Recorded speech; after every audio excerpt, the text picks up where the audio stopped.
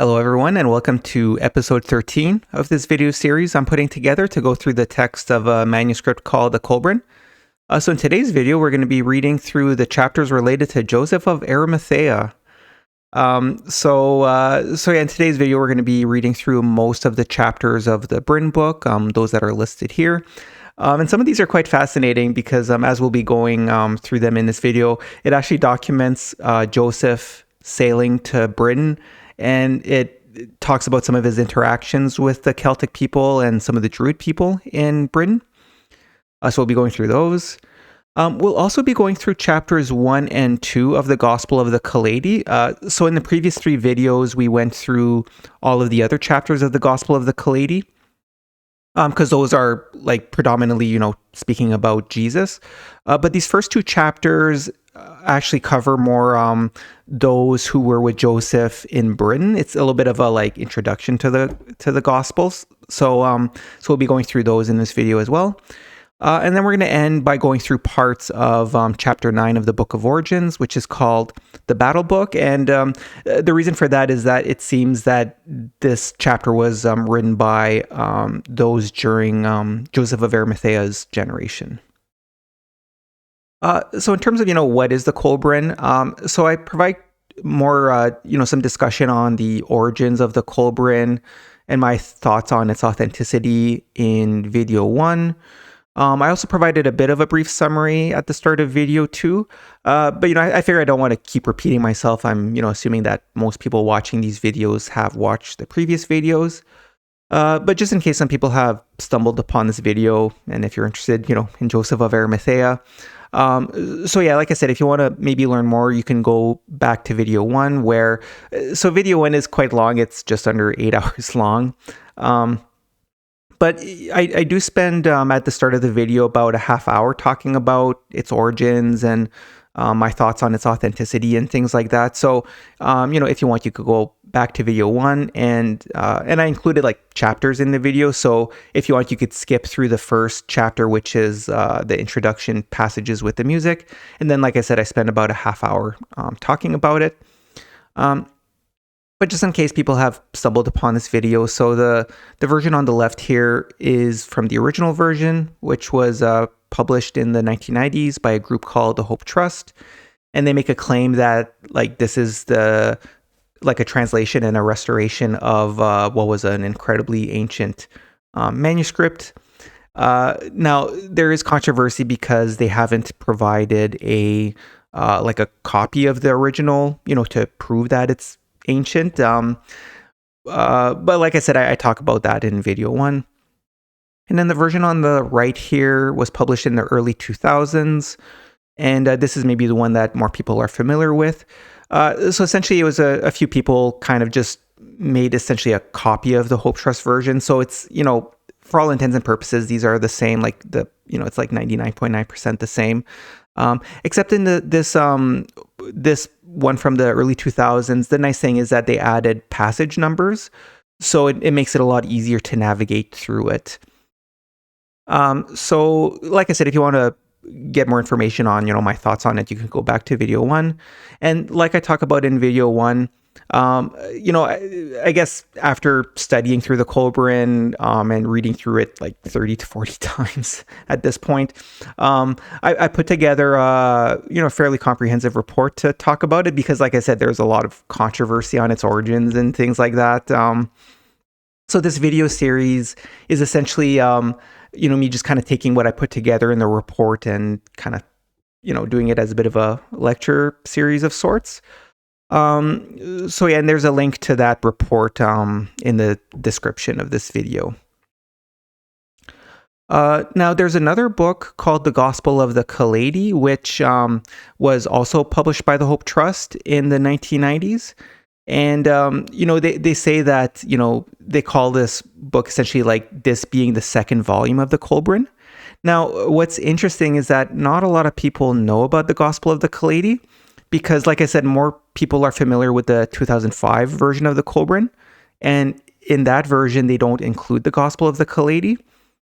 So, but actually, just in the previous video, so videos 10 to 12, we went through the majority of the Gospel of the Kailedy because it's like a full-on gospel of Jesus. And now the thing is, like, it's quite apparent that it's the same authors, because actually we'll be going through the first two chapters of the Gospel of the Kailedy in this video, like I said. So we'll see, like, there's some pretty apparent similarities between those first two chapters and chapters in the Britain book, which we'll be reading. So that's the thing, like, it's clearly the same authors. So we'll be seeing that through this video today. So before we start reading through the chapters of the Kolbrin, like, for those of you who've been watching these videos, like, I like to start these videos with, some example passages and music for you, the viewer, to read through. My intent is to try and set the tone in terms of what it is we'll be reading through today. And now, because I'm using music from other people, I do want to just take a moment to, highlight the songs that I chose, and just kind of explain why it is that I chose it. So basically, I mean, the songs that were played are from an old PC game from back in 1996 called Lords of the Realm 2, which I played back when I was a kid. And yeah, so the songs are by someone called Keith Ziza. And actually, like, I did use some of his music from another game that I played when I was a kid, Lords of Magic. So I had included some of those songs in some of the previous videos. So I chose these songs due to the setting of the game, like Lord of the Realms 2, which is in Europe in medieval times with knights and things like that. And in the game, the most common map is England, Britain. So I figured it was appropriate.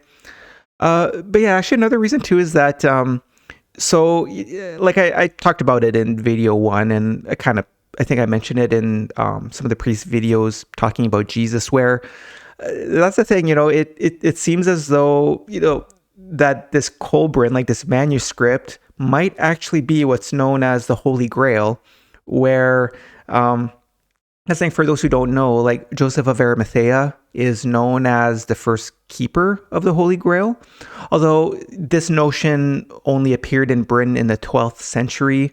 And that's the thing, that's confused a lot of historians because, like, historically speaking, I don't think people have found any proof of Joseph visiting Britain.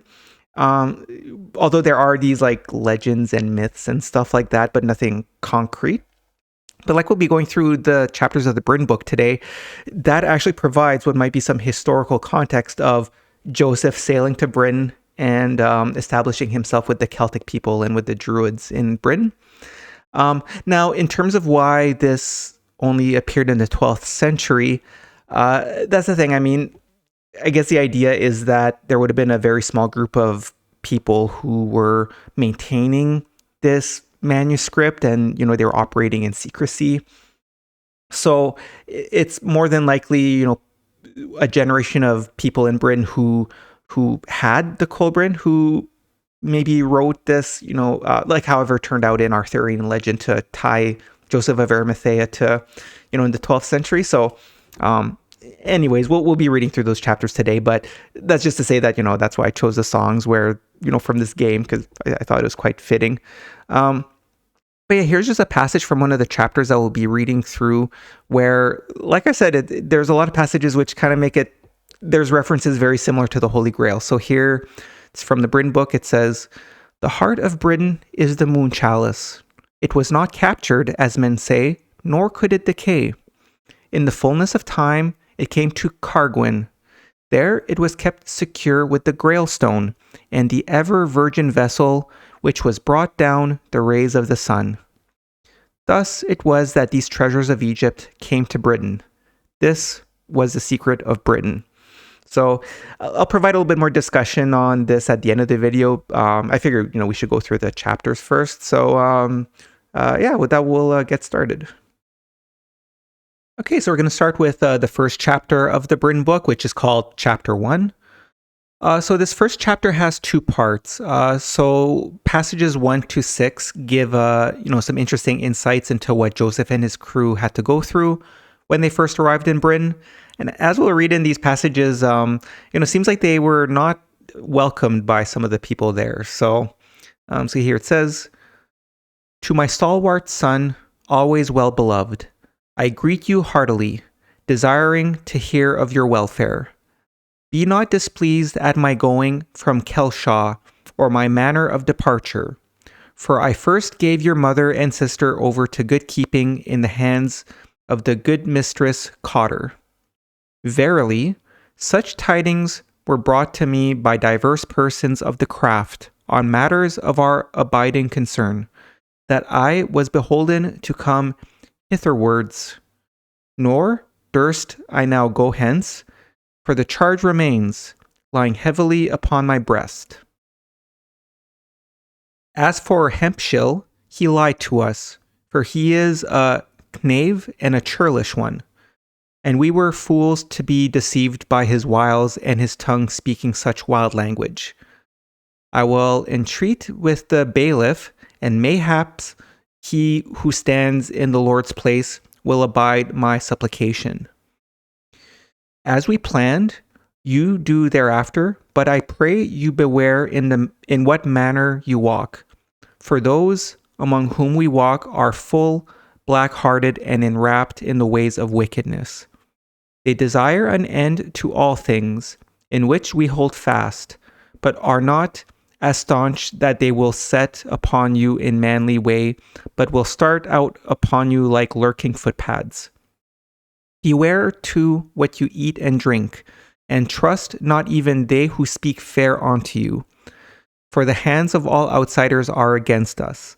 So like I underlined here, and as we kind of just read through some of those passages, they like, let's say I'm not sure who it is who's writing this. Like this is, the scribe who is writing these. And yeah, I'll do my best to kind of read through it. But some of these passages kind of, there's maybe some names or some terms that are, words not really used, and I'm not quite sure how to pronounce them necessarily, but I'll do my best. But yeah, so the passages continue here.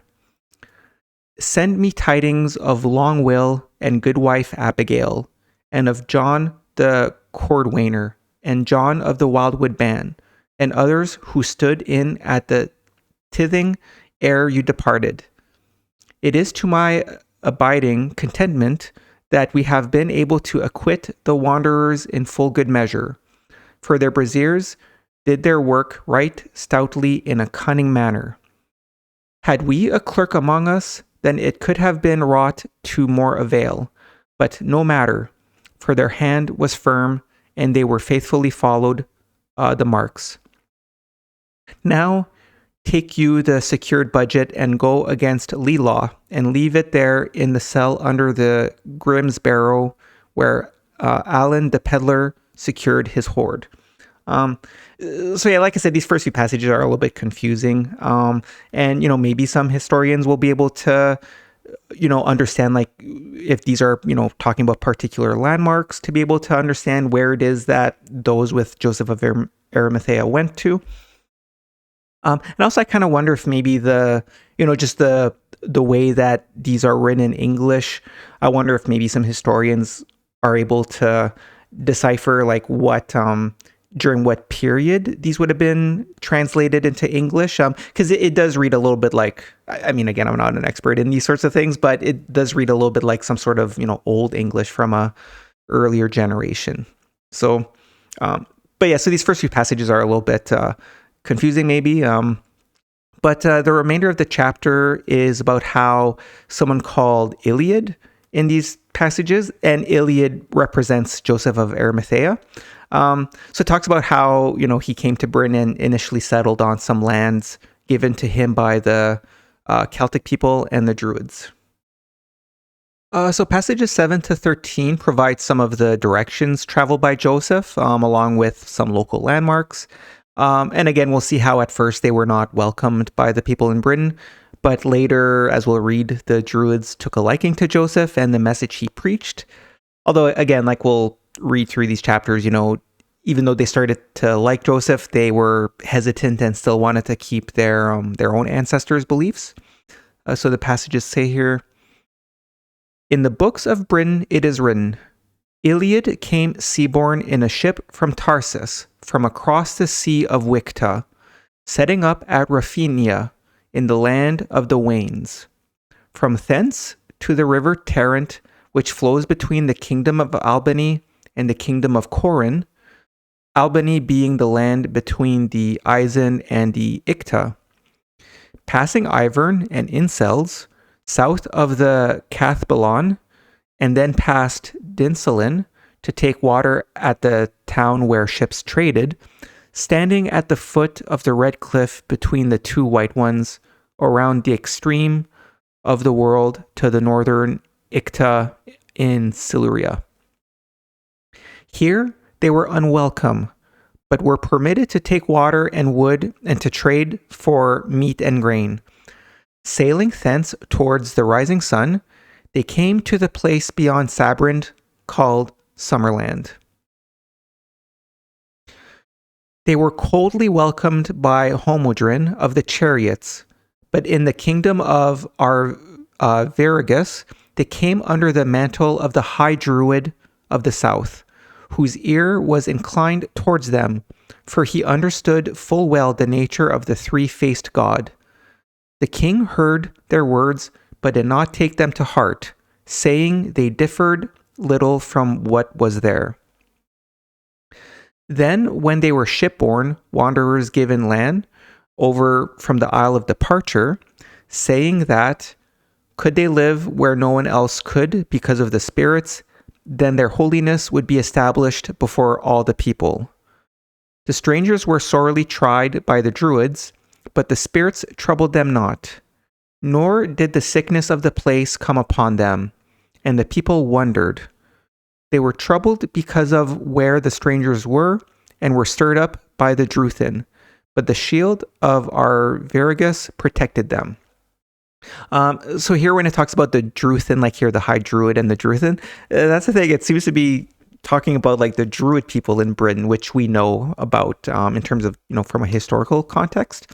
And essentially in passage 8 and 9 here, it's saying that, and as we'll keep reading, like that's the thing, the idea is that the Druids were very spiritual people who, believed in God and things like that. So when Joseph arrived and would speak to them, and like Joseph having learned from Jesus and things like that, like he was kind of an expert in these religious, godly matters.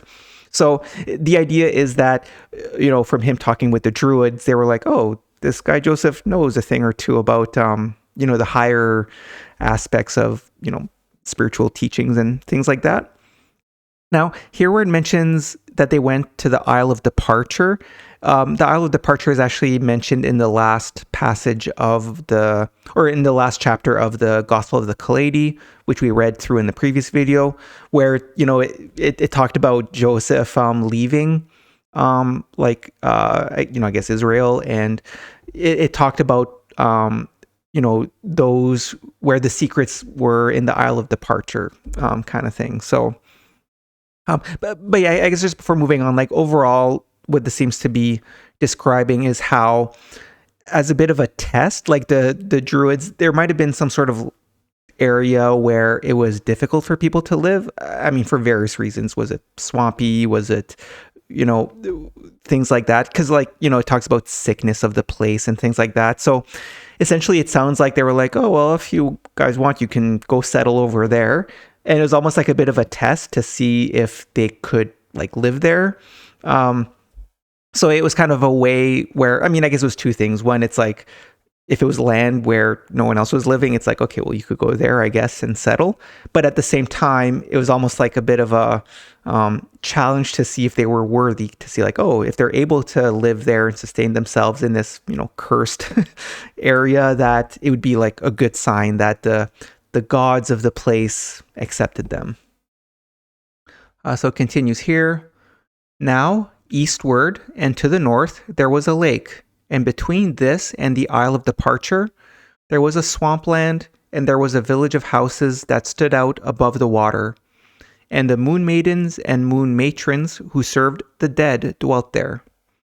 Among these was Islas the dreamer, who was sacred to the guardian of this place. Islas was the daughter of the queen's youngest sister and a holder of the king's favor, and when she attended him, she divulged her dreams.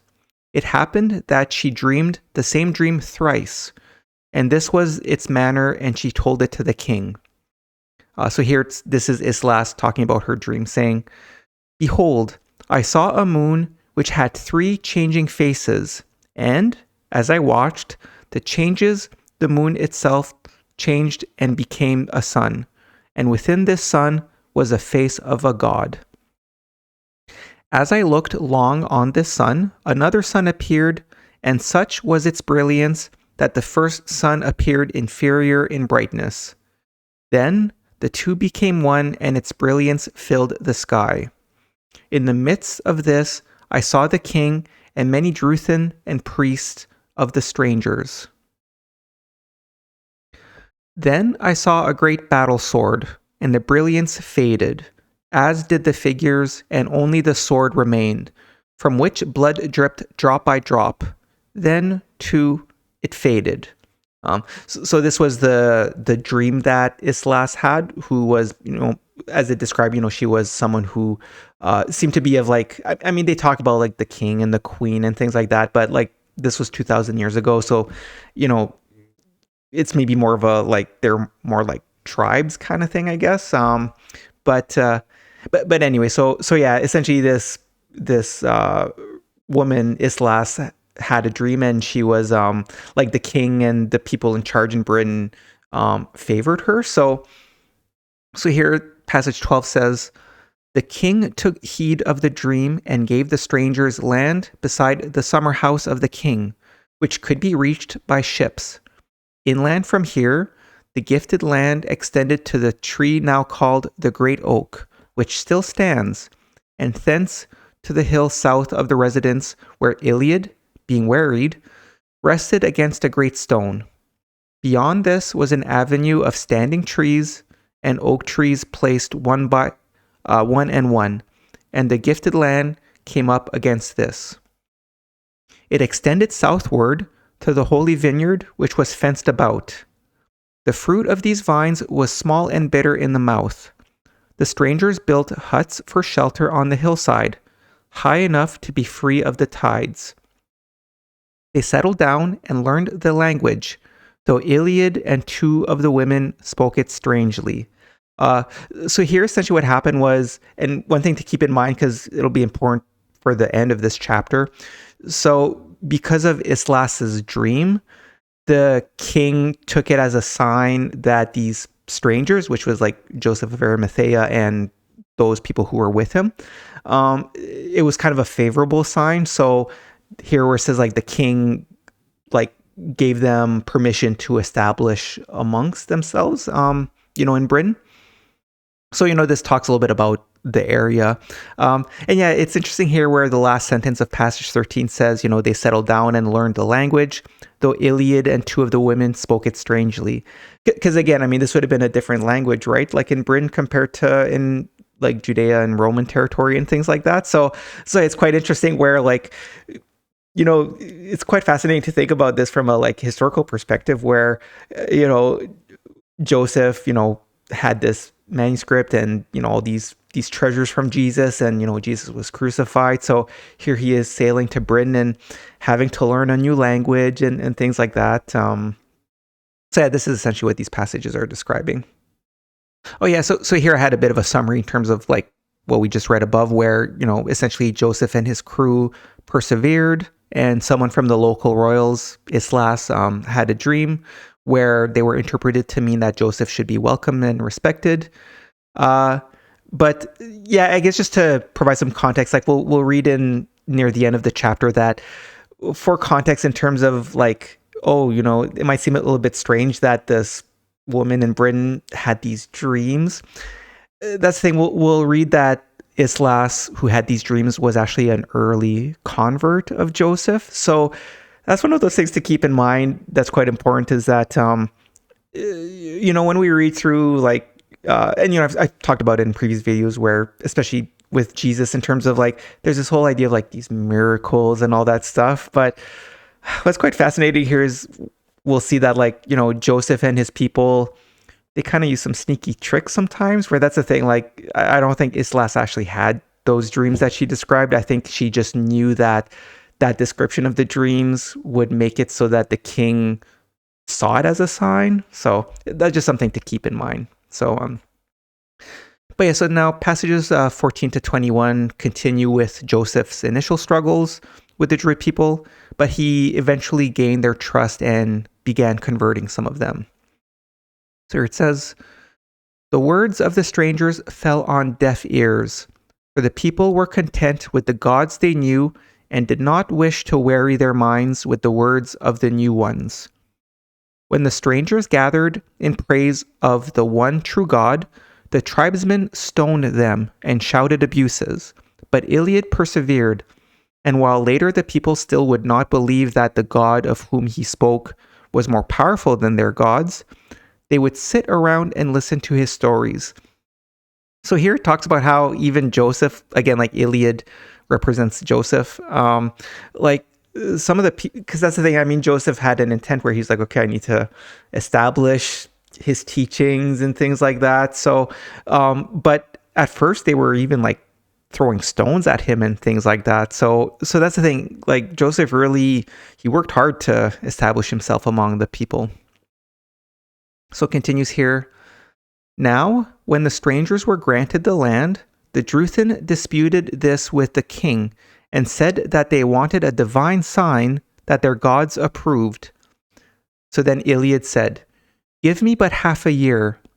At the witnessing of this, the Druthin set up a holy stone, and Iliad struck his staff into the soil to mark the covenant. The following eve of summer, there was a gathering, and it was found that a small green shoot was coming up from the ground beside the staff, which was an offshoot of the staff. The king decreed that this was a sign that the land accepted the strangers, but these took it as a sign that what they taught fell on fertile ground and would take root. Here, the strangers, now called the wise ones, were free from the yoke of Rome and from the intolerance of the Jews. They were not subject to immoral customs and were among the right living people, simple but pure in mind and body." So yeah, I find these passages interesting, and I guess I did highlight it as well at those intro passages with the music there, where, that's the thing. It was, I think it wasn't like not long before I stumbled across the Kolbrin. I may have watched some YouTube videos where it was talking about, some of these legends of Joseph of Arimathea visiting Britain. And one of the legends is called the Glastonbury Thorn, which is related to this. So like I underlined where like Iliad, again, this is Joseph, struck his staff into the soil to mark the covenant. And then, later it was found that a small green shoot was coming up from the ground beside the staff. And then the king decreed that this was a sign that the land accepted the strangers. So that's the thing. It was,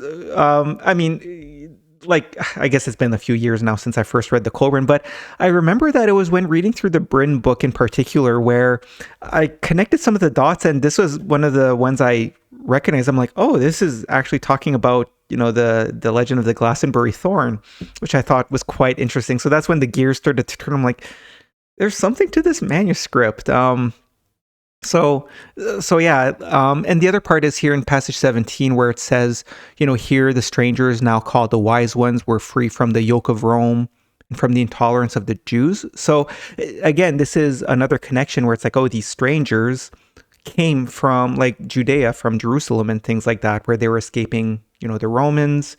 And I mean, here talking about the intolerance of the Jews. Anyways, I mean, like we read in the previous videos about Jesus and the day of his crucifixion and things like that, I guess you could maybe understand why I would say things like, the intolerance of the Jews. But anyways, I guess I just want to point these out because, this is a clear connection to these legends and myths of Joseph in Britain. And the passages continue here where it says, "Close by was a place for trading in metals, slaves, dogs, and grain. Here, Iliad built himself a house unlike any others, for it was square and in two parts, more stone than timber. This place was called Quinad. Here, on 12 portions of land, the wise strangers dwelt in peace, and they built a church which was a full 60 feet long by a full 26 feet wide. At one end was a statue 4 feet high, carved from a beech trunk. The roof was thatched with reeds, after the manner of the Britons. The walls were of wicker, overlaid with plaster of chalk and mud. Iliad is buried outside the forked path before the church, and on his tomb was written, I brought Christ to the Britons and taught them. I buried Christ, and now here my body is at rest. So here the initial part is just kind of describing, Joseph and his people settling, and it describes like the house he built and the church he built. And passage 19 here, so again, this is one of those clues that helps us understand that Iliad is talking about Joseph of Arimathea, because, here, like, it kind of fast forwards to when he passed away, where it talks about, on his tomb was written, I brought Christ to the Britons and taught them. I buried Christ, and now here my body is at rest. And that's the thing, we know that, on the day of Jesus' crucifixion, Jesus was handed to Joseph. So there's actually another passage we'll be going through from a different chapter in the Britain book that actually kind of provides another clue that to confirm that Iliad is Joseph. But this is one of those main clues where it ties Iliad to, being Joseph. So these are the last passages of the chapter where it says, Islas was the first convert, and it is said that she alone knew the secret of the holy hawthorn. What this may be, none can know now. It is said that, when the Druthin murmured against the staff of Iliad, she placed a twig in water and it flowered. Here, in this holy place, under the direct guidance of God, our father founded the first church in Britain. It is said it was not built by human hands, which is true, and from here shall come that which will be the salvation of mankind in the years to come. Here was the resting place for the souls of the dead, where they received their last sustenance before passing through the glass wall. From here ran the old road to the place of light, where the bright-winged spirits flew freely in the place called Dainsart in the old tongue. So that's the thing here, like I underline, like Islas was the one who was part of the, the royal family or related to the king, and that the king saw her in good favor. So she's the one who had that dream that she told the king, which resulted in the king thinking, oh, this dream that Islas had, that's a sign that we should accept these strangers. But like it says here, Islas was the first convert. So I mentioned that, earlier, because that's the thing, like, it seems like she was the first convert, so she would have been working with Joseph in secrecy. So that's the thing, they did use sneaky tricks. And like it says here, here it says, she alone knew the secret of the holy hawthorn. Like, this is that Glastonbury thorn. And that's the thing here, it says, what this may be, none can know now. It is said that when the Druthin murmured against the staff of Iliad, she placed a twig in water and it flowered. So that's the thing, where Iliad had struck his staff, it was in a protected area where he would not have had access, but Islas had access there, right? So that's the thing, is that she essentially took a twig that was placed in water, so it started to sprout, and then she stuck it by Joseph's staff. So that's what became, the sign that the land had accepted the stranger. So that's what's quite fascinating, right? Like, they used some sneaky tricks to establish amongst the people, which, some people might say, like, oh, they're being dishonest, but considering that they were on a bit of a mission, and historically speaking, these sons of fire, even in Egyptian times, they worked in secrecy and often used these sneaky tricks. It seems like Joseph just kept the tradition of the sons of fire. But here in the last passage where it says, here in this holy place under the direct guidance of God, our father, so here, father, they're talking about Joseph, founded the first church in Britain. It is said it was not built by human hands, which is true.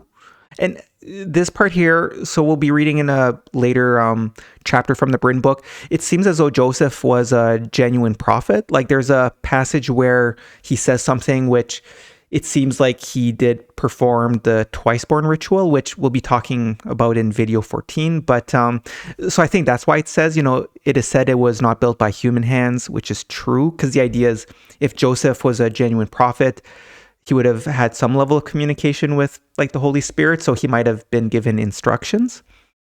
But here where it says afterwards, like, and from here shall come that which will be the salvation of mankind in the years to come.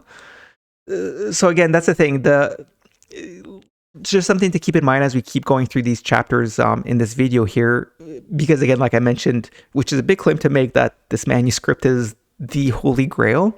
That's the thing. This was part of their mission, was that they established a church which housed the true teachings of Jesus, and their idea was that from here shall come that which will be the salvation of mankind in the years to come.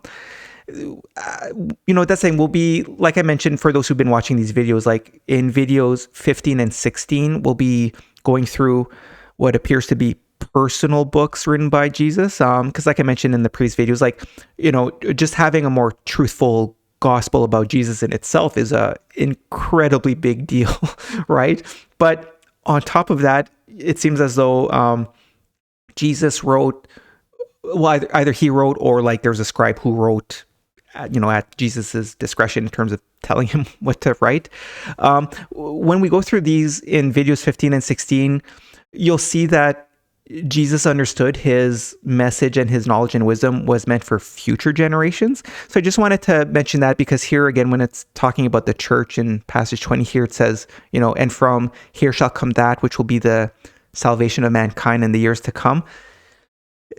To me, this helps to understand that like Joseph and the wise ones understood their mission, right? After Jesus was crucified, they went to Britain, they established a church outside of Roman territory, and they understood that like, hey, this is not for today, but what they hid, in this church, like this manuscript, would have been meant to resurface at a later time when humanity was ready. So I know that's a lot to go through. Again, there's so much to go through in the Kolbrin that, but I think as we keep going in the next few videos and read through Jesus's personal books, but also in video 14, which will be next, which we'll finally talk about what's this twice-born ritual, which is a bit of a, that's like, we'll see, it's a little bit strange in some ways, I guess, but ultimately it's talking about how it is that these human beings became genuine prophets. So, but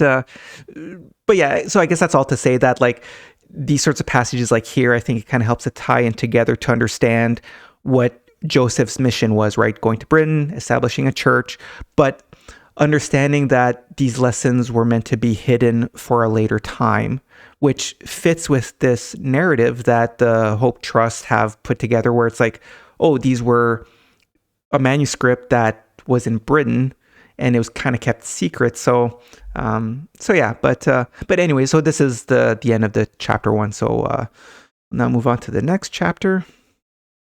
Okay, so now we're going to read through chapter 2 of the Britain book, which is called Jesus 1. Now, despite being called Jesus 1, overall, most of this chapter describes some of the history of the Romans invading Britain, starting in 43 AD, except that we get to hear it from the side of the Britons, instead of, most of the history that we have today is from the Romans' perspective. And so, yeah, in terms of, the Britain book, so chapter 3 is called Jesus 2, and that's the one that we read in video 10, which is like a full-on gospel of Jesus. So actually, like the first few passages of this chapter do mention Jesus. So I think I had actually covered those in video 10. But I'll actually, we'll go through those a little bit later in this video when going through chapters 1 and 2 of the Kailedy. Yeah, so as we'll see in this chapter, we'll read a little bit more about Joseph's journey from the Roman Empire to Britain. And we also see that Joseph brought his son, and he met with several people who were considered to be holy. So it says, Aristolas taught that Iliad had been one who commanded with the ships of Rome, but was not without ships himself. So it was that, when Jesus went down to the western sea of the Jews, which is not the sea of the setting sun, he, being one skilled with his hands, worked on them. Jesus was brawny built and not one to take money without labor. Jesus, our Master, light of our life, was hung on the shameful cross in his 27th year, this being the 1099th year of Britain, in the reign of Tiberius, ruler of the Roman lands to the east. Aristolas here. There's actually, we're going to be reading through one of the chapters of the Britain book, which is called like Writings of Aristolas. And so he seems to have been one of the wise ones with Joseph and one of the scribes, where he's actually also mentioned in chapter 3 of the Gospel of the Kailedy.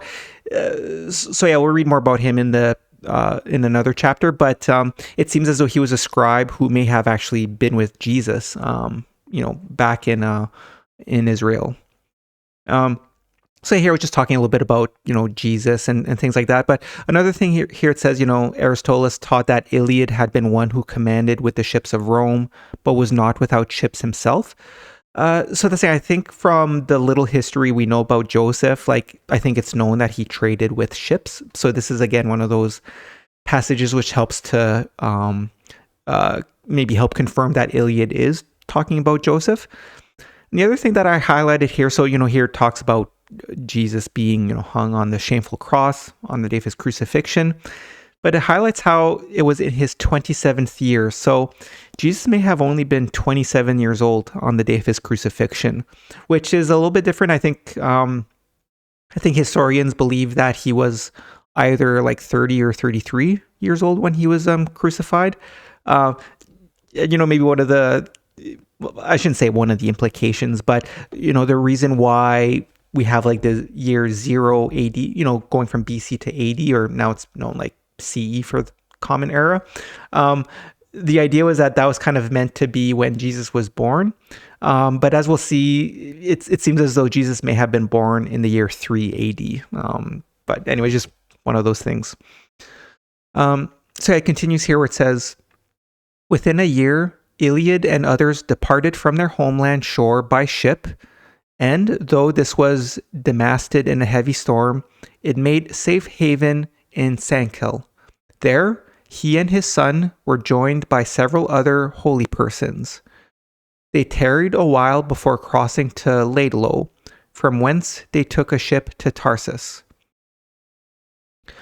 Passages 8 to 11 speak of some historic Britons who fought against the invading Romans. So it says, in the year of Britain 1112, our father came from Rome with others, because of the decrees of Claudius, ruler of all the Romans to the east, seeking refuge beyond the oppression of Roman might, where the true light could burn undisturbed. But the circle of Roman might spread ever wider, like a thrown fisherman's net. One thing to keep in mind here is that this would have been before we had our current years in the calendar, in terms of, because at this time AD or CE didn't exist. So here it's documenting it in terms of the year of Britain. So here it's talking about the year of Britain 1112. And here, our father, again, this is talking about Joseph, came from Rome with others, where they were seeking refuge beyond the oppression of Roman might. So that might have been one of the reasons why Joseph sailed to Britain, was to be purposely outside of Roman territory. But like it says here, but the circle of Roman might spread ever wider, like a thrown fisherman's net. So as we know, in the year 43 AD, the Romans then went and invaded Britain, which would have been after Joseph had first gone to Britain and established himself.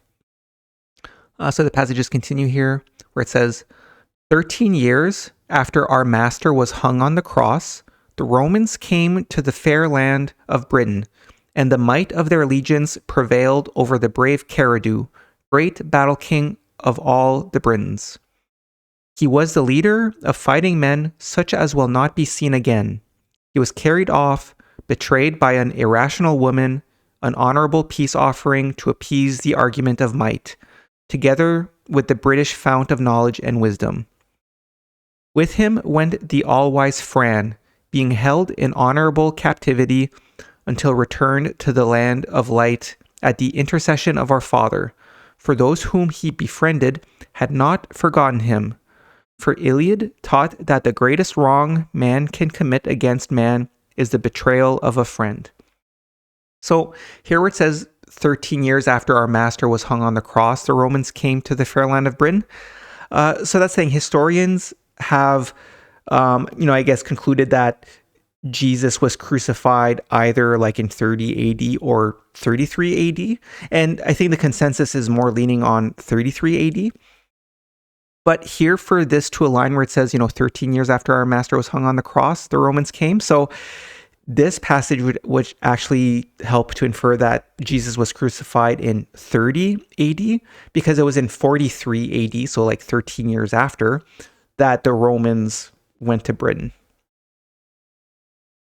So it continues here where it says, now the daughter of Kailedy was Gladys, red-haired, blue-eyed, and slim, who married Pudens, commander of the legions, beloved of Paul the martyred in God, who died in the 1130 year of Britain.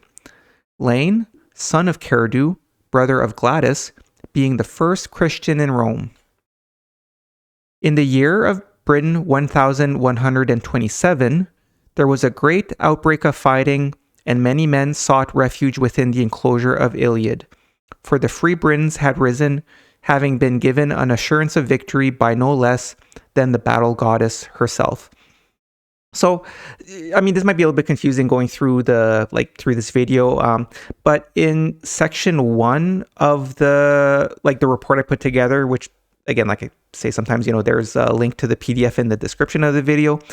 So in section 1, it's maybe easier to go through when reading through the report, but that's saying it makes a lot of references here, like I said, to, the year of Britain. So like I outlined in the report in a little bit more detail, it does seem as though Kailedy, which, is talking about here in these passages, is meant to be Caradicus in today's translation. So this is in alignment with how Caradicus resisted the Roman invasion from Emperor Claudius. And overall, the passages in this chapter here, it makes 2 references to the year 1112 of Britain, which aligns with 43 AD when the Romans invaded Britain. That's thing, I guess I did some math. Like I said, it's maybe written a little bit better in the report, where there's enough references here to the year of Britain where it's possible to figure out what year is 0 AD and then kind of tie to today's years. But in terms of Kailedy and Caradicus, so this is just a screenshot from Wikipedia where it talks about Caradicus, where again it talks about how he was the king and who fought during the Claudian invasion. So like I said, I think going through the report, it's a little bit easier to kind of go through this history perspective. But that's the thing that's quite interesting. Like I said at the beginning of this chapter, a lot from what we know today from history is from the Romans' perspective. And again, history wasn't as concrete. Like I said, it seems to be one of the common themes with the Kolbrin, which I think it helps to validate that it could truly be another manuscript. And because again, why are the names different, right? If someone was writing this as a hoax or something, then they probably would have, especially in the 1990s, I think they would have used the same names, but instead the names are different, which to me, it suggests that this is a separate documentation and a separate translation, which would have been done much earlier before, more modern times where we have this history from the Romans kind of thing. So yeah, I guess just another note here. Like I said, it's maybe not doing the best job to talk through this video, but like I said, in the report, especially in section 1, I do outline it a little bit better where that's saying there's another person who's called Pudens who is referenced in these passages where it mentioned, Pudens being the commander of the legions who died in the year 1130 130 Bryn, which would be 61 AD. And that Pudin's wife Gladys, who's noted to be the daughter of Kailedy, is also referred to as a battle queen in passages 212, which we'll be reading. So I guess I just want to mention here where, like, from a timeline of the Roman invasion in Britain, and this is a link to the reference I have in the report, it mentions how in 61 AD, following the death of a tribe's king called Prasutagus, his widow, Boudica, led a rebellion against the Romans. So again, similar to Kailedy, like, that's the thing. It seems as though Pudins in these passages is who we know from today's history as Prasutagus, and that Boudica that we know of today, like from today's history, could be referring to Gladys, like in the Britain book here. So, like I said, I include some links to some references of like what we know today from history, and it seems to all align. Again, just different names. So, and just another note. So, like I said, we'll be reading through these passages 10 to 12 below here, but it also mentions how Lane, who's the son of Kailedy, as being the first Christian in Rome. And actually, there is a notion that, like, the historical Pope Linus, who was ordained by Paul the Apostle as the first bishop or Pope of Rome after Peter, is believed to be Caradocus's son, right? Like, so again, just these names are different, but there's a definitive connection between these names that are different in the Britain book and what we know from Roman history, where here it says, like, Lane, son of Kailedy, brother of Gladys, being the first Christian in Rome. I think this reference to being the first Christian in Rome could be a reference here to him being Pope Linus, who, again, like I said, is believed to be Caradocus's son. So yeah, again, sorry, I'm probably not doing the best job in this video in terms of connecting those dots, but rest assured, I kind of go through it in better detail in the report. So, so with that aside, in terms of just who these characters in the Britain book are compared to the names that we know in today's history from the Romans, passages 12 to 16 are actual words from Gladys, who, as I note here, a true battle queen of the ancient Britons, who appears to be Boudica. So here it says, calling on Amarath and Camulos, the Britons followed their battle queen, whose heart was afire because of the rape of her daughters. She stood tall in stature and was serene of face, speaking deep but melodiously. She knew the mastery of letters and spoke 3 tongues. She had fair hair hanging to her hips when not battle-girded. Her head was circled by a golden war coronet, and her tunic was of green and brown, interwoven in the manner of men. She wore a short cloak of purple. Thus she spoke before the battle. So then these are words that Gladys or potentially Boudica would have said, where she says, I speak to you as a woman whose house has been violated and her daughters dishonored. We have been dealt with unjustly, and I appeal to you not only as a queen, but more so as a woman. Britons who honor their womenfolk cannot regard this lightly. Unlike the squirming Roman Nerotes, which is Nero, I do not rule over servile and docile, unmanly men who are less than men, nor like he who rules over peddlers and hucksters.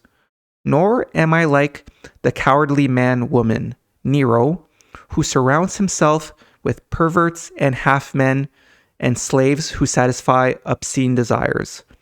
Such is the nature of the vile culture these foreigners have introduced to our fair land. I am not such as these whose minds are fevered with an evil ferment. I rule over true men, little schooled in craftiness and deceit, real men born to fight and withstand adversity. The code they live by is that of manliness. True men, indeed, who, in the cause of freedom, willingly heed the call to arms and stake their lives on the outcome. They willingly offer themselves as a sacrifice for the future of their womenfolk and children and their lands and property. As the leader of this brave breed of men, I fervently plead for the assistance of your strong right arms. Let us not shirk the task or shun the opportunity to strike a blow for freedom. I pray the gods of war, the overseers of battles, for victory. We have the duty to stamp out these infections on our land, these ruthless enemies whose reputation is infamous. They are perverters of justice, promoters of depravity, and servants of greed. They are a race who enjoys unmanly pleasures, who delights in the infliction of pain on the helpless, but cringes like a dog at the prospect of its own suffering, whose approbation is more to be feared and its friendship more to be shunned than its enmity. Never will I surrender to people whose ways I abhor, nor will I ever desire to live to see my countrymen treated as servile serfs. May the great godly powers be with us now in the great testing time as we gird ourselves to face the issue. So again, like this was a speech from Gladys, potentially Boudica, before a battle with the Romans. And in terms of their description of the Romans here, that's what's kind of interesting is that, I guess today in Western societies, it's kind of viewed that like, oh, the Romans were good and a great empire and things like that. But I mean, let's be real here. It seems like, as described here, and I think if we're being honest with what we know from history too, like they're conquerors. They didn't necessarily treat people well. And actually where it talks about like, them being perverts and things like that. For those who remember, just in the previous video, when we were reading those chapters in the Gospel of the Kailedy where Jesus was talking with Pontius Pilate, Jesus, made a reference to Caesar being a fornicator.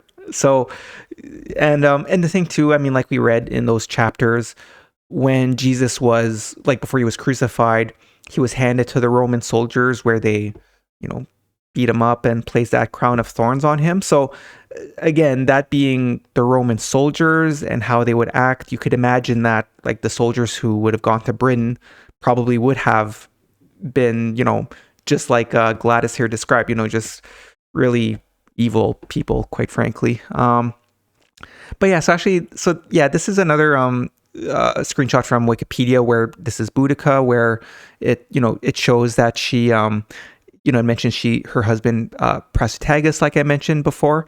Now, one of the links where I think it helps to show that Gladys could be who we know today as Boudica is here, where it says, according to the Roman historian Tacitus, Boudica was flogged and her daughters raped. So here I just took a screenshot from passage 12 here, which says, calling on Arimathea and Camelos, the Brins followed their battle queen, whose heart was afire because of the rape of her daughters. So it does, it's a gruesome thing that happened, but it's a link here, historically speaking. So here, like I said before, in terms of where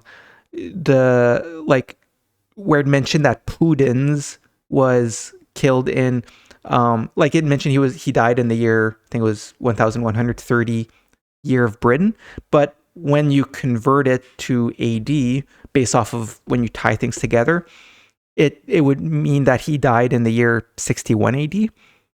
So here, this is that from a reference I include in the report where it says in the year 61 AD, where it says Roman army defeats a major revolt under Boudica. It says the Romans annexed the territory, but anyways, here it talks about after the death of the tribe's king Prasutagus, it sparked a rebellion led by his widow Boudica that erupted across southeast Britain.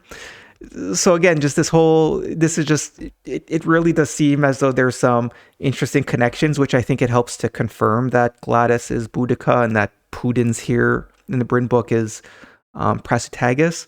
And there's actually some additional information here because there's no note here of who Boudica's parents were, but it turns out, from in the Bryn book, it says that Kailedy, who seems to be Caradicus, was her father, which would help. And I think it makes sense in terms of, if Caradue or Caradicus was the king of the people who battled the Romans after he died, it makes sense that his daughter, and I guess her husband, like Pudens before that, would have taken charge after that. So anyways, it really does seem as though everything lines up here. So it's just, this chapter might, there's not as much related to like Jesus and Joseph of Arimathea and things like that. But I find that this chapter is probably one of the better ones where it seems to provide a historical link to what we know today to help validate the text of the Kolbrin. And that's like, I have not seen anyone else, like I've searched to, very few people know about the Kolbrin, and I haven't seen anyone make these links and things like that. So it seems like no one knows. It just, I feel strange being the one to connect this all together. But yeah, like I'm saying, this chapter really helps to connect these texts. If you really like study them and pay attention to what it says, there's a definitive link to what we know from Roman history.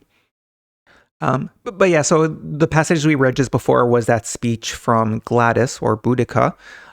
So while Britain lost the battle against the invading Romans, there is a silver lining as listed in passage 17 here, where it says, "Those brave, inspiring words were of no avail, and Britain was lost.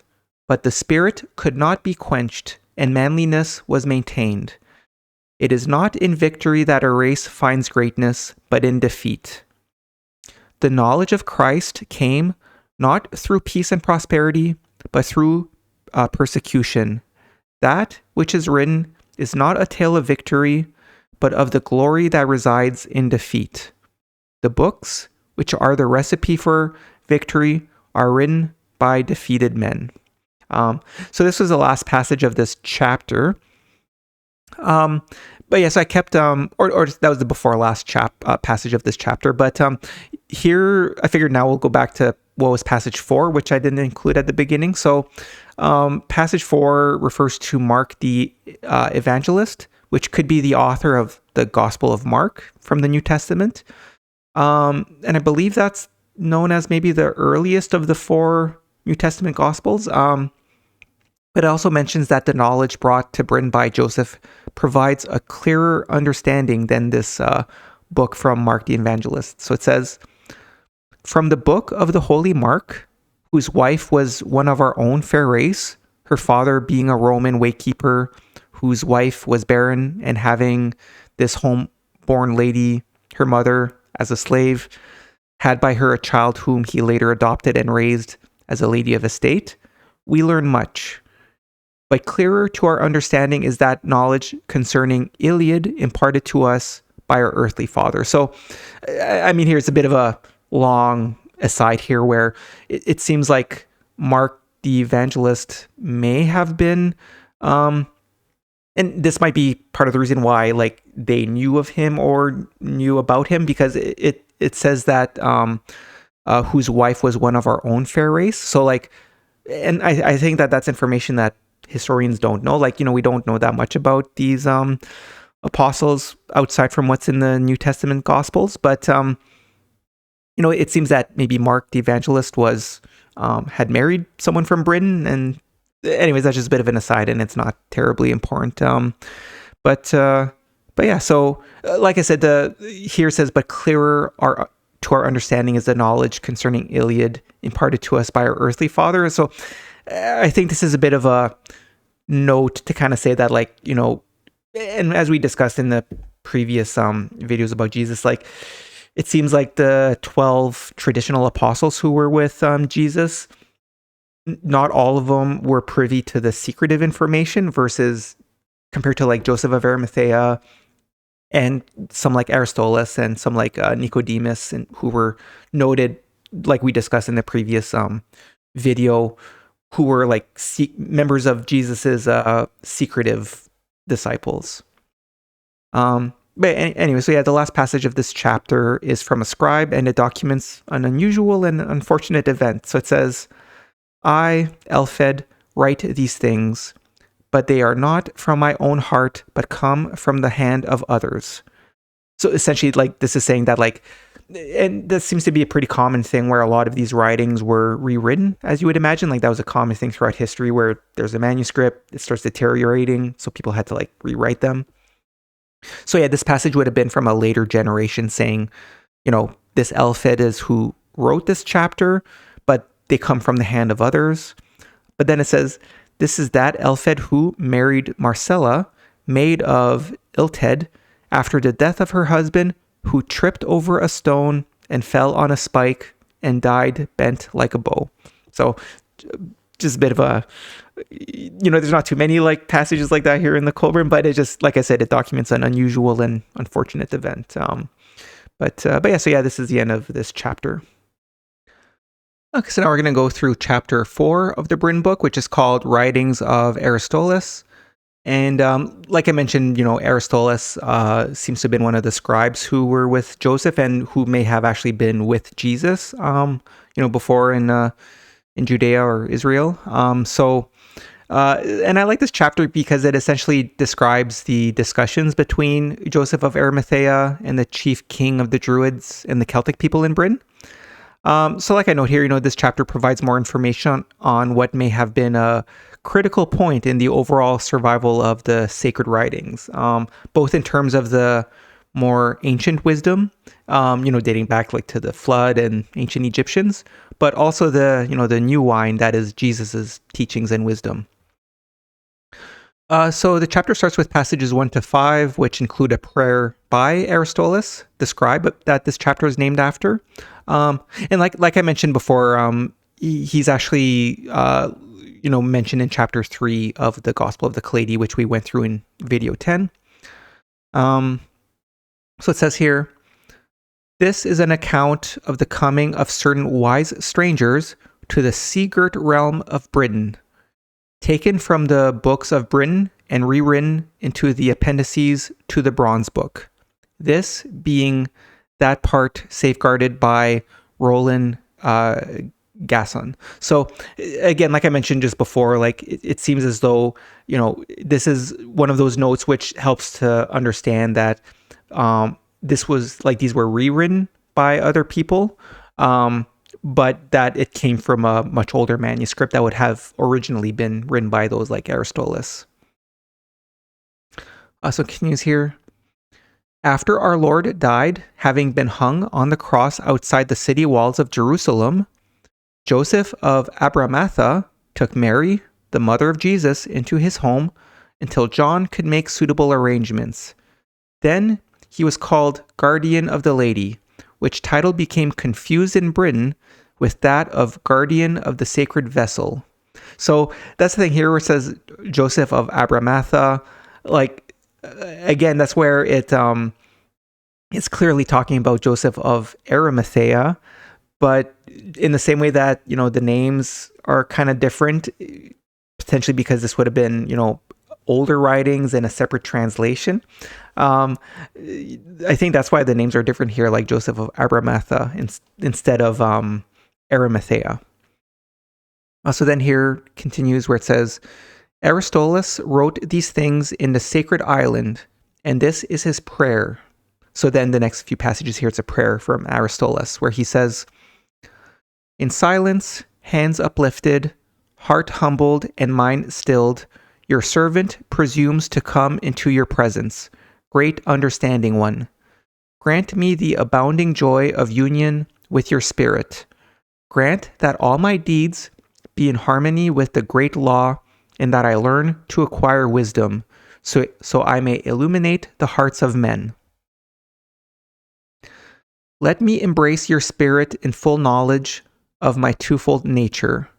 Guide my feet towards the great law, by which all true seekers find the light. As long as my body and spirit remain together, so long will I preach to men, seeking always to awaken a response in their hearts. Bless me with sweetness of speech and harmony of voice. Help keep me from the grip of greed and from the loud-mouthed futilities and frivolities of illiterate men. Spare me the sad companionship of the sanctimonious ones.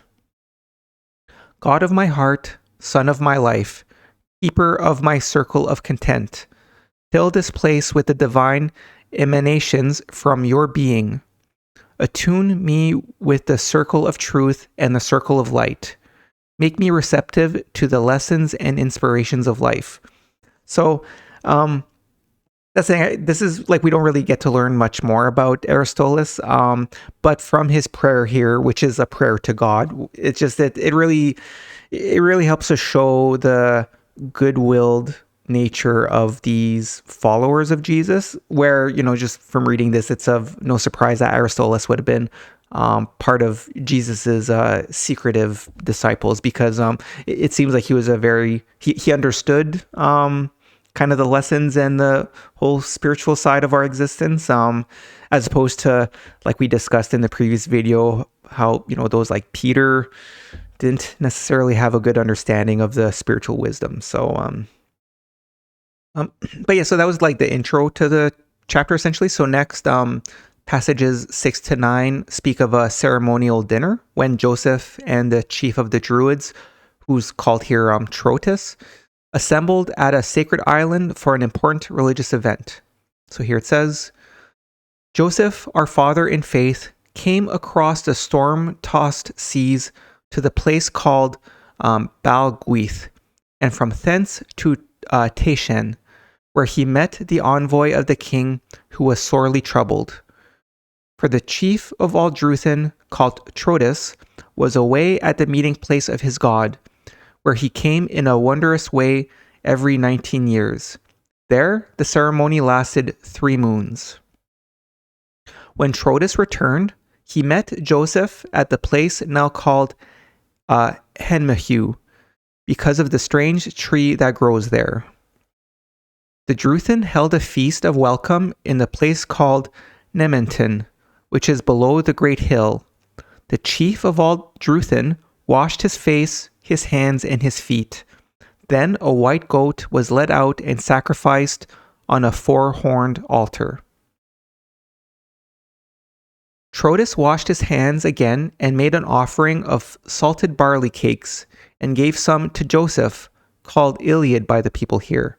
So like I underlined here, at the beginning of this chapter where it talked about Joseph of Arimathea, which is clearly Joseph of Arimathea, here, like it notes, to Joseph, called Iliad by the people here. So that's the thing. This is a fairly direct connection to help us understand that Iliad was the name that Joseph went by in Britain. And like we know, as we read in the first chapter of the Britain book, they were hiding from those, the Romans and things like that. So it makes sense that he would have gone by a different name. So it continues here. It says, then the goat's thighs were burnt on the altar, while a lesser priest mixed the sacrificial blood with water and black wine. Then barley cakes and a chalice containing the blood, wine, and water were passed through 3 sacred horns before being given to the chiefs present. Then youths danced around the fire over the sacrificial pit. Then priests of a lower order prepared tables for a feast, while the common people sat around on logs made smooth at the top. The sacrificial beast, having been first offered to the gods of this place, was eaten by the common folk. All except the liver, which, being the seat of blood and life, was kept for the diviners. These found that the right wing of the liver was broken, so they prophesied that no enemy would enter the land. So essentially these passages are describing how Joseph was invited to join when it's talking about the Druthin, I think that's a reference to the Druids in Britain.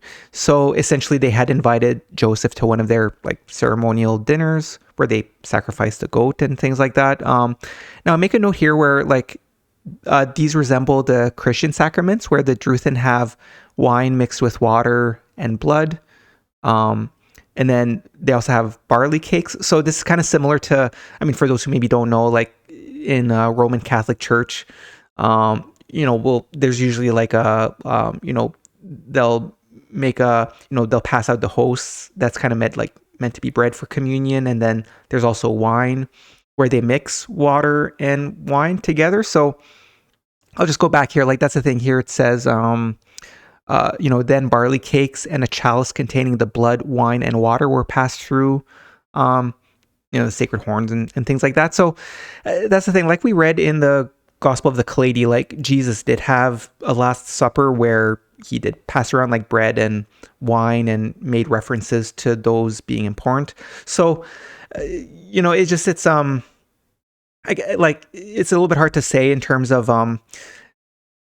as we'll be going through this, like it's I think that those who were the secretive followers who were converted by Joseph, like that's the thing. Today there's a lot of uncertainty when it comes to early Christianity, where even it's known or thought that like the New Testament Gospels were written at the earliest, like 30 or 40 years after Jesus was crucified, and that they may have been written like not by the actual apostles who were with Jesus.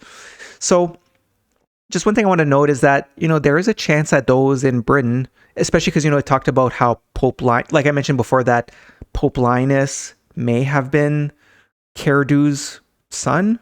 So it really does seem as though those from Britain may have then traveled to Roman territory and to other places, because like they would have taken it upon themselves to spread Christianity and knowledge about Jesus and things like that. So again, this is where, I'm not 100% sure, but, Jesus did have his Last Supper where there was bread and wine. But in terms of turning it into a ceremony that's done periodically, I wonder if maybe it reflects in part these Druid ceremonies where, like I said, it talks about the barley cakes and the wine mixed with water and blood kind of thing. So anyways, just wanted to mention that. But yeah, so that was that. So the remainder of the chapter is what I find quite interesting, because it's a very deep and wise discussion between Joseph, the king, and the Druthin, where that's the thing, as we'll read through these passages, there appears to be both a king and also a chief of all the Druthin. So yeah, passages 10 to 13 begin the conclave where the king and the chief of all the Druthin are essentially interrogating Joseph about his version of God, that he was trying to convert the Britons with. And as we'll see here, Joseph insists that there are a lot of similarities between their beliefs.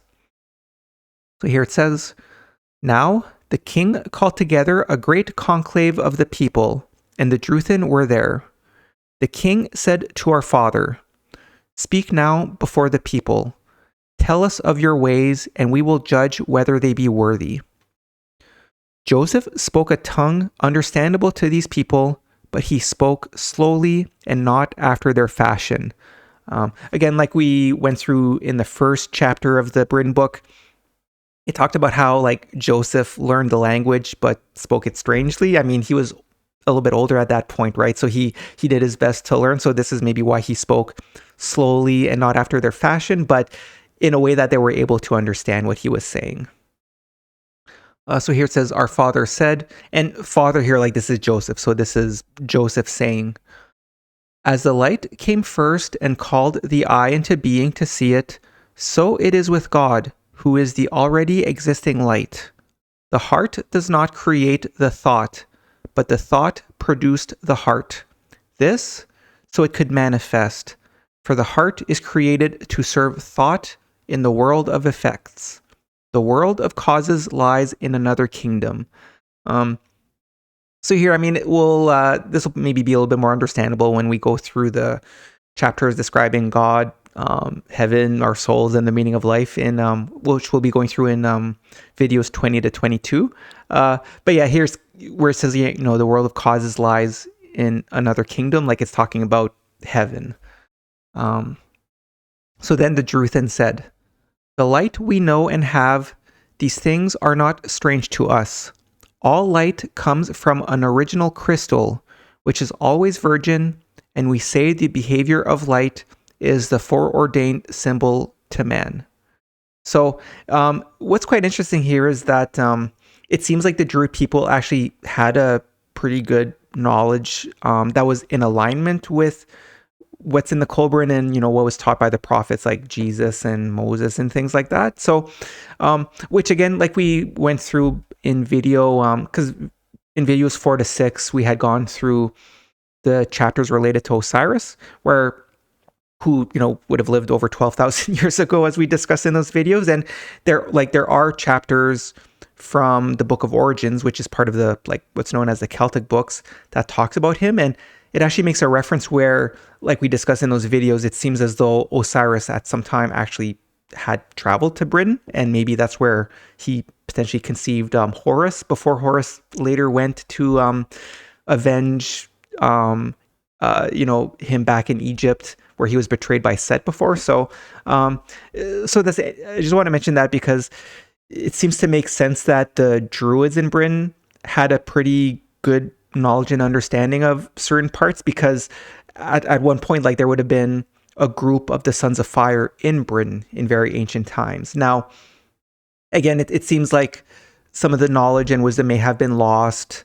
It doesn't seem like any of them were genuine prophets. That's where some of that knowledge was lost. And, it was Moses back in Egypt who became a great prophet again, and then handed the torch to Jesus 1,000 years later. But anyways, that's just all to say that it makes sense that the Druids in Britain would have had similar knowledge, which is kind of what the Druthin is saying here. The light we know and have, these things are not strange to us. He understood what Joseph was saying. But yeah, it continues here in passage 12, where Joseph, our father, said, "I have not come to batter down your house of hope, for it has many pleasing features, even as ours. So let us not disagree, but take the best from both and, discarding what is less good, fashion something of value to all. Let us weigh one thing against the other, rejecting that which less clearly shows the way." So essentially, Joseph is saying here where he's like, I'm not here to disregard your knowledge and wisdom. Let's work together to take the best parts of their knowledge and wisdom, and then the best part of Joseph's knowledge and wisdom, and make something that helps the people understand the light much better. So then continues here where it's, the king said to the chief of all Druthin, "Do we not have the source of light in a Grail egg?" And then the Druthin replied, "The sun shines not, and the Eshers, which means servants of light, will not come without the presence of the great Gleamer, which provides their sustenance. There can be no incarnation of light on earth unless there be behind it a greater light." So this greater light, it's talking about the light from the spiritual side. But here where the king says, "Do we not have the source of light in a Grail egg?" Anyways, one thing as we'll keep reading here is that even though the Druids had some of the knowledge and wisdom, they did have some misunderstanding. So that's the thing, I'm not quite sure what it means here where it says the source of light in a Grail egg. So next passages 14 and 15 are Joseph describing a vision he had of God, which is aligned with other texts within the Kolbrin, including the older Egyptian books, about how our soul contains a fragment from God. So like I said, we'll be going through those chapters in videos 20 to 22. But here, so it says, Joseph said, "When I was shipbound, I had a vision of God. The eyes of my spirit were opened, and I saw him in all his glory. Then I understood that there was no difference between the nature of his spirit and the spirits of men, only that his was of an infinitely greater purity. This I knew for sure. God and man are of the one essence. I knew we are all rays of the one light, sparks from the one flame.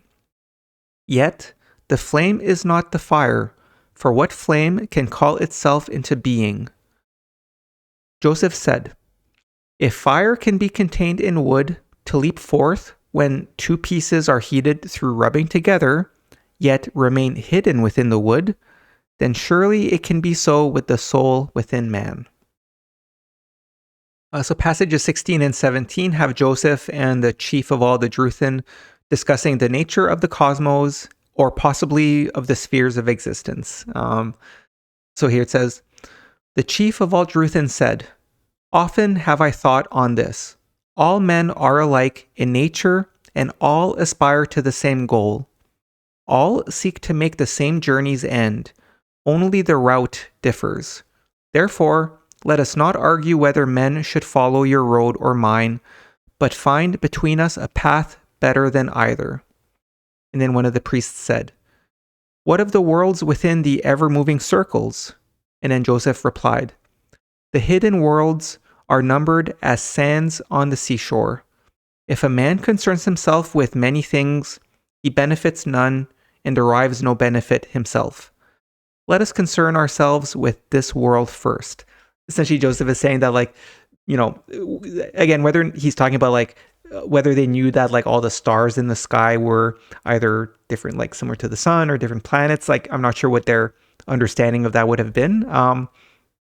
But essentially, like here, Joseph is saying, the hidden worlds are numbered as sands on the seashore. So there's an understanding of like, there's just so much out there. Now, whether it's talking about the cosmos or about the spiritual realm, that I'm not sure. But essentially, Joseph is giving practical advice that we today should also take heed of, where it says, let us concern ourselves with this world first. Because, it's a good lesson. It's, focus on what you can do. We're here today on earth. We're living our lives. The whole purpose of life is to learn and allow for your soul to grow so that it could be worthy of life in heaven. So it's good practical advice. So next passages 18 and 19 have Joseph trying to convince the Druthin that life on earth is about change, and that just because the Druthin's ancestors believed one thing, it does not mean that they cannot change or adjust their beliefs. So here it says, "The Druthin said, 'Who can change the natures of men? For these are fixed by the gods.'" And again, gods like lowercase g. And then Joseph answered, "All things can be changed, but not always for the better. Change and life are inseparable." And then Joseph went on to say, "Because you are folk who work the land, bringing it to fruitfulness, you are not to be despised. Let the newcomers with their armed might say as they will, you are workers with God. Were not the sons of God also called the sons of the plow? Did they not fight against the sons of men who were hunters eating raw flesh like the beasts and worshipping serpents, which crawl on their bellies?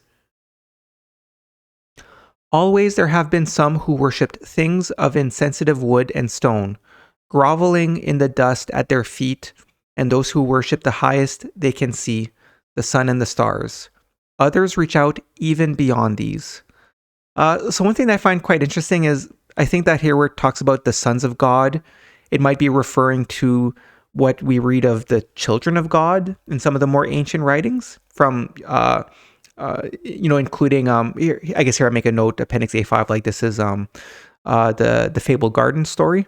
So Appendix A5, like this is where I have the Fabled Garden story in the report. Like I said, sometimes I just kind of copy and paste what I have in the report here in these slides.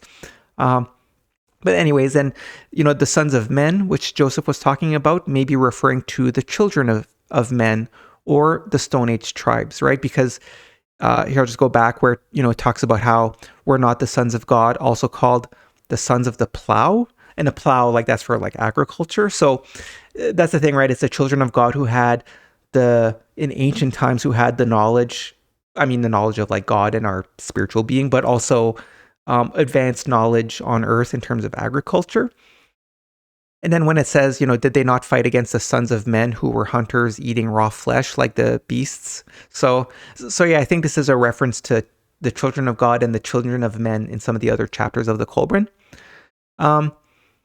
And yeah, here, I guess essentially what Joseph is kind of saying is that, there have been, always there have been some who worship things of insensitive wood and stone.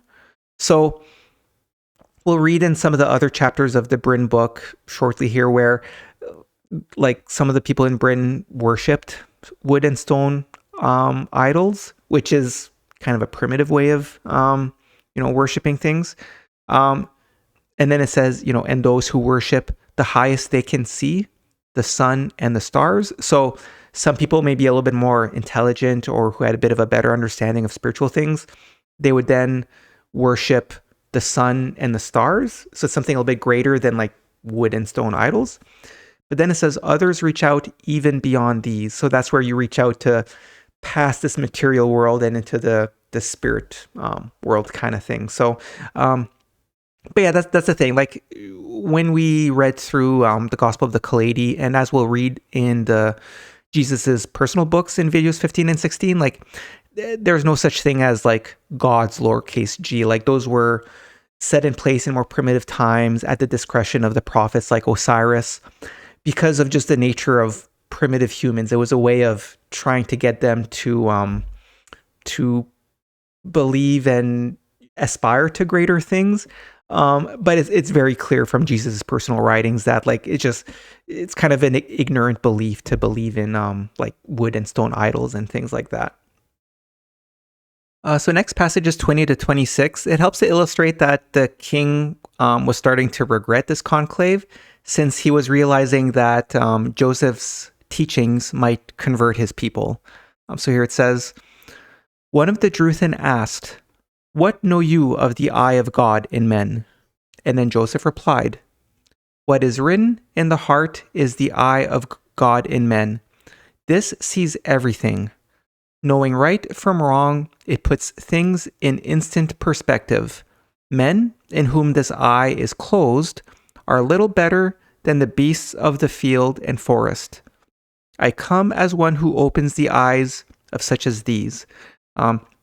So this is a bit of a reference to like, and again, like I said, there's a lot to learn about the like nature of our souls and stuff, which we'll be going through in later videos. But essentially, the idea is that when we're born, our soul is asleep and it needs to be like awakened in some way through learning and studying and things like that. So yeah, in terms of like the eye of God in men, it's a reference to our soul, where at first it's closed, but then hopefully through things like these scriptures and studying and living a good life, it'll open. And once you're spiritually awakened, then you have a bit of a better idea of like what's right and wrong. And like Joseph says here, men in whom the eye is closed are little better than the beasts of the field and the forest.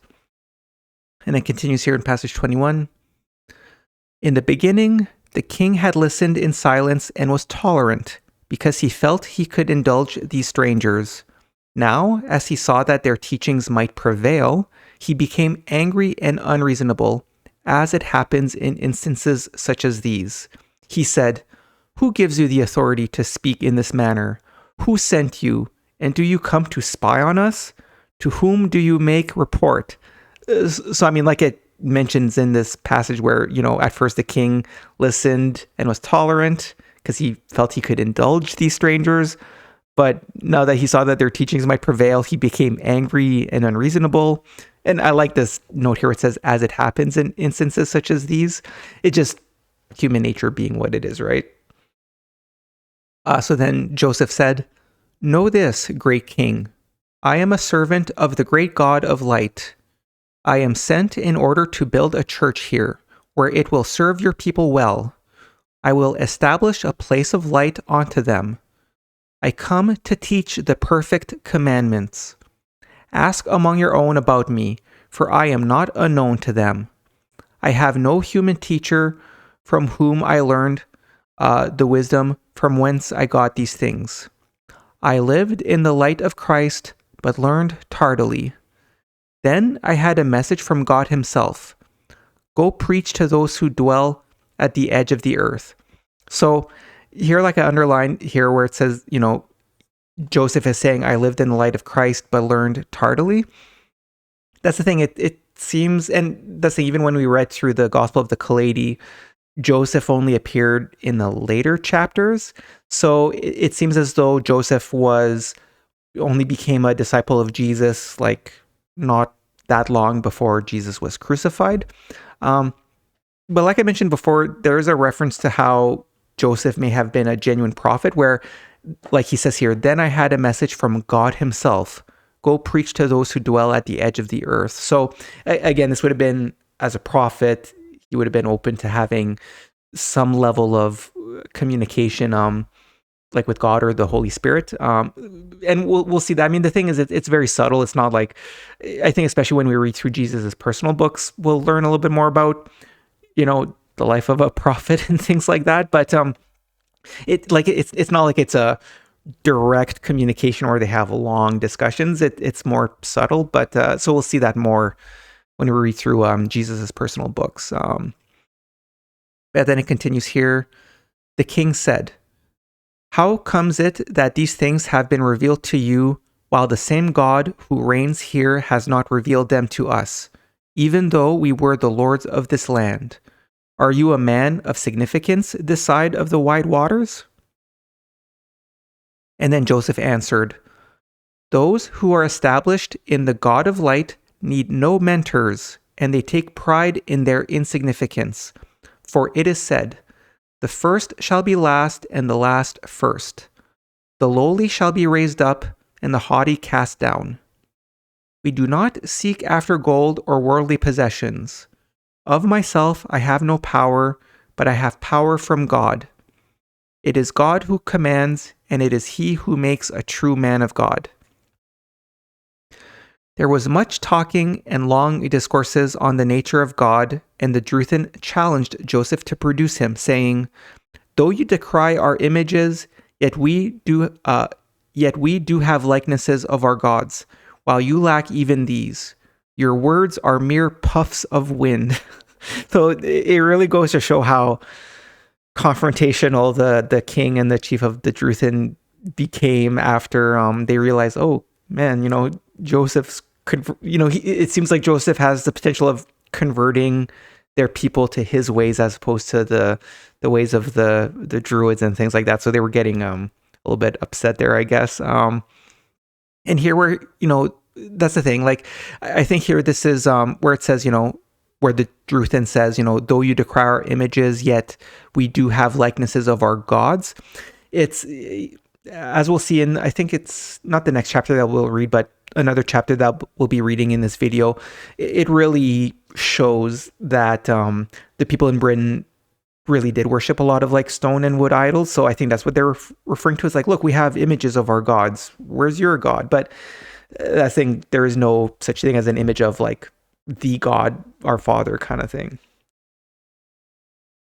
Okay, so next, this is the last passage for this chapter where it says, "These things and more were said, and the Druthin believed, but tardily. Then, at the midsummer festival, the chief of all the Druthin collapsed on the processional walk, denying himself the reviving draught prepared by Islas, his daughter. He died in the arms of Joseph our father.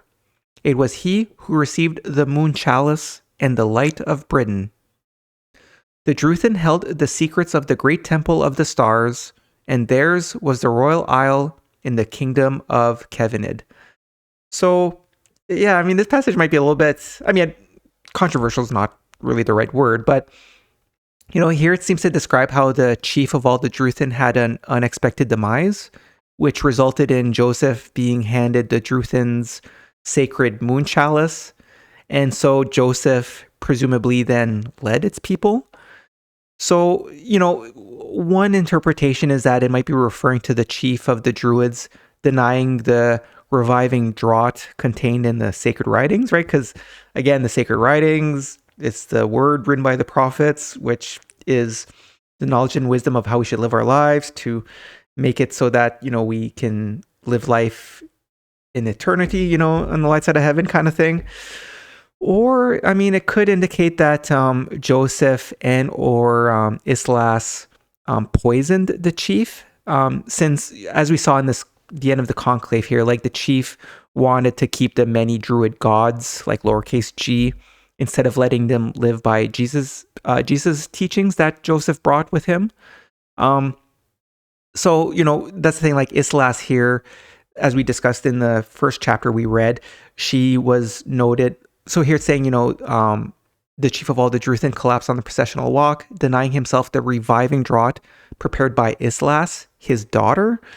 Again, remember, Islas is the one who was the first convert of Joseph, like we read, and she was the one who helped make it, who placed that twig beside Joseph's staff to become a sign, and she's the one who had those dreams that she said, which, anyways, that's the thing. It's like, there's a chance that maybe they poisoned the chief, and they determined it was for the greater good because it was quite important, I guess, that they convert the people in Jesus's ways and things like that. So that's saying it, like I said, it's a little bit hard to say from this passage. Was it, is the reviving draught the sacred writings, or was he potentially poisoned, which then, I mean, before I mentioned like for the like Glastonbury thorn, it's like sneaky trick. So I don't necessarily want to call this a sneaky trick, poisoning the chief of all the Druthin if that's what happened. But anyways, it was kind of one of those decisions that was potentially made for like the greater good, because again, it was quite important for Joseph to establish a church and to teach the people. So yeah, so again, I'm not 100% sure how to interpret the demise or the collapse of the chief of all the Druthin, but ultimately the important part here from this passage is that it seems like Joseph became the leader and the people would have converted. Okay, so next here we're going to switch over to reading chapter 1 of the Gospel of the Kailedy. So this chapter consists of an introduction to the Kailedy by its author, who's a follower of Jesus who was with Joseph of Arimathea in Britain following Jesus's crucifixion. So in this chapter, we'll see how the author has united one narrative of Jesus based on the diverse accounts brought to Britain by, those like Joseph, Aristolas, and other wise ones that are mentioned in the Britain book. So the chapter opens by describing how Jesus's followers were not initially welcomed in Britain, and overall it was a time of ignorance. So this is actually similar to the situation described in the early chapters of the Britain book that we read. And the author appears to have been separated from the others who went to Britain. So here it says, "Strength and courage be yours, and greetings to my brothers in Doiva, the Copherils at Carimba. Know that I have been cast out with my brothers, but of the places wherein they shelter, I have no knowledge." So the underlying part here, this is where I think that it's talking about like he may have been separated in a different area compared to like Joseph and Aristolas. And it continues here. "It is a time of heart-searching sorrow, for as the inspirational lights are snuffed out, a dark night of ignorance descends. They who oppose us are strong, not only in weaponry, but more so in guile, and they have the support of the dark strangers. Hundreds of wonderful books, the life work of diligent hands, have been used to heat the flesh pots, and there is a constant searching of all which does not accord with foreign beliefs. Since there are many versions, though not all in conflict concerning manners we hold to be true, I have taken it upon myself to prepare this one for you from the writings saved in flight.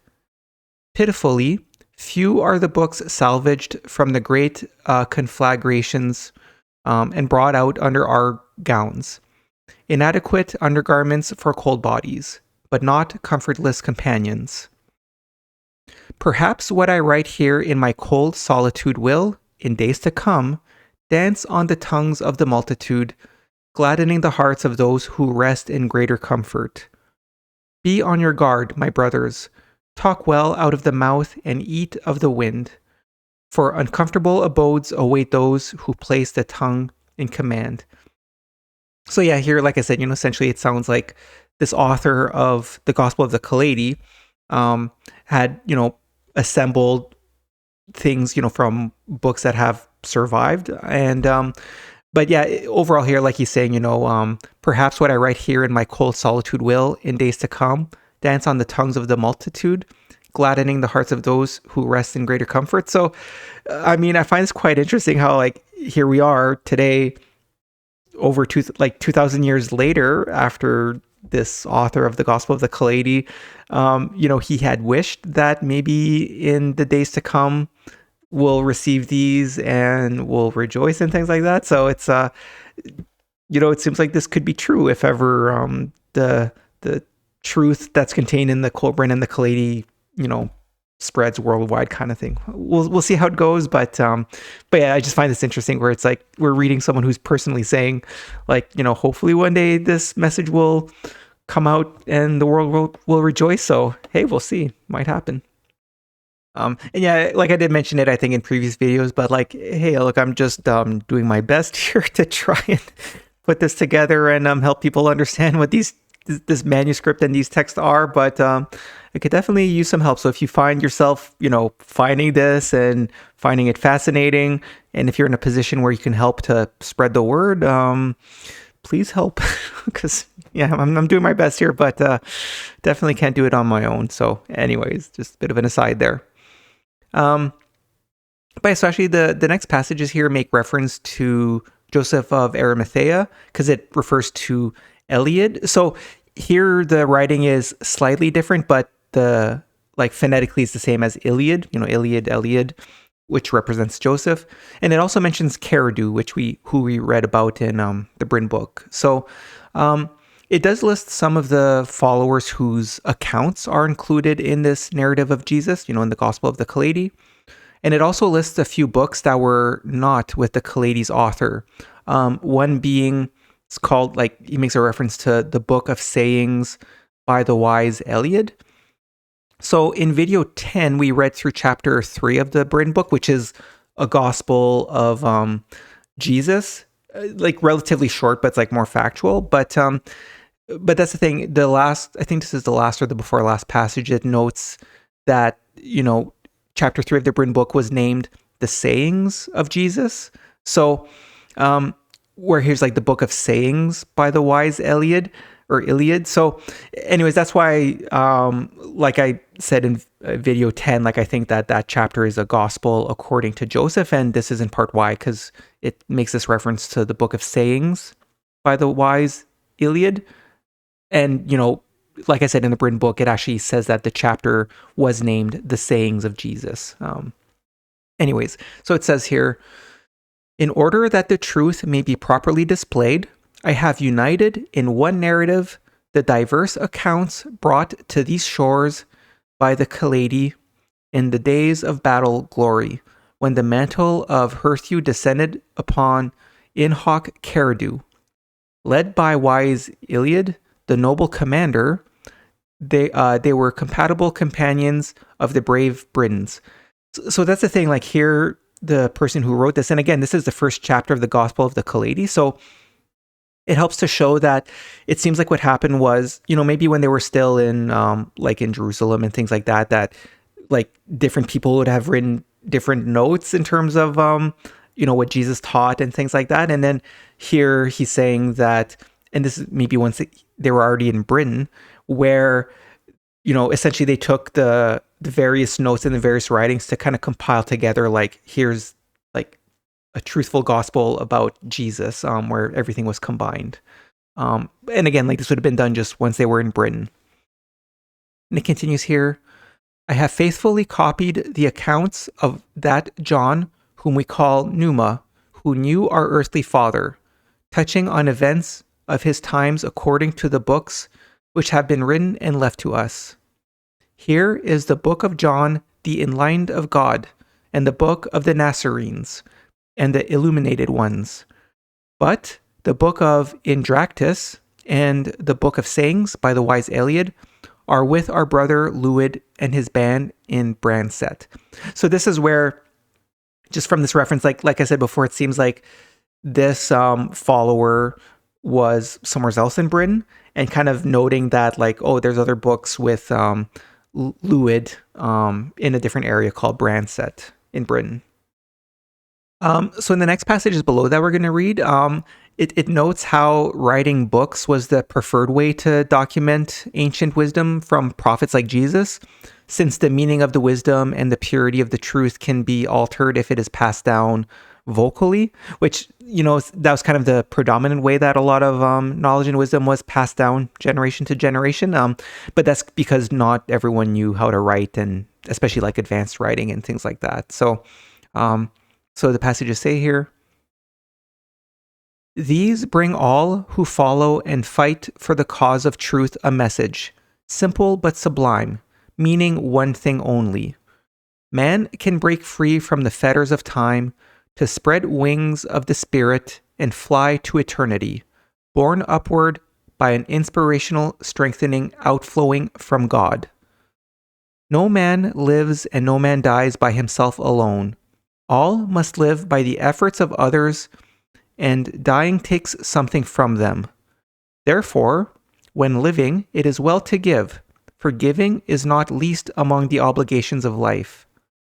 When I lay down my burden, when I am worn out, there will be better men, young and strong, to carry the light of truth on high. They will climb by the steps I have cut, mounting by the ladder I have made, never knowing the artisan's name. Because again, like, we don't know the name of this follower who wrote this, even though, if the Kailedy is a genuine Gospel of Jesus and the most truthful account we have of Jesus, it's quite interesting that we don't even know the name of the person who compiled it together here. But he would have had an immense impact on our human history moving forward. And it continues here where he says, "They will perhaps laugh at my clumsy workmanship, but I pray they will not despise it. If they do no more than utilize whatever good they find, then I have served well and go happily to my rest. It is well to write these things, though in truth there is none to lend me an ear, but many who would ply my back with rods. Yet, whatever is conveyed into the ears and comes out through the mouths of men, no matter how manifestly true it may be of itself, always tends to assume a form of less worthwhile substance, and it is subject to more misinterpretations and distortions than when it is transmitted through the inarticulate quill." So quill here, like it's, for writing. "What issues from the mouth is so often unlike that going into the ear that surely between the two there must be a strange transmuter." So it's just kind of an interesting message to kind of say that, like, something weird sometimes happens when someone hears certain words through the ears and then they go to repeat it. Like, sometimes some of the wisdom is lost. So again, this is why, like I said before, he's making a reference to it's better to write down the wisdom than passing it down generation to generation, because it might get distorted depending on the person transmitting the message. So the next passages illustrate that this author of the Kailedy was knowledgeable in the wisdom that's taught in the Kolbrin, since he makes similar references to those in the Bryn book. For example, he mentions the circles of eternity and a sacred moon chalice, which we read of, in the Bryn book. And the author also understands that the ancient wisdom was meant for a later day when humanity is ready. Like I mentioned, that's the thing in terms of when Joseph establishes church, there's that notion of like in days to come. So we'll see in the passages here where the author of the Kailedy understood that as well. And he mentions the term Eshers, which means servants of light, which is noted in the previous chapter that we just read from the Bryn book. So here it says, "This is no easy burden laid upon me. The light of truth guides men safely through the most troubled waters, but if that light be deflected or distorted, or if the fuel on which it feeds be impure, it may well become a wrecker's light, leading them to destruction. Light are the hearts attending the food tables, laughing and jesting round the mead horns, but heavy the heart carrying much responsibility. I am one who can overcome the distinctions between Jesus and Eshers, reconciling the crystal virgin with mystic motherhood. I can place the clear moon-filled chalice beside the golden blood-filled cup. I can combine the star-grit circles of eternity with the lowly cross and the defeated suffering son with the victorious battle-inspired father. I am one who would welcome the day when the floodgates of our knowledge can be opened wide so no man perishes through lack of refreshing waters." So this is the example there where it seems to infer that this author understood he understood that it was in a later time that this knowledge and wisdom would come forth, because he says, I am one who would welcome the day when the floodgates of our knowledge can be opened wide. So, hey, maybe that time is now, 2,000 years later, where, somehow we've, the Kolbrin, this manuscript survived, and hopefully if people learn about it, then maybe we can help open this, the floodgates of knowledge wide open. So again, we'll see how it goes. But if you're in a position where you can help, this is a very unique opportunity. So anyways, But yeah, so it continues here where he says, who knows what our angered assailants with dark ways, harboring concealed mysteries, will spawn from the far-ranging circles. They trail like shackled slaves after the grudged offerings of those who seek only worldly power, disclaiming the knowledge held by their firm-standing brothers. Let us, who are home-born, stand as one in all things, and not least in belief, for we are surrounded by dark-bearded men with strange ways. Swordless, we can only appeal for a heavenly power to become the smasher of swords. In this woeful world, created from the three fountains springing from the spirit land, behind the wall of black mist, we can only play a part which accords with our abilities. The clerk cannot become a sword fighter, or the husbandman a judge, otherwise confusion would reign supreme. The brick has its proper place and cannot replace the lintel, neither can the hearthstone or the hearthstone become a door.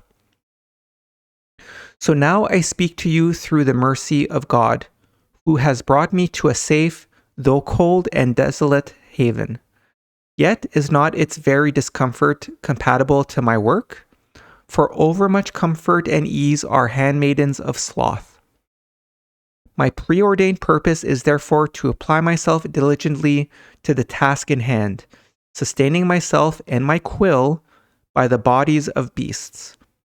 I send you, therefore, my blessing and the true message of God, Awe and Dewi, the Spirit King and the Father of all. So the passages continue where the author here is poetically describing the importance of these writings and also praying that the truth contained in them will be available for humanity in future generations. So here it says, these are wholesome and beneficial writings, a river of words outflowing from the ever-living source of life.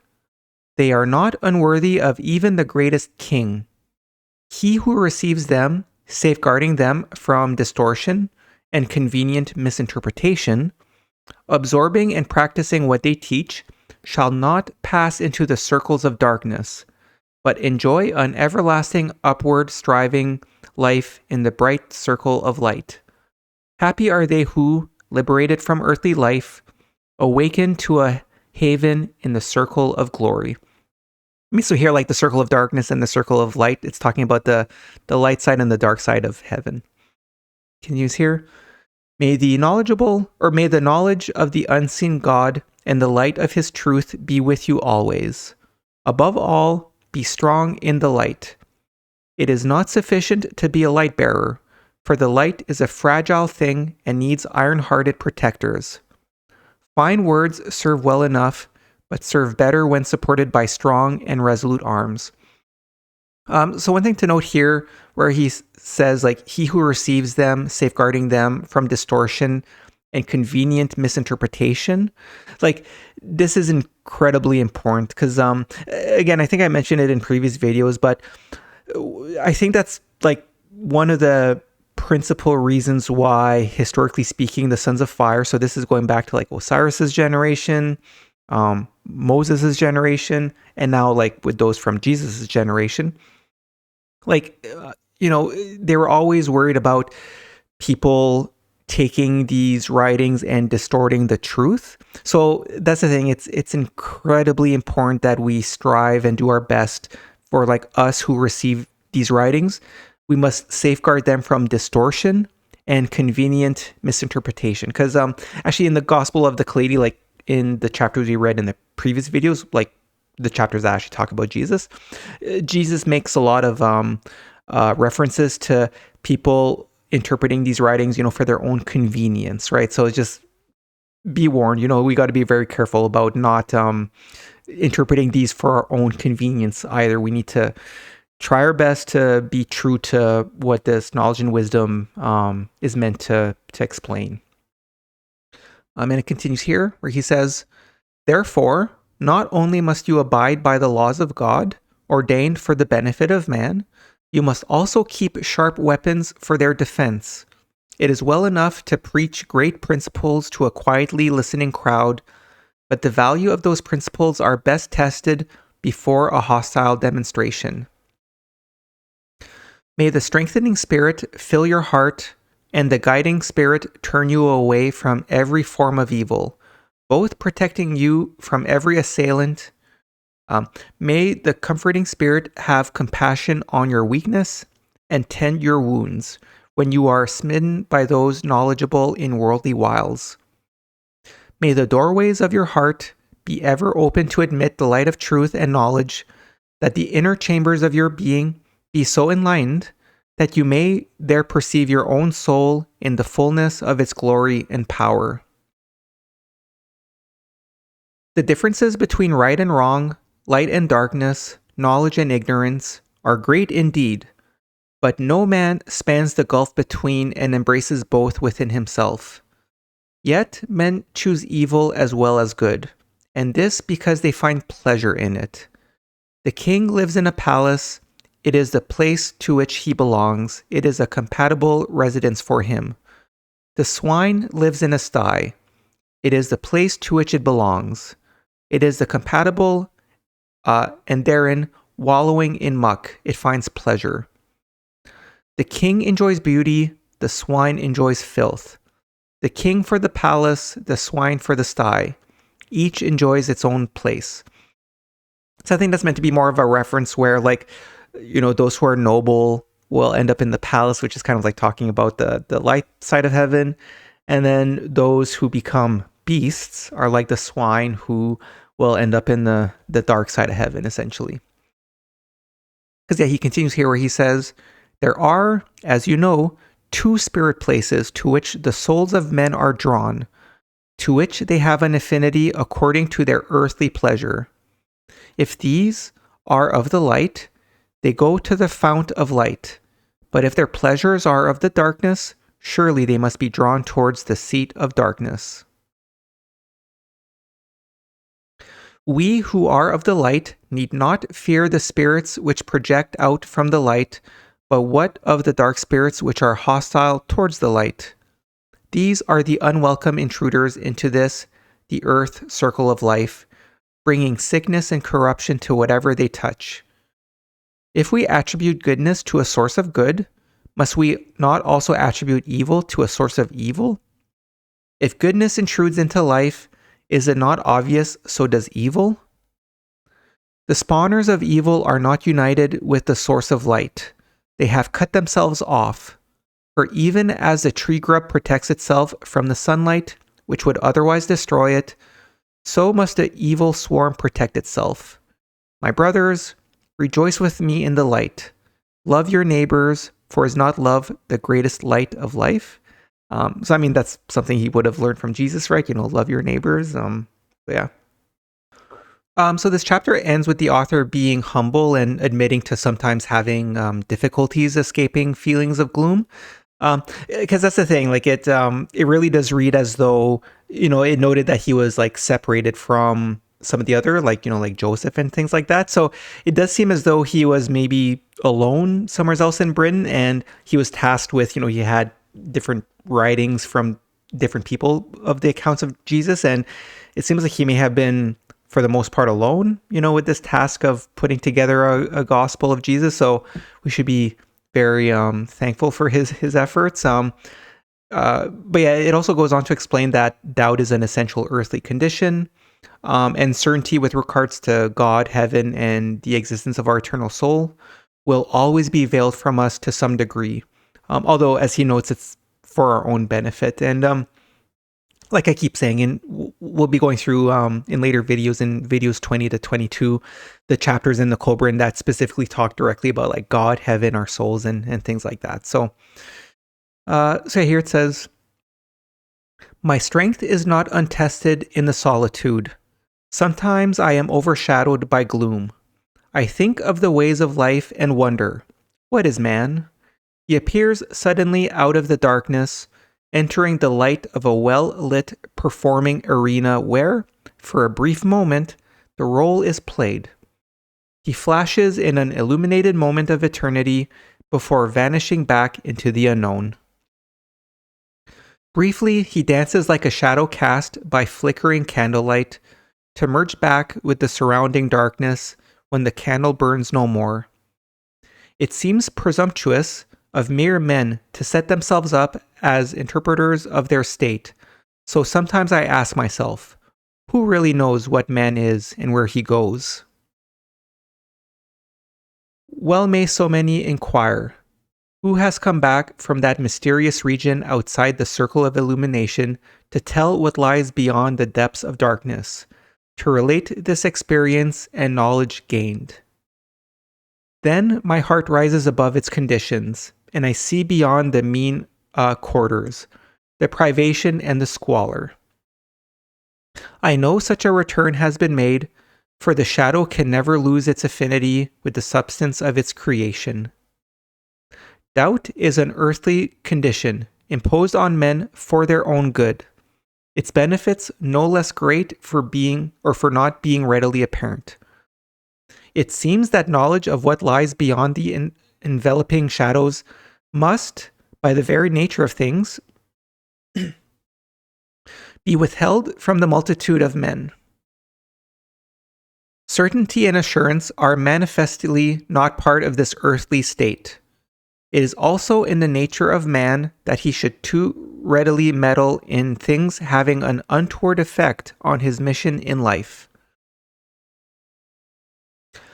I mourn yet for our brother Lanevid, companion of my former days, the lightener of my task. Yet I grieve no more than duly, for his spirit has cast off the restrictions of the body, and, taking upon itself a form of glory, flies on ghostly wings to the circle of radiance. He has left this dull world of heaviness and is now attired in garments of glory. He has departed to a haven free from the sordidness of earthly struggle. He has flown beyond our sight and hearing, yet he is not far distant, dwelling in the free world of compatible spirits. So essentially here he's saying, like, I guess he had one of his companions who had since passed away. However, he has confidence that his companion, after death, made it to the light side of heaven.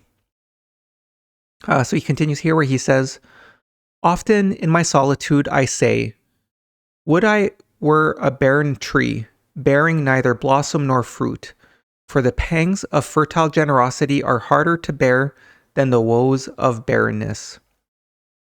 I am often perplexed in my heart, for in worldly matters I am not a knowledgeable man. Yet I cast away these untoward thoughts, for of truth life must be lived to its fullness and cannot be unless it is utilized to make a beneficial contribution to the lives of others. Let us go forward together, for we are apart only in distance. Let us not be men of yesterday, whose eyes are fixed on the shadows of the past, nor men of tomorrow, preparing for events which never occur, while being unprepared for the unexpected. If we truly claim to have the light, then should we not be in the van and not the rear? Let us therefore go forward and take our rightful place. So this is the end of chapter 1, which, the whole chapter is essentially like an introduction from the disciple who assembled the Gospel of the Kailedy. So that's the I guess we have read through the Gospel of the Kailedy, in videos 10 to 12, and for those who've watched it, like I hope you have, it's an incredible gospel. It's something that should be studied like over and over again. Like I keep saying sometimes, my intent of these videos and of the report is just to help make people aware of what this is and help to be a little bit of a guide in terms of like, okay, what are these scriptures saying? But yeah, like I say, it's just, we should be studying these regularly throughout our life.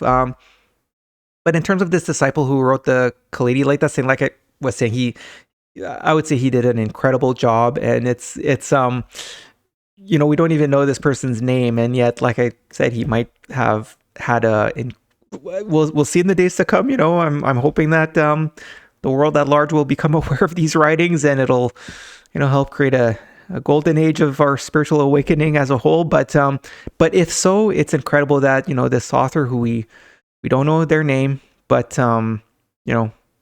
due to their efforts and things like that, here we are today. We get to enjoy it, and I really think a lot of good's going to come from this. So I just kind of wanted a little bit of a moment of respect for this disciple who assembled the Gospel of the Kailedy.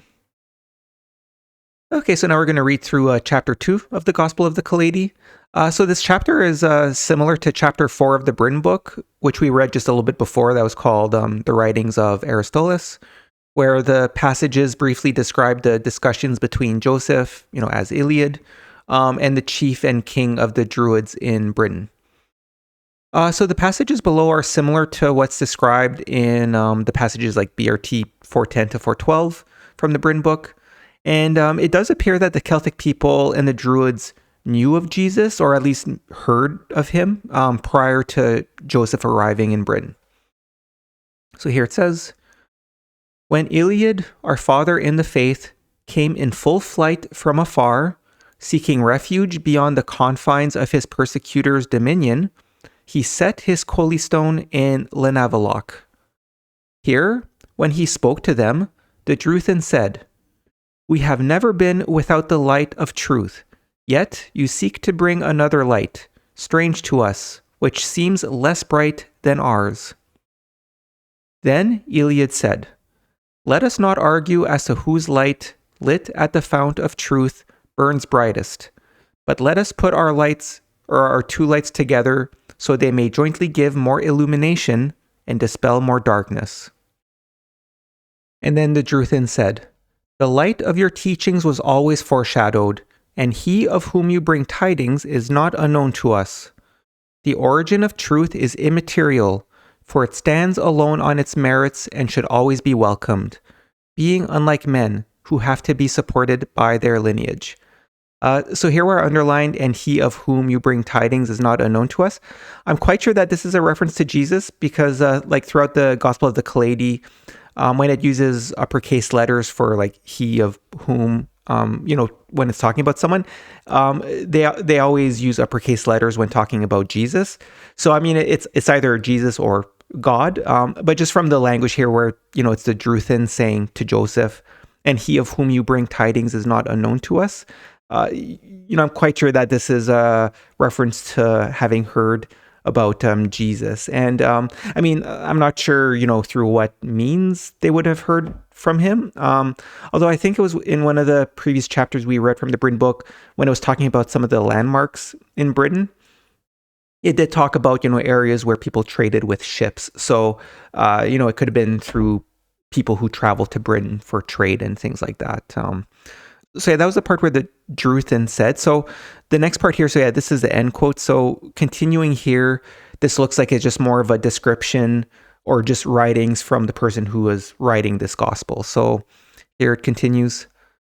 "The lights were put together to become one, and we alone are its inheritors.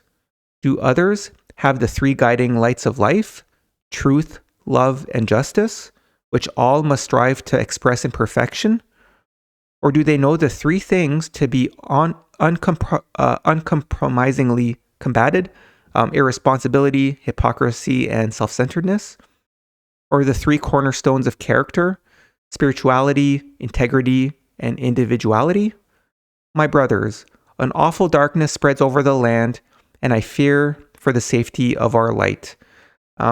So that's the thing, this is probably, I guess it's not sure if it's someone who was originally from Israel who is writing this, or if it's one of the converts in Britain, because, just the way it talks here, the lights were put together to become one, and we alone are its inheritors. But essentially, it seems to be talking about how, the people with Joseph, and then those who were the Druids who converted to Joseph's teachings about Jesus, essentially he's talking about how they combined their lights together and became the inheritors of essentially the sacred writings. And here where it talks about at the end, my brothers, an awful darkness spreads over the land, and I fear for the safety of our light. I mean, this could have been because of the Roman invasion, where just things weren't that good, right? They were under attack and things were getting dark. And it continues here saying, since the ravens changed their feathers from white to black, love, though esteemed in many forms, is not what it used to be. The love of man and woman has become a thing for lewd jest or righteous disgust. In the days of freedom, love dwelt graciously in the house of beauty, erected by the highest aspirations of men. They paid manly homage outside her door, those granted entry displaying justifiable pride in their achievement. Now, men batter down the door while under the whiplash of lust, polluting the purity within and call it freedom. Once love stood on a sunlit hilltop, clothed in modesty and decorum, but now the climb is too difficult for spiritually weakened bodies, so she is lured into the shadows below. There she has become a befouled, distorted ghost of her former self. Love and beauty are the reflections of God in the mirror of man, but the image once reflected in radiant loveliness is now distorted to ugliness. Perhaps we have failed, but we are so few. It is that love now lacks the nourishment of sincerity, without which it declines and dies. Maybe, since we no longer control our destinies at war, men are less ready to strive for the laurels of love, while women bestow the jewel of their bodies with wanton indifference to the needful sacrifices required to sustain it. A new, unhallowed love walks the land, unclean harlots and those in whom purity becomes the shroud of love, joining forces again, the wonder once glorifying life. Love, for which noble-hearted men and pure women would once gladly die, now is so frail it withers at the first breath of adversity, or departs at the luring call of lust. Now true love can be found only where cats have horns. What has happened to the harp-praised glory of the past? In the dark night descending, my heart is heavy with desolation and loneliness. My only consolation is that I can still follow the path of duty, knowing the bud of duty grows into the rose of sacrifice, which falls to bear fruits of the Spirit.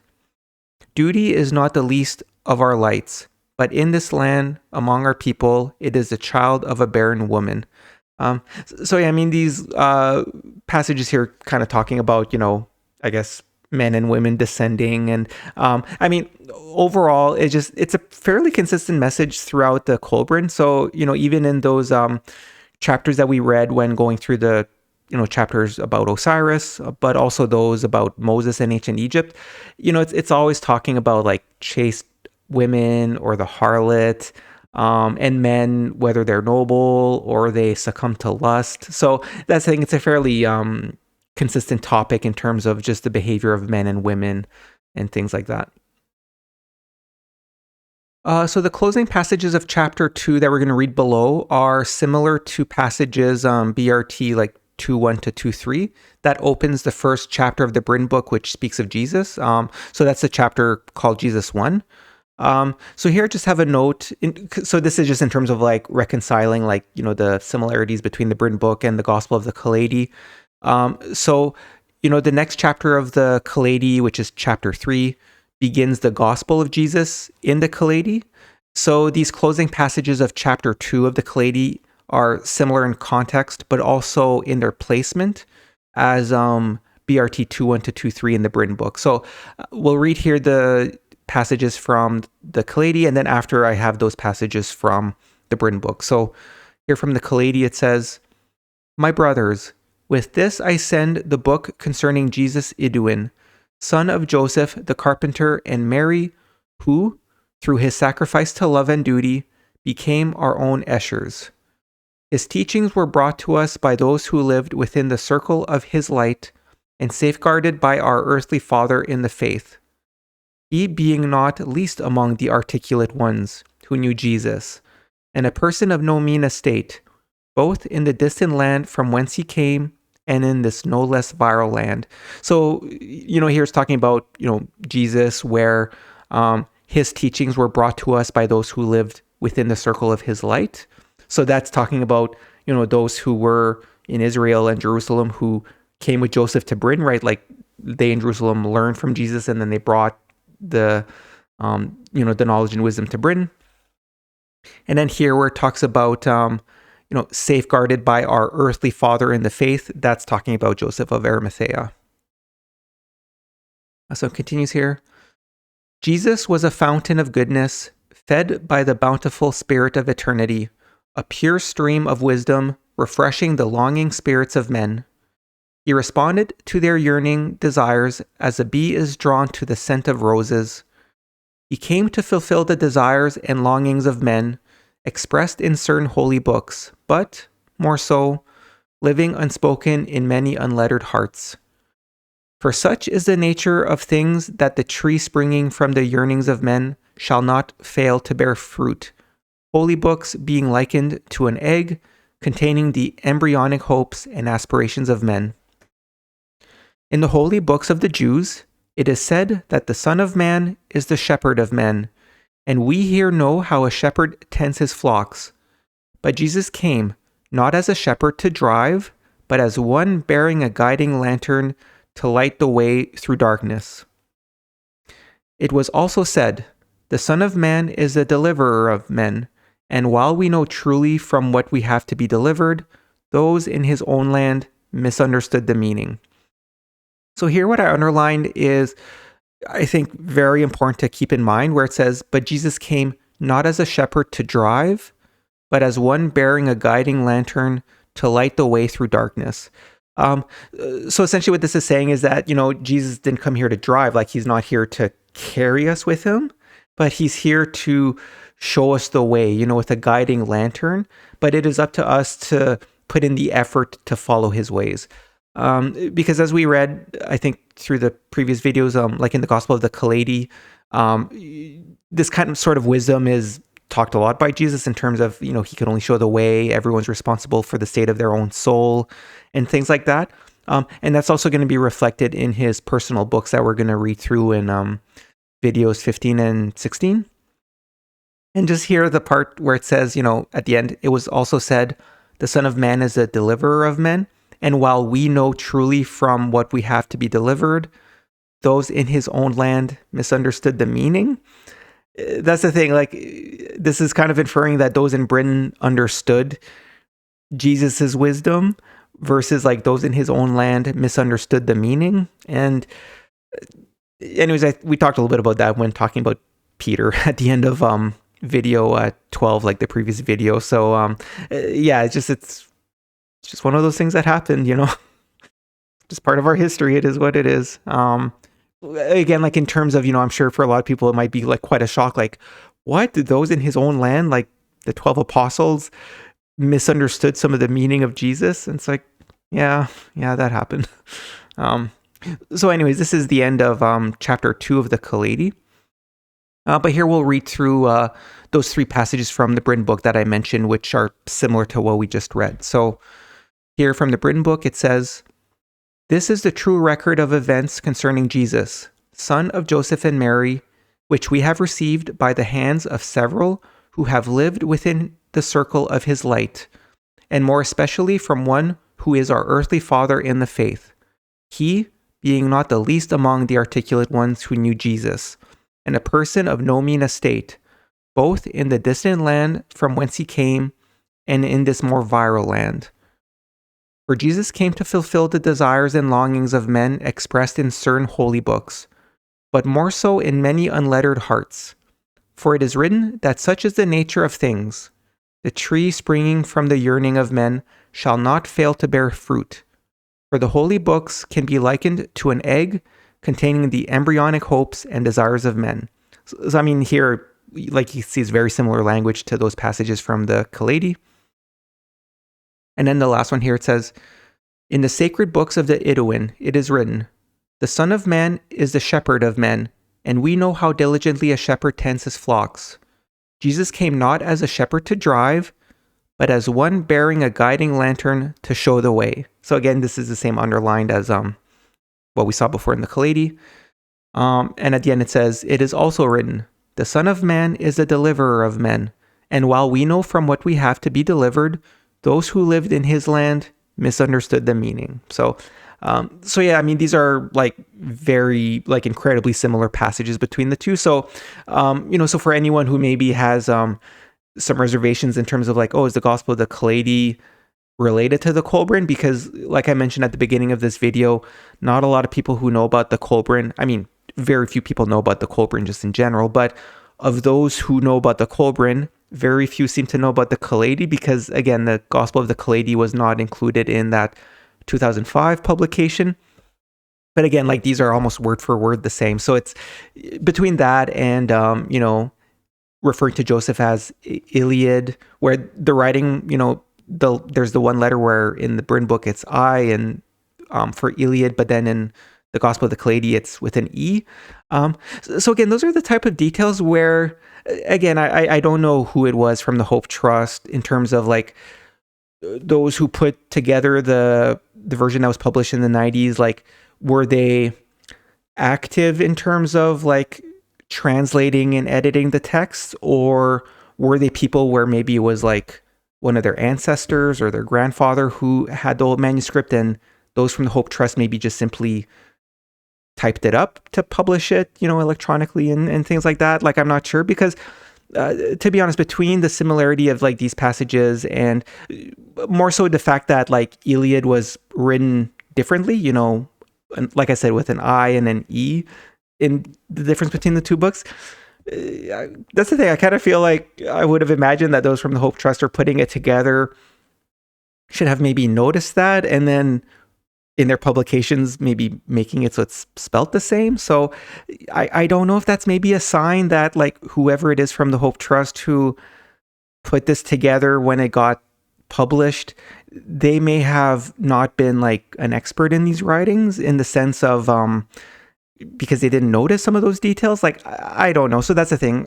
Like I said, unfortunately, there's a lot of uncertainty when it comes to the Hope Trust and how they put it together and the history behind it kind of thing. But these sorts of details makes me wonder, like maybe the people who put it together in the 90s weren't necessarily like experts in these texts in terms of like they might not have noticed those sorts of details. So anyways, it is what it is.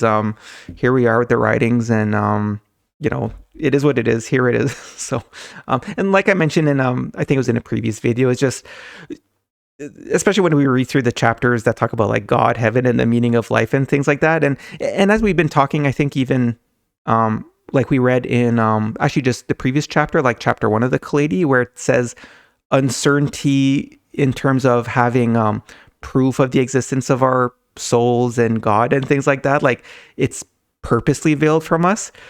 To be honest, I think it just, as fate would have it, it's almost like it was destined that when these texts became available to humanity as a whole kind of thing, like I think it was meant to be for there to be uncertainty because that's just part of the law. So anyways, we'll talk more about that. I think maybe like once I'll probably make another video where I'll talk a little bit in more detail about just more discussion on this and why it is that I think there's so much uncertainty to these texts. It just, like I said, once you connect the dots through everything and the meaning of life and all that, to me, it's funny because it's like, it makes actually more sense that there's uncertainty on the authenticity of these texts as opposed to if like we actually had a like manual or a manuscript where we can date back to like, this is 2000 years old. Like, I actually think this makes more sense in the grand scheme of things.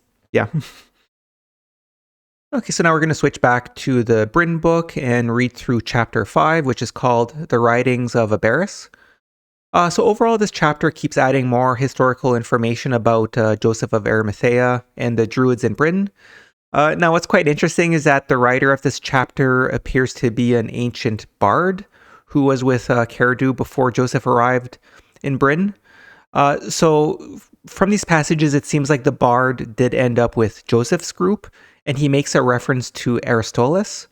And the initial passages also refer to Jesus.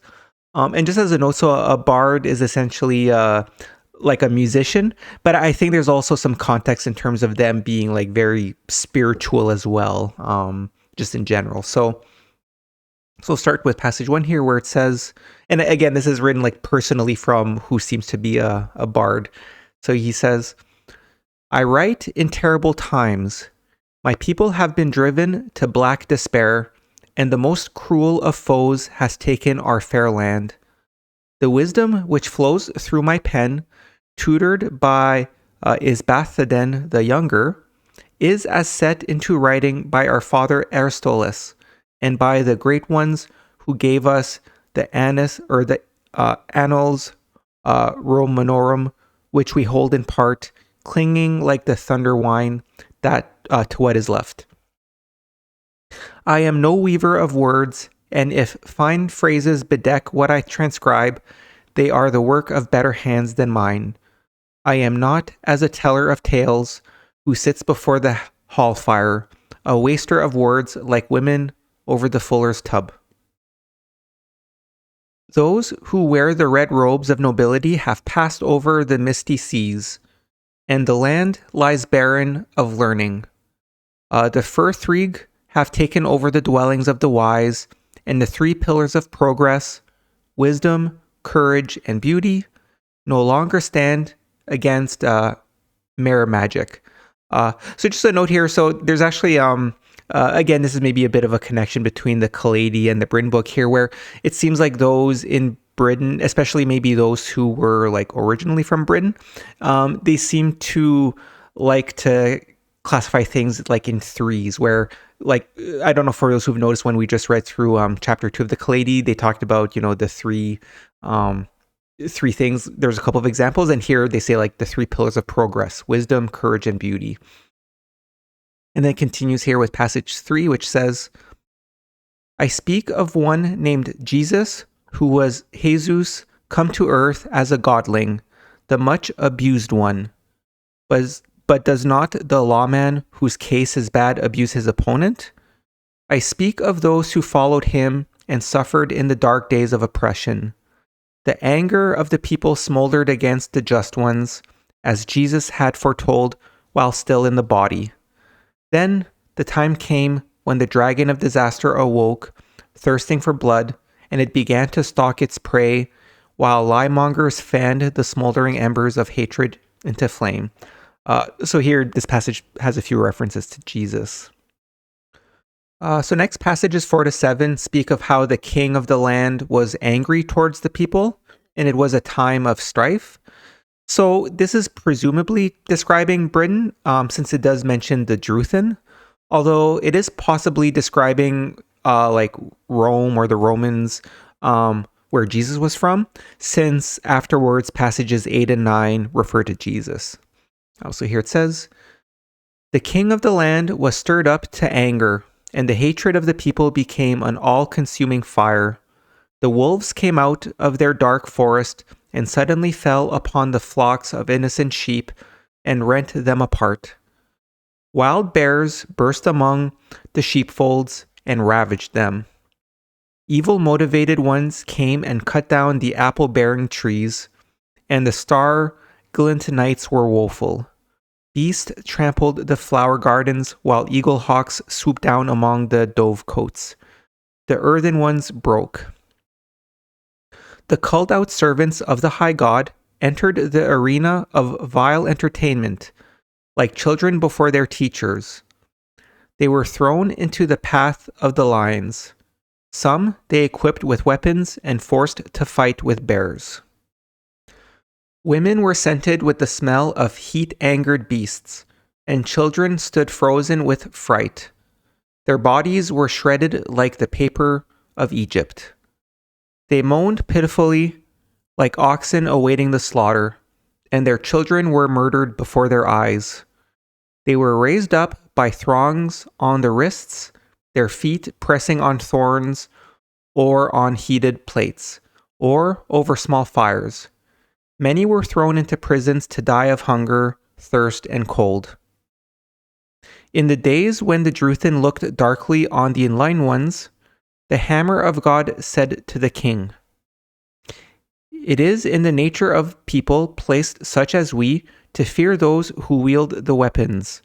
But we have one who is more to be feared than you, and he is one to whom I look up. I stand in awe of the Great One who is strong enough to overlook your present power, but who will surely call you to account in the life to come." The king said, "Where is your temple?" And then the reply was, "A true servant of God has no need of a temple built of wood and stone."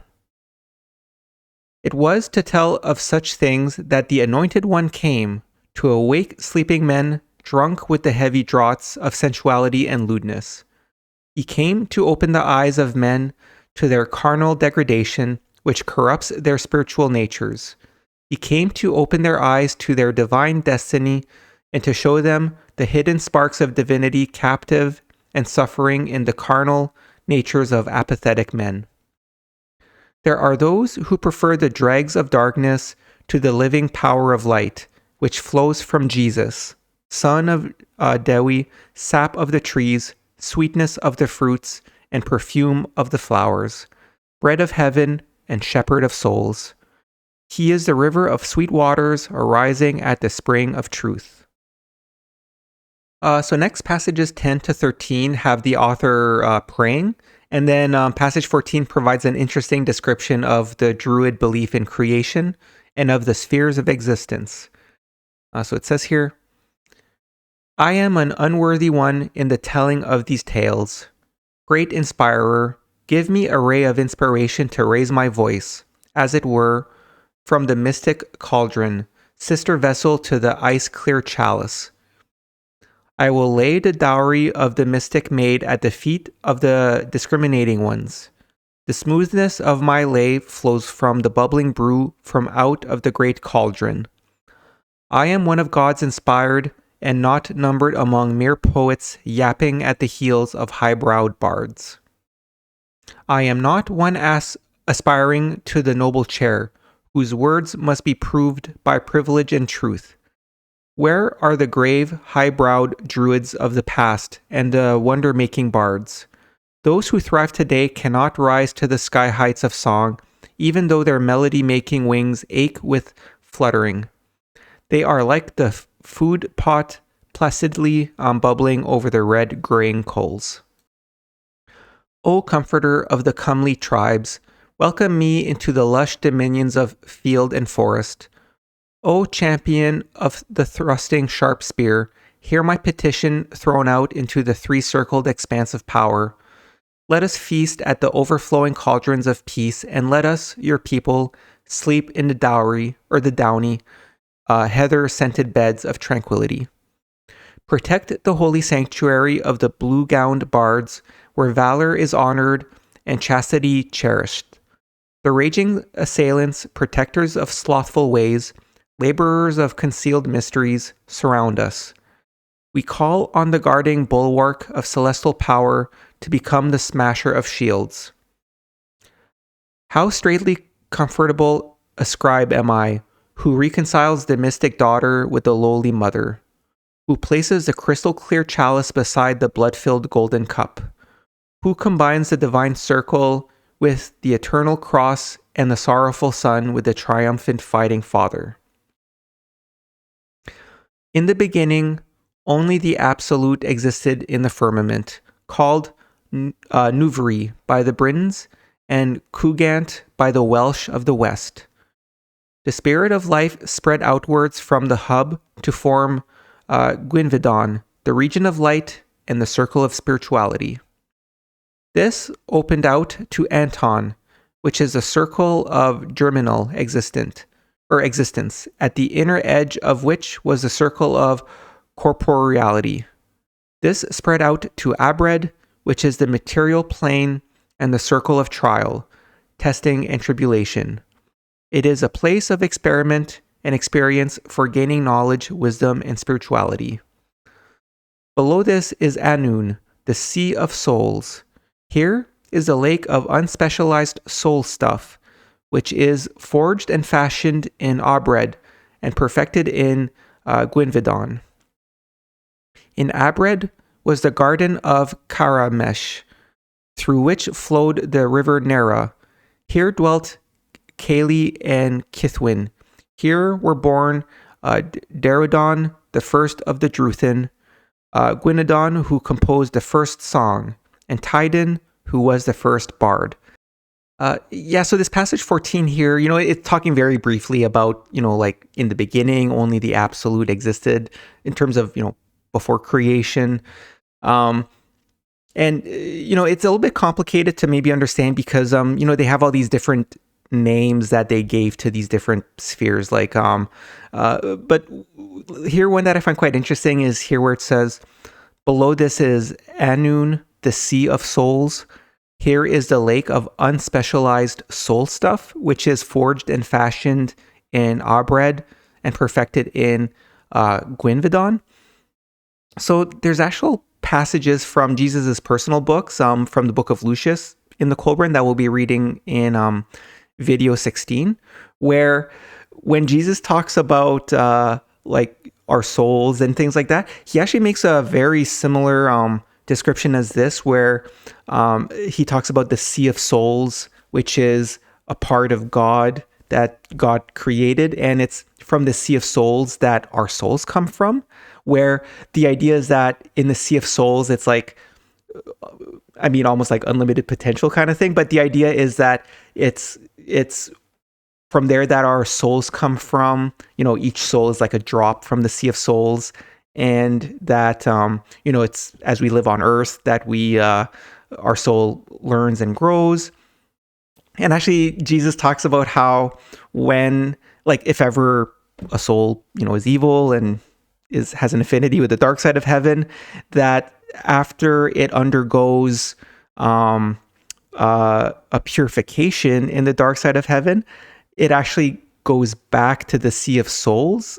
And he actually makes a reference. It's almost like throwing a brick of salt into the ocean, where it just dissolves and just becomes part of the Sea of Souls again. So anyways, I guess in terms of this passage here, it's maybe a little bit difficult to understand because of these names that they give to the Ares, like Anun, Abred, and Gwynvedon. But this is actually very similar to the way that Jesus describes it in his books, where essentially it's, again, like it's, there's the Sea of Souls, which is where our souls come from. Then we come and exist in the material. And then after death, our soul has an affinity either to the light side of heaven or the dark side of heaven. So like I said, it's a little bit difficult to maybe understand what this is talking about because of the different names, but it's actually very similar to the way Jesus describes our soul. And I like here it says, here's the lake of unspecialized soul stuff. I know that's, maybe just more of a reflection of it being translated in English, but I like this term, soul stuff. That stuff that creates that is our soul, that we can't see, we can't understand, but it's soul stuff. Anyways, I like that reference there. So next passages 15 to 18 mention some of the Druid people's beliefs. And that's saying, like, I'm not an expert in like what we know historically of the Druids. So I don't know if this is aligned with what we know or if there's like new information here or not. But the passages say here, it is said that there were two classes of Druids, the Dryones, who were masters of medicine and divination, and the Druthin, who were superior and gifted with twinsight and magic. The first had their seat at Abri, while the Druthin had their seat at Inisvelon, the island of indestructible apples. So yeah, here with the Druthin, like when we were reading about Joseph's interaction with the Druids, like he was talking with the chief of all Druthin, and where it says that they were gifted with twin sight, actually going way back to the fabled garden story, which we read in video 2, it did mention that like Dadam, who's like the Adam character, had twin sight. And I think it's essentially meant to be a reference to those who have a higher capacity for understanding the spiritual wisdom, and whether or not they had some sort of maybe were able to have like visions or things like that, I'm not sure. But at the same time, keep in mind that the chief of all the Druthin, he seemed quite knowledgeable in terms of when we were reading those passages of him and Joseph at that conclave, where he had a very high level of understanding of the circles of existence and the light and God and all those things. So like very incredibly wise. I don't want to be like saying anything negative about them.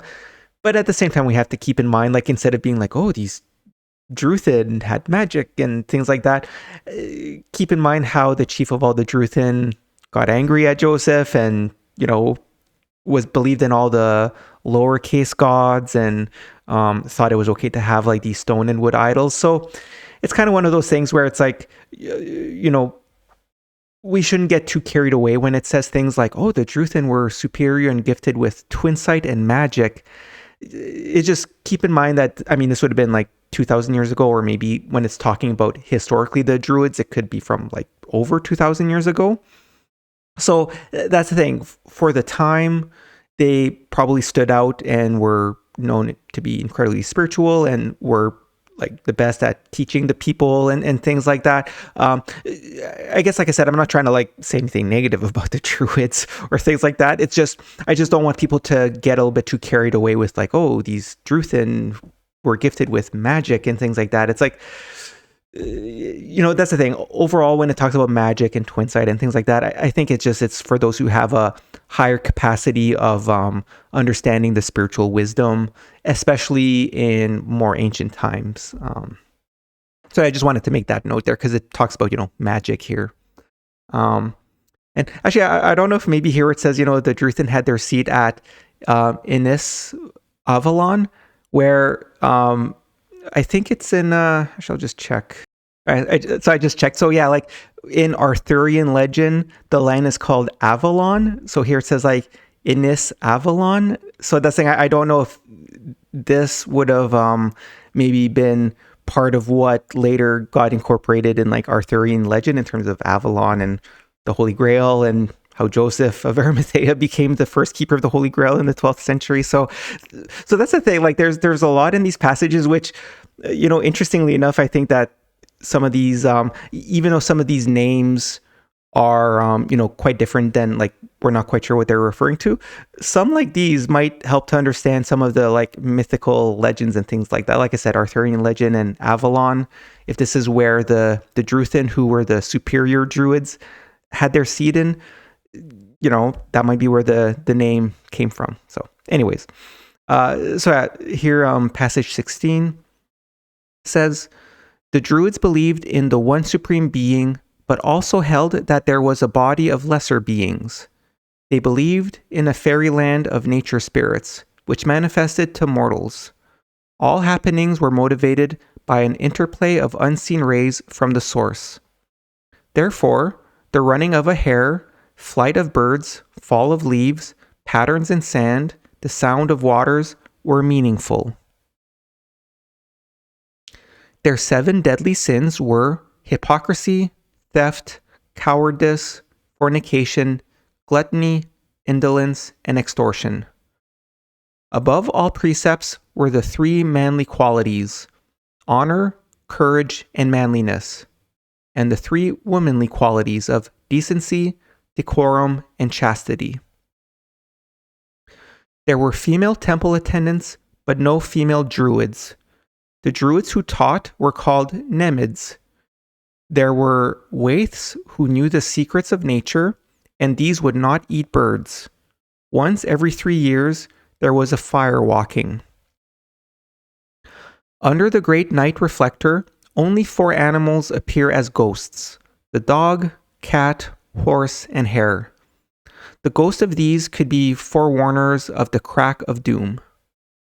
Will-o'-the-wisps haunt the marshlands, but few are enlivened by answers. Nick-o'-the-nights haunt the stormy places and fells. So again, like I just talked a little bit about before, we were talking about the druids and the twin sight and magic and things like that. Again, it's not to criticize or anything like the druids. It just, for us today, we need to be a little bit careful when reading through some of these texts, or it really helps us to understand just kind of, it's just the nature of humanity, right? Like today we have so much more scientific knowledge. We have a greater understanding of, just the forces of nature and how things work. But back then they didn't. So that's it. I mean, who knows? Maybe there's some truth to, these only 4 animals appear as ghosts and things like that. But again, it could just be kind of like mythical legends, and maybe for us today, it's just we could just kind of leave it to like, okay, well, this was in a more ancient time, and today we have a higher level of understanding due to the scientific knowledge and things like that.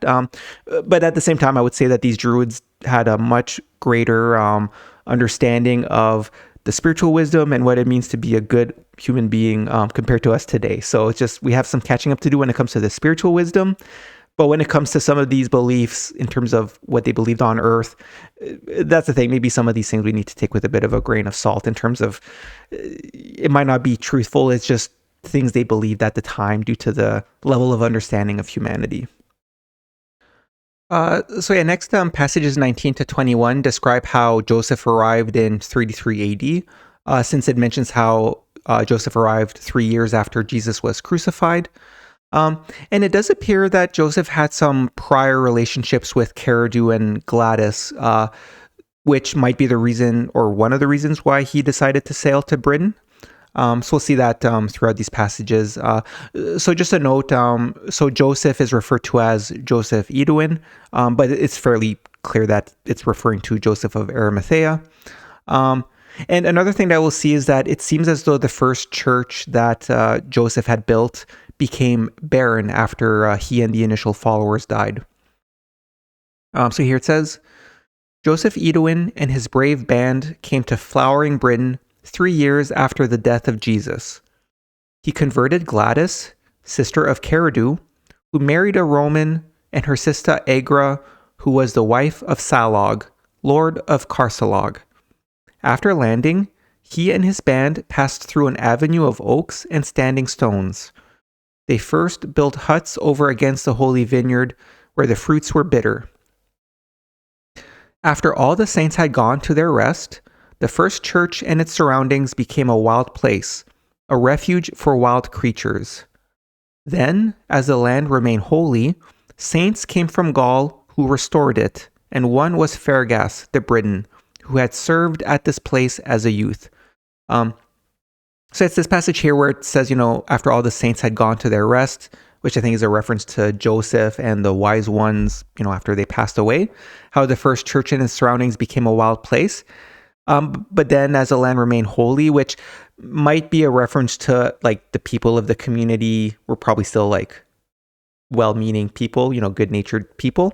It says how saints came from Gaul who restored it, and one was Fergus the Briton, who had served at this place as a youth.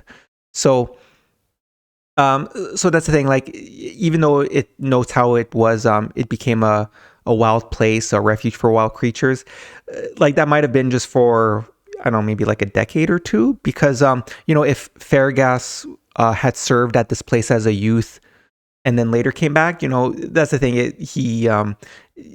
it probably wasn't like abandoned for like centuries, because like it said, it notes how Fergus had served at this place as a youth and then came to restore it back.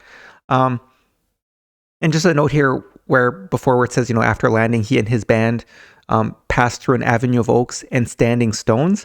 I wonder if the standing stones, like that's thing, I think in Britain with the Celtic people, like I think, it's not just Stonehenge. I think there's other places where there would be like standing stones, but like, smaller stones than Stonehenge. But anyways, I don't know if this is a reference to Stonehenge or not, which might help to know, where they settled. But like I said, my understanding is that I think that was a fairly common Druid or Celtic people feature where they may have had some standing stones here and there.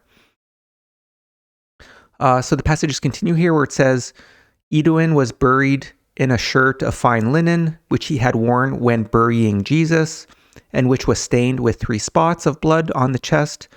He was buried by the 2-forked cross. The saints had lived in 12 huts around a never-diminishing well at the foot of the holy hill. Joseph Edwin was related to Avalek, whose kingdom bordered that of Arviragus through Anna the Unfaithful. He converted Claudia Rufina, the daughter of Kailedy, previously called Gladys, who married Pudens, a Roman, and had a daughter, Pudentia. In his 28th year, Kailedy was betrayed to the Romans by Arimathea, queen of Bryantis. He married Genucia, daughter of Claudius, to bind the peace agreement.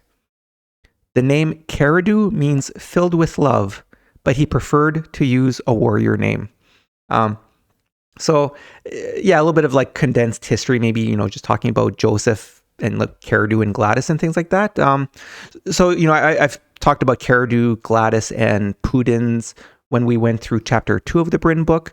But just one thing to note here. So I'll just go to the previous page. So in chapter 2 of the Bryn book, it refers to Gladys being the daughter of Kailedy. So I don't know if this is a typo here where it says here in passage 19, he converted Gladys, sister of Kailedy, who married a Roman. And then like the Roman here is Pudens because it says, Gladys who married Pudens, a Roman.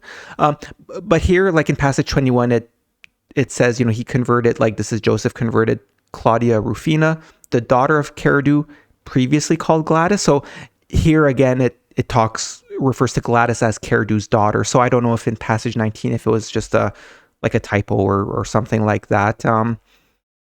But yeah, like I mentioned before, we read through these passages here where it says Joseph Edwin was related to Amalek. That might be one of the reasons why Joseph decided to go to Britain, because, he had he knew of people in Britain and had a close relationship with some of the nobles or royals or, leaders in Britain. So that might have been one of the reasons why he went to Britain, in addition to it being outside of, Roman control at the time. And just the last thing I wanted to note here before we move on is, here in terms of, like I mentioned before, that Joseph Edwin, I said, refers to Joseph of Arimathea. It's through, passages like this where it says Edwin was buried in a shirt of fine linen, which he had worn when burying Jesus. So that's where we know it's Joseph of Arimathea. And I don't know if maybe this passage here, I don't know if it means that Jesus was buried in Britain, which could have been something that Joseph would have done because, like we talked about in the previous video where we went through those latter chapters of the Gospel of the Kailedy that talks about what happened on the day of Jesus's crucifixion there, where, like we discussed, Jesus seems like he was not actually dead when he was handed to Joseph after being on the cross. But like we talked about in the previous video, it seems like Jesus may not have lived that much longer after the day of his crucifixion because of, potentially the injuries he sustained when he was abused by the Roman soldiers before he was fastened to the cross. But anyways, like those sorts of details, that's for us today, it's not that important, like whether Jesus is buried outside of Jerusalem or somewhere in Britain. But yeah, it's just, it's kind of interesting where it's like, oh, was Jesus buried in Britain? It's hard to say. And yeah, I just want to make a note that, like I said, it's not important to us today whether Jesus was buried outside of Jerusalem or in Britain. And the reason I want to mention that is I think for a lot of people today, this idea of where Jesus was buried would be like, oh, it's such a big deal and it should be considered a holy place and people should go and worship. And it's like, when we read through Jesus's personal books and more about just the meaning of life and things like that, I think Jesus would agree. He was just like, that's just his material body, whether it was buried here or there, shouldn't cause it to be a place of worship or things like that. Like, we'll talk about that when we go through the chapters about God, heaven, our souls, the meaning of life and all that. But and like Jesus' personal books, which will be coming up soon in videos 15 and 16. But that's the thing. I find that's a good example of just how when you really study the knowledge and wisdom in these sacred writings, it really goes to show just how the way that we view things today and spiritually versus how we should be, there's actually a pretty significant shift that we need to do. Because like I said,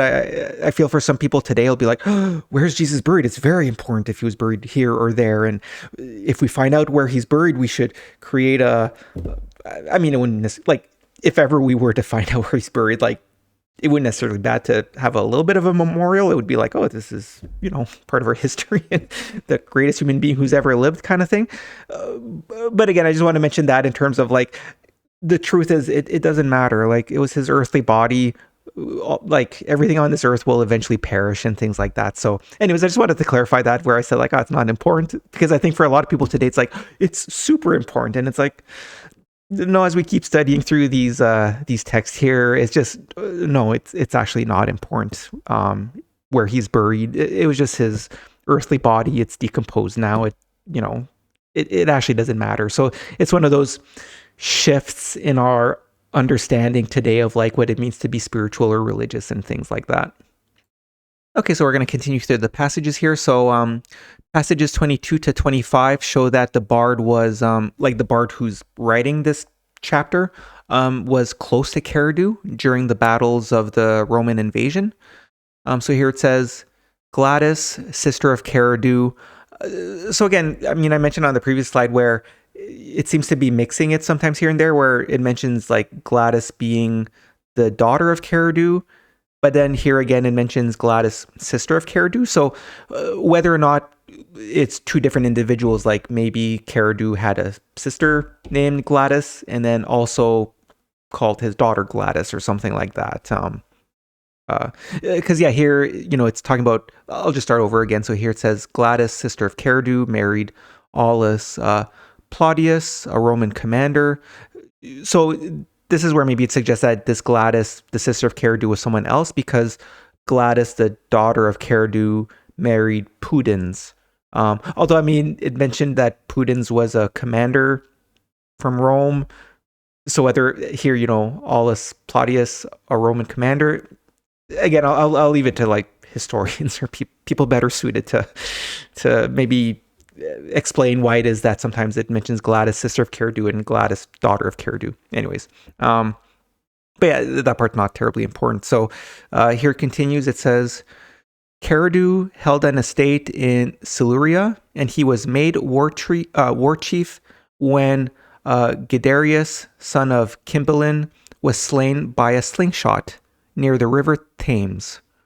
In the year 59 of our Lord, the British rose up Tinderwodika, the horse fighter, who died nearly 3 years later when Gulgaze became war chief.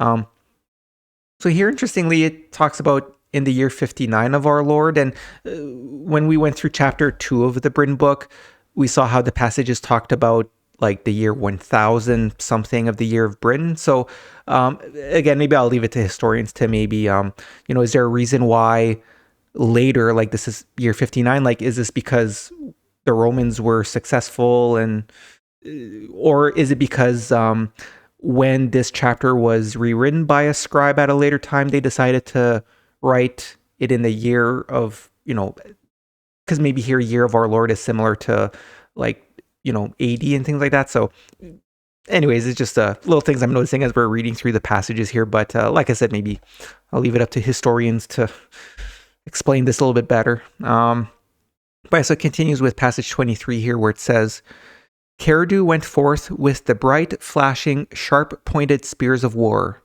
Bards, renowned judges of excellence, sang his praise.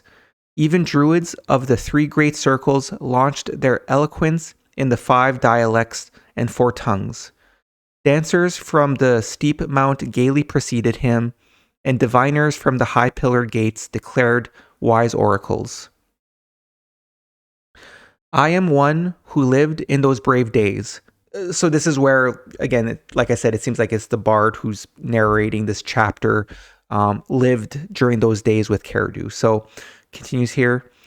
It is my right to be the master singer, for I stand in the last line of blood from the golden, strong-armed kings of old. My father's father was a bard of the high enclosure, prince of the true tribe, high caller of the Kimwi, a giant of song, born of melodic race, light-tongued, harp-voiced. Well fitted am I to sing Kailedi's praise, accepting great Kailedy and the all-seeing diviners of the land, and sagacious druids of the fine-woven gold chains, and chiefs of the splendid wars. I am first above all to open his mouth in honor. He honored all blue-gowned bards, singing bards of the land, guardians of the storehouses of winged words, Guests such as I were never wanting for provision while Kailedy reigned, a high king over the wide land of heroes. He paid them well in sleek, fleet-limbed coursers, chasers of the wind-borne hare. So next, passages 26 to 36 speak about those in Britain who kept these writings, and it talks a little bit more about the old Druid beliefs. So here it says, the valorous Druids, feared by foes, the flowing-robed judges of disputes, said, let songs be composed with melodious refrains to praise the savage subduing heroes. The power of the bard is in the uplifted shield shaking before the tumult, high riding on the battle leader's shoulder. It is in the quivering hair crouching in the bracken-buried hollow. It is in the soft, sighing promise of fair-skinned maiden. In the finely shaped form of the terrible spear blade. In the bright-bladed sword clashing in the heat of the conflict. In the homely, comforting abode of the family. I have sung my last day. The wonder days have gone and strangers walk the land. The high-hearted bards have gone to their rewards, and the diviners' mouths have been sealed. Now it is the fashion to hear the babbled words of Brandigan of Walsulgo, which stand before the resounding halls by the stream of sorrow at the very gates of hell. The purifying Kolbrin fires remain as transmuters to heaven. Happy is the flame-born one. Our fathers of old believed that fire was a form of creature which had to be fed with fuel, given share of the food, and in stressful times, the sacrifice of a human. They who read the flames and embers are no longer with us, for they have been supplanted by the omen readers.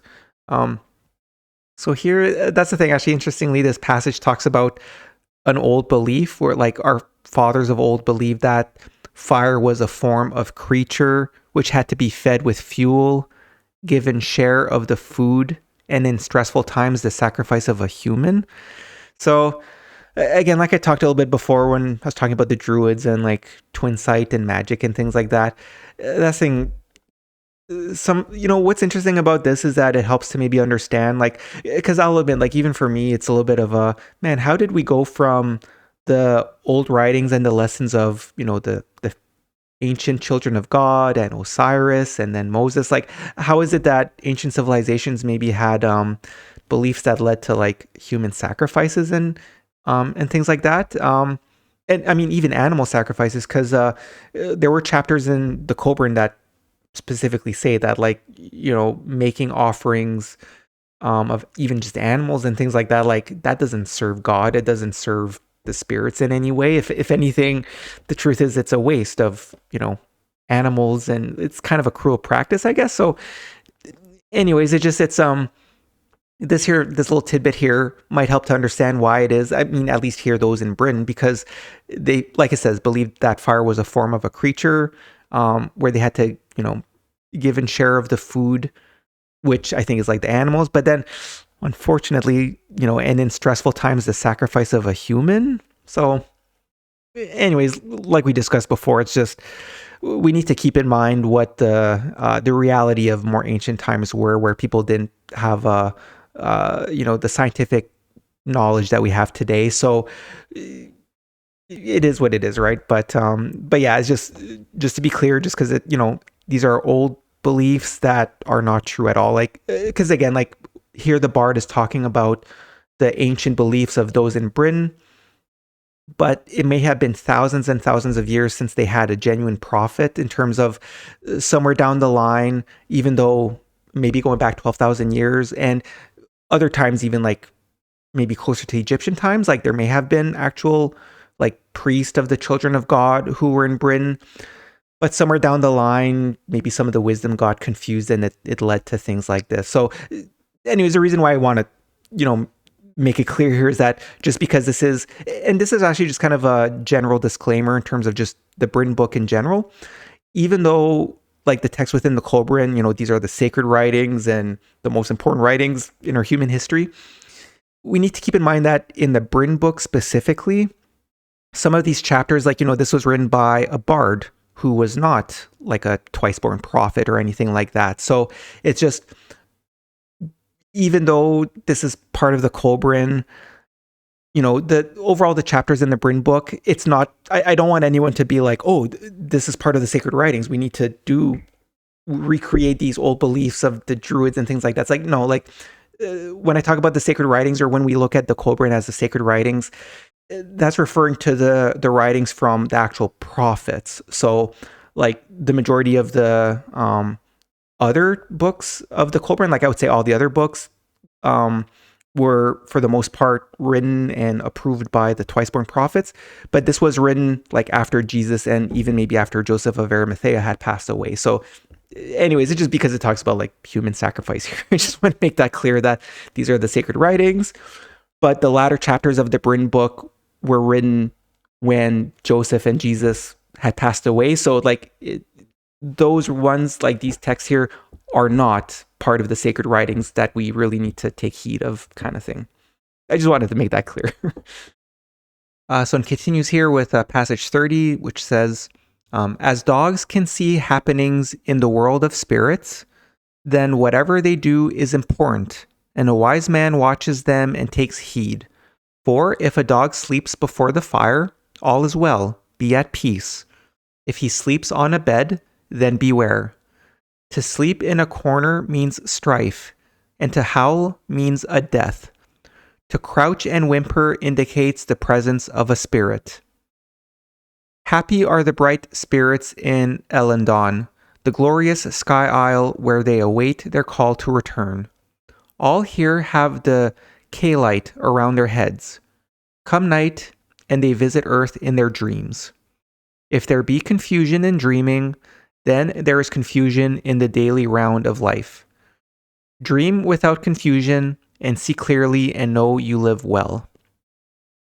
Seek not to dream through the spotted elfin cap, though it give enormous strength, visions and the gift of prophecy. Do not dream with the dung child, as did the seers of olden times. Do not look through the window of the egg vessel.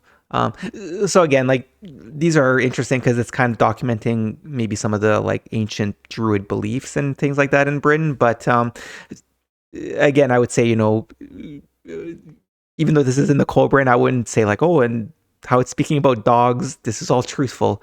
These were maybe just more superstitions and things like that. It continues here. These things are forbidden to you, nor may you consult the three-bound maiden who, in truth, is the viper-blown Glanid. That which was done on the high night of summer shall be done no more. Gems from the serpent must not be sought, nor may you follow the swanship, though that which it bears within itself may be yours. Even so, it is unwise to bring the majestic sun down to incarnate in stone. Know the secret of the sonship, and all wisdom will be the reward. Seek it at Carlin. Those worthy ones who could drink from the Gloryglian are no longer a voice for the land, but there is a new chalice at the well. The phoenix sleeps in the holy hole of Carperl. If a man would know the mystery of life, the secret of these things, he must climb the mountain of tears in the vale of the dead, at the trysting place of the sun and the moon chalice. Thence must he go to the place of Brandigan, following the path of mysteries. If he does, by the wanderer's way, he is lost. So next here, these are the last two passages of the chapter, and actually these I find to be quite interesting, especially when you think about like the legend of the Holy Grail and things like that. So we'll read through these first. It says, "The secret of Duiva is known to the knights of Carwydrin, who sit within the sacred circle. They fight the never-ending war with the powers of darkness. It is victory in the conflict of the soul, which entitles the warrior to drink the cup of immortality. The knights of Carwydrin seek in a never-ending quest. The wisdom of the way by which knights and their ladies live is, let men follow the natures and ways of men, and women follow the natures and ways of women, and let each serve the other rightly. The heart of Britain is the moon chalice, which was brought here by the hands of the chief of the Cassini. He came shipborne to Raphenia, which is by the Mount of Lud, against Ardmole. Passing Innsbruck, he came to Itene, where he hid the treasure in Trebthu. It was not captured, as men say, nor could it decay. In fullness of time, it came to Carguin. There it was kept secure with the Grail stone and the ever-virgin vessel which was brought down the rays of the sun. Thus it was that these treasures of Egypt came to Britain. This was the secret of Britain. So I underlined a few things in these passages. So, I mean, I think the obvious one is like, here it's talking about the heart of Britain is the moon chalice. And then here it says there was kept secure with the Grail stone and the ever-virgin vessel which was brought down the rays of the sun. So like that's the thing, these two, like Grail stone, moon chalice, I think those are very similar to, similar to the Holy Grail, although like the Holy Grail is more specifically the, the cup that Jesus drank from, which for those who maybe remember, like the very last passage of the Gospel of the Kailedy, which we read in the previous video. And I think actually, I do include it, which like in the closing slides for when we finish this video. There's still quite a bit to go through, but we'll go through those later. But anyways, like that's the thing, even though the Holy Grail is known as like the chalice that Jesus drank from, these passages here, like the moon chalice, which was a different chalice, and the Grail stone, like I'm quite sure that these could have been in part what led to the what we know today as the Holy Grail. But the other part that I underlined here is that one thing to keep in mind at the beginning here, where it says like the secret of Dweeva is known to the Knights of Carwydrin. Again, like the Knights, and in Arthurian legend, there's the Knights of the Round Table who were kind of, related to the Holy Grail and things like that. But the important part is here where it says like who sit within the sacred circle. They fight the never-ending war with the powers of darkness. It is victory in the conflict of the soul, which entitles the warrior to drink the cup of immortality. So this is symbolism where it's like when it talks about immortality, it's talking about how if you like, it's victory in the conflict of the soul, as in like, life's a journey. We have to like live a certain way to make it so that our soul then becomes worthy of eternity in the light side of heaven. So that's the thing. It's not like we believe in the legend where it's like, oh, if you were to drink from the cup that Jesus drank from, it'll give you eternal life. It's like, no, it's the victory in the conflict of the soul, which entitles the warrior to drink the cup of immortality, in terms of if you live as you should, and the conflict of the soul, which is like living here on earth kind of thing. It's like it's victory over that entitles you to the cup, drink from the cup of immortality, right? So that's kind of the symbolism there. But further than that, so kind of going back here to the last passage, so a few things here. So here in the middle, so I didn't underline this part, but here when it talks about like the moon chalice, it says later here, it was not captured, as men say, nor could it decay. So you think like, oh, why can't it decay? Like if it's a material thing, inherently over time, it would decay. I think it's because the idea is that the real treasure, like I spoke of a few times, it's the knowledge and wisdom. So that's the thing. I think that's why like it can't decay. It's like it's the knowledge and wisdom. So as long as you maintain the sacred writings and the knowledge and wisdom, like that can't decay, right? Like as long as you maintain the truth is the truth. But also here, the last part that I underlined where it says, thus it was that these treasures of Egypt came to Britain. This was the secret of Britain. So, most of the books of the Kolbrin, like I would say like 2/3 of it in terms of the number of pages, are from what's known as the Egyptian books.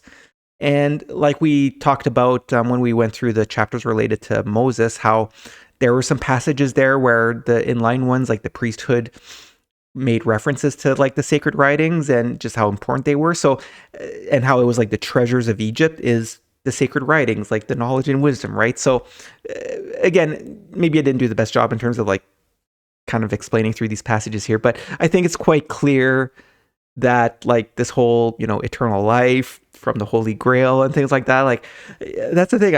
I know it's a huge claim to make that these texts within the Kolbrin is the Holy Grail, but at least in terms of like the way I like to put it is that to take a step back at the legend of the Holy Grail, I like to simplify it and say it's because the Holy Grail is known as the cup that Jesus drank from.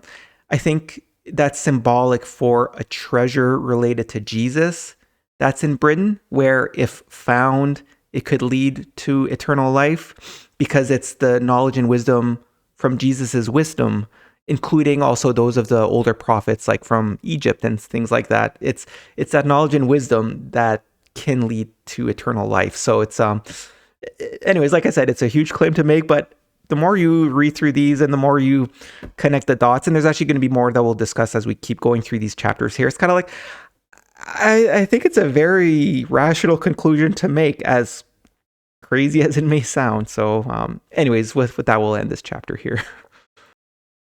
Okay, so now we're going to read through chapter 6 of the Bryn book, which is called The Writings of Emris Skinlaka. So this is actually a fairly long chapter, which is about Joseph of Arimathea, and it seems to include a lot of his teachings. Like I mentioned a little bit earlier in this video, it does seem as though Joseph was an actual prophet as well. So he was very in line, very wise. Now, obviously not to the same degree as Jesus, as we'll see when we read through this chapter here. But yeah, there's a lot of really good wisdom in here, so I like this chapter. Now we'll start with passages 35 and 36 because I just want to show that it's fairly clear that when it talks about the master with a lowercase m, it's talking about Joseph, since we'll see that he refers to the staff that sprouted, the Glastonbury thorn. And we also see in this passage that Joseph labored and really put himself in danger to establish the truth in Britain. So here, starting with passage 35, it says, "The king had imprisoned one of the master's followers, and when the master sought the king's ear, his retainers drove him off. He returned, but this time they turned loose the hunting dogs upon him. The master stood firm and made no move, saying in his heart that if God decreed that the hounds should maul him, so let it be. The hounds stopped before him and refused to obey the urgings of those who trained them. This filled the heart of the king with wonder, for he knew the nature of the dogs of Britain, and he released the prisoner." So, as we just read in the previous chapter, we saw that like the Celtic people and the Druids did have some beliefs, including with dogs. So, it's a little bit interesting here where he says, for they knew the nature of the dogs of Britain and saw it as a sign that they didn't maul Joseph. But yeah, as I underlined here, where it says, like think of this in a very realistic perspective. So, one of Joseph's followers was held captive by the king. Joseph was a good person, wanted to just go talk to the king and be like, "Hey, can you release my friend there?" Because whether or not that was like one of his followers who were like a convert from in Britain, or if it was one of his followers that came with him from Jerusalem, right? But the part I underlined here where it says, "The master stood firm and made no move, saying in his heart that if God decreed that the hounds should maul him, so let it be." This really shows Joseph's character there. That's saying he was referred to as the wise commander. He was a military man too, and when he was younger. So it really shows his stature that, I don't know. I just like putting myself in his situation where he's just there. These dogs are coming. He's like, okay, if this is what God decreed, then let it be. So anyways, it's just, I like this one because it really shows his character, and how fortunate we are that he's the one who inherited the ancient books from Jesus. He really was the man for the job. So it continues here with passage 36 where it says, "It was at this place that the master was challenged to produce his God. They said, 'Though you decry our images, yet do we have likenesses of our gods, while you lack even this. Your words are no more than puffs of wind.'" So the king talking to Joseph like this is similar to in an earlier chapter where it talked about what happened during that conclave between Joseph and the king and the chief of the Druthan. And then here it continues where it says, "The master said, These are the words of the report. To few has the arm of God been revealed. Did it not shoot up before your eyes as a sapling from a staff? And did not the withered staff take root in alien soil? Even so will it be with my words. So, as I underlined here, I think this is a fairly apparent reference to that holy hawthorn, or like the Glastonbury thorn, that we read in a previous chapter. So, anyways, I guess this is just to show that it really does seem as though here the master in this chapter is Joseph of Arimathea. So now we're going to go back to the first part of this chapter. So the initial passages discloses that Joseph, the master, again with the lowercase m, was a soldier at one time. Where, like I just mentioned, this is aligned with the Kailedy, where Joseph is referred to as the wise commander.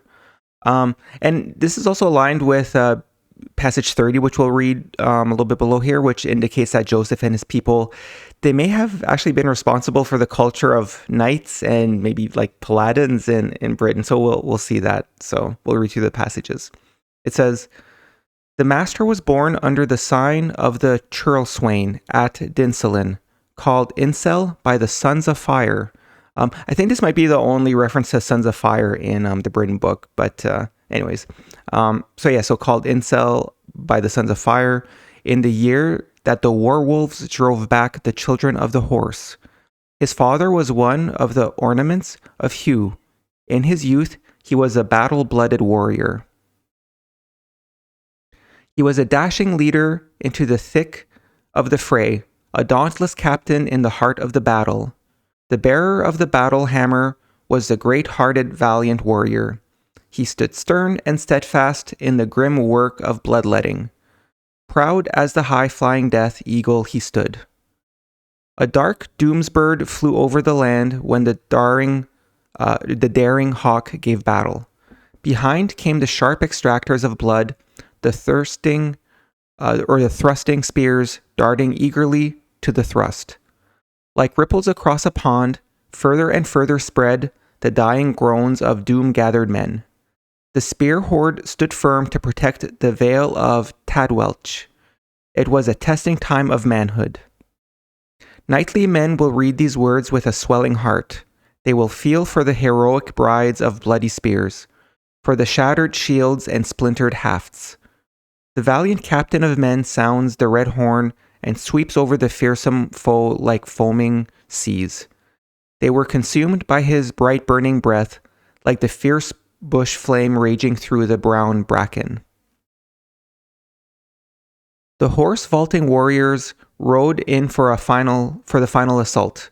The patron of the blue-bound bards swept the foe before him. Raising the red shield, holding high the sharp slashing sword, and jeweled with the ruby-red blood of warriors, it was a proud day for the ruler of the battle, the leader of strong, mail-clad spearmen, the scion of an illustrious race. Only real men know the exultation of victory. They cheered the battle chief, irresistible in the war rush. His spears dismayed the bloodthirsting, frightening foreigners. He wielded the dreadful blade of battle, which tested the manliness of men. Those were brave days. Now, only mean-minded, faint-hearted buffoons lampoon the heroes of renown. Where are the manly men? Where the chaste ladies? We were blameless for the outflowing tide of blood and entitled to the peace of the plow. The reward of the warrior is the tranquility of old age. The pillar of battle, whose hands once wielded the hard, down-slashing swords, the dragon chief, is due the peace of aged infirmity. If he is found among the gentle women, is it of any account? For he has established his manhood before men. So those initial passages from this chapter, I mean, like I said, like it becomes quite clear that the majority of this chapter is about Joseph of Arimathea, and like I mentioned, he was known as the wise commander. So I'm not sure if these are talking about like Joseph in a bit of a legendary way because of like to just talk about how he was, in his youth and early adulthood before he became a wise member of the council in Jerusalem. Or is this kind of so yeah, it's a little bit hard to tell. Is this talking specifically about Joseph, or is it talking about just kind of the warriors of old and things like that? But then, yeah, so then we'll just skip ahead, and I included passage 30 here, where it says, become paladins among the people, making the words of these writings the cause you serve. The inspiration is divine, but the medium is human. In the past, the pure light of truth was concealed from the multitude of the people in riddles and a fog of jargon. Parables satisfied the people's understanding. Religion degenerated because in its higher aspects it was not understood by the mass of the people, and there was a fear of casting pearls before swine, hence the mysteries and the need for ceremonial, images and symbols. People more readily worship representations of God because they cannot comprehend him and shirk the effort of trying to. God cannot be represented by things of this world to the understanding of the aristocratic soul. So now here, like a little bit, I mean, paladins, like I know of that in terms of just from video games sometimes, some of the characters you can play sometimes. So like a paladin, at least maybe there's a bit more that a historian can say from a historical context, but it's kind of like a knight, but who's also like very religious kind of thing. And you kind of see that from these passages here where that's the thing. I feel like this is definitely either from Joseph or from those who were with Joseph, because like we had discussed earlier in this video, it became quite clear that, and actually we'll see it very much in some of the later passages in this chapter as well, there were a lot of idol worshippers in Britain. So that's the thing here where it says, and there's this reference to casting pearls before swine, which is in the New Testament Gospels. But anyways, here, like it says, people more readily worship representations of God because they cannot comprehend him and shirk the efforts of trying to. And, you know, God cannot be represented by things of this world. So that's the thing. Like, this is clearly from, like, the wisdom from Joseph or those who were with Joseph.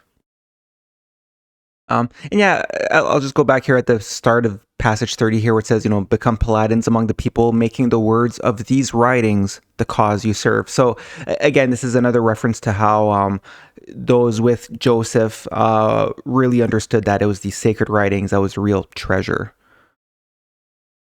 So next passages 8 to 11 begin an interaction between Joseph and the Druid king. And it also appears that Joseph may have completed the twice-born ritual. So like I mentioned before, we'll see that in the passage here where it says, "Thus spoke the master in the court of the king. I am a man who has never shirked his duty. I have stood fast in the fray. I have struck many a mighty blow. Am I any less qualified to speak on things of the spirit because I was what I was? I have stood at the gateway of the grave, and I have slept the sleep of inspiration. As my arm weakens, my spirit strengthens. I am no longer a man of war, but a man of peace. But let no man say before me that I am a shirker at the manly test. I am no lesser a man now. Hear my words, and let your heart judge." So you hear the part that I underlined where it says, "I have stood at the gateway of the grave, and I have slept the sleep of inspiration." I think that's a fairly definitive reference to him having accomplished the twice-born ritual. So actually, it'll be in the very next video. In video 14, we'll go through the chapters of the Kolbrin that talk about the twice-born ritual. And it'll include some passages from Jesus, which where he speaks a little bit about, because, I mean, Jesus also would have accomplished the twice-born ritual. So like I said, I guess I just want to make it clear that like Joseph really does seem as though he would be considered like a genuine prophet, similar to a lot of the more ancient prophets spoken of in the Egyptian books of the Kolbrin. And the other part about this passage here is that, like, it seems as though, I mean, I guess two things. One, it's very apparent that, like, here Joseph is talking about how he used to be a brave warrior, right? He's saying, like, I have struck many a mighty blow. And then in terms of, oh yeah, and here, like, as my arm weakens, my spirit strengthens, like, I am no longer a man of war, but a man of peace. So yeah, it's this kind of all aligns with him having been quite the warrior. before, because at this point he was older and things like that. But the other part is that, that's the thing. It really seems as though Joseph may have been like the perfect person to go to Britain and establish himself, because it seems as though maybe from the Celtic people there was a bit of a lot of merit given to like those who are brave warriors, but maybe there was a bit of a separation between those who are warriors and those who are kind of the more spiritual people. But here he says, am I any less qualified to speak of things of the spirit because I was what I was? In terms of like, he used to be a brave warrior, but now he's a genuine spiritual, prophet in this case. So I just wanted to point that out. So we'll continue here where passage 9 says, if a man followed a sunbeam to its source, he would find the sun. And likewise, if he followed his mind, he would find the divine source from whence it came. From the high God flows the inspiring spark in men, which kindles the flame of wisdom, truth, and goodness. So again, it's a bit of an analogy here where it's like if you follow the light to its source, like from the sun, you'll end up at the sun. But then if you follow the mind, so that's saying when we read through more chapters about our soul, and when we read through Jesus's books, in particular the book of Lucius, he talks a lot about the mind and how the mind is essentially it's like it's related to our soul. So then if you follow your mind, then you'll find God like at the source, or maybe a little bit more specifically like the Holy Spirit. Because that's like we'll see when we read through those chapters that there's it's actually really good to like kind of differentiate between God and the Holy Spirit. Passage 9 continues here. Likewise does the mind project its thoughts and plans, which are given form when expressed in words. When a man's thoughts come from a spiritual mind, they reflect the nature of the spirit above all spirits. When they are stimulated by desires, feelings, and urges, they reflect only the influence of matter on mind. Individual man is not a separate being cut off from all others, living isolated in his own enclosure. All things are in unity, and the thoughts and feelings of others, living or dead, pass through men like water through the gills of a fish. No man is cut off from the free flow of life, which purpose is to bring forth new forms of life, absorbing the old and outworn and replacing it with the new. Have faith, for this is the child of study and diligence. If, however, adopted by credulity or apathy, it becomes a useless thing. Faith is not an excuse, but an expression of hope. If made the refuge of the gullible, it is a thing of little moment. Faith is the spear of the wise and the crutch of the foolish. So here we'll just skip ahead to passage 43, which also alludes to how Joseph and possibly Jesus as well may have actually traveled to Egypt to perform the twice-born ritual. So here passage 43 says, a man wishes to know what the land of Egypt is like, but does not wish to endure the discomforts and dangers of the voyage. Yet, when others who have made the journey tell him about it, he says, I will not believe this until I have seen it with my own eyes. So there is only the choice of making the voyage or accepting the word of those who have done so. None can justly say, because I have not seen it for myself, because I decline to face the dangers and discomforts, the place does not exist. So that's the thing. It's not, maybe this could just be a saying. Like I would imagine that maybe at the time, like maybe even in Britain and in Roman territory, like they would have known about the mysteries of ancient Egypt. So maybe there was a bit of a, maybe it was more of a saying in terms of, like a man wishes to know what the land of Egypt is like, but does not wish to endure the discomforts of the voyage. That's the thing, but it could imply that him, and then likely Jesus too may have actually like traveled to Jesus, because like we'll talk about in the next video about the twice-born ritual. I think one of the more apparent areas, like there would have been more than one temple where there was the things you need to do to complete the ritual, as we'll talk about in the next video. But there's what's known as the Osiris shaft that will mention in the next video, at the Giza Plateau, which is actually like in between the main pyramid and the Sphinx. It's kind of a hidden chamber. It seems as though that's a fairly, like I said, I think it's pretty obvious that like that would have been maybe one of those areas that someone would undergo the twice-born ritual. So anyways, I don't know if here like where Joseph makes a reference to traveling to the land of Egypt, or, is he just saying it as a saying, or did he and Jesus actually travel there to perform the ritual?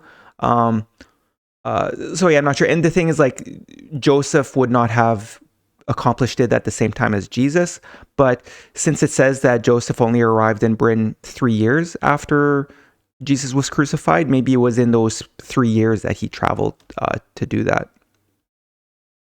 So passages 12 to 16 have Joseph as the master, telling a story that he learned from a great teacher.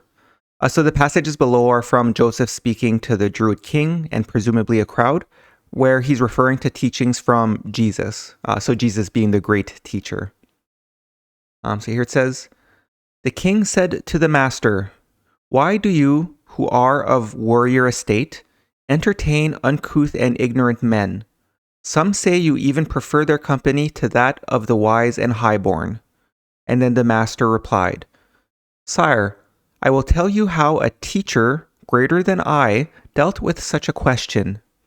In a land across the waters, a wealthy man gave a feast, to which this great teacher was invited. As was the custom there, outside the feasting place was gathered a motley crowd of hanger-ons, drunkards, thieves, deceivers, and harlots.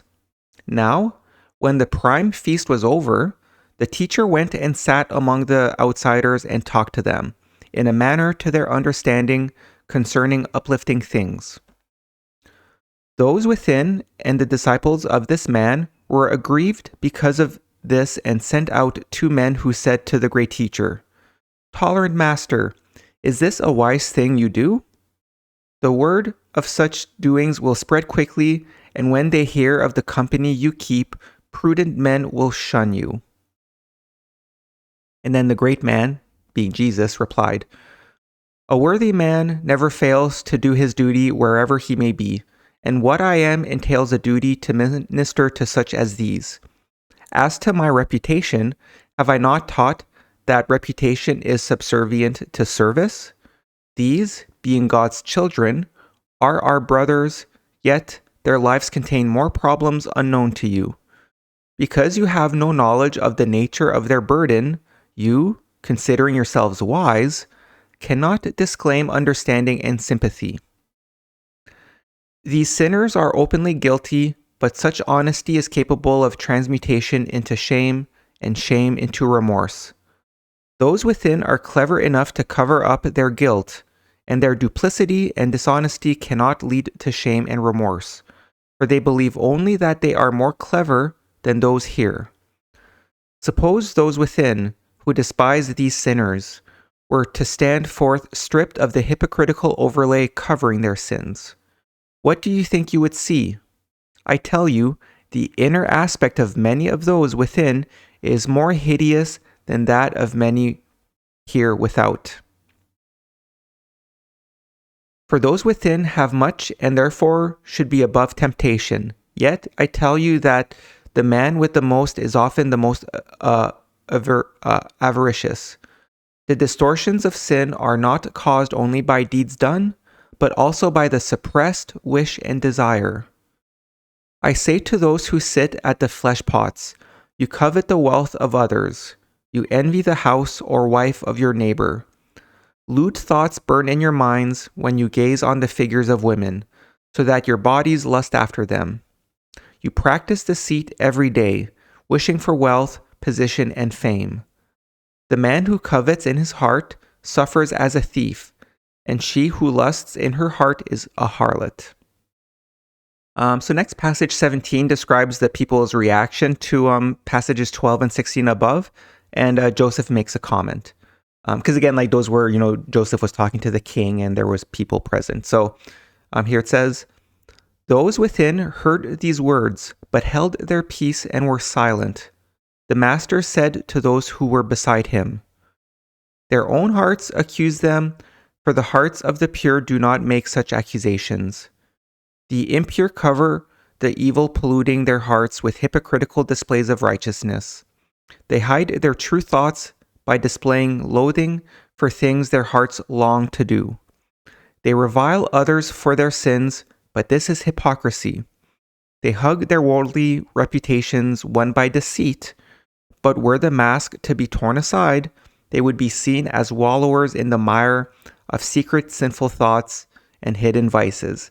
So here, essentially, it seems like Joseph's pointing out that those who were with the king, like maybe especially those who were considered like the highborn ones or the nobles, it was kind of a similar situation to what we read in passages 12 to 16 that was talking about like Jesus back somewhere in Israel, where it's kind of the same thing, right? Like Jesus was noted to be talking with sinners and beggars and things like that outside of a party or of sorts where there was like a lot of highborn people.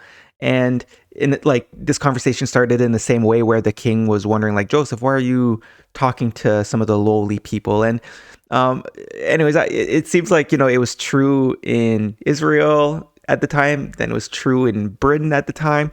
And I would say it's very much true today. Like just a note for like everyone who's in positions of power or are wealthy or have inherited titles. Like I feel like for a lot of the people today who see themselves as being above the lowly people, here it says, you know, they hug their worldly reputations won by deceit, but were the mask to be torn aside, they would be seen as wallowers in the mire of secret sinful thoughts and hidden vices.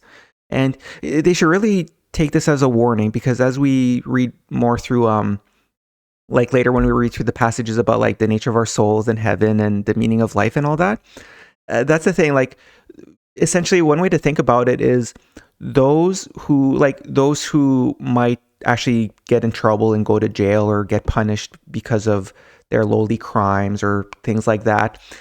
It's like, even though they're also sinning, they're making recompense for their sins while on earth, right? Because they're undergoing a punishment.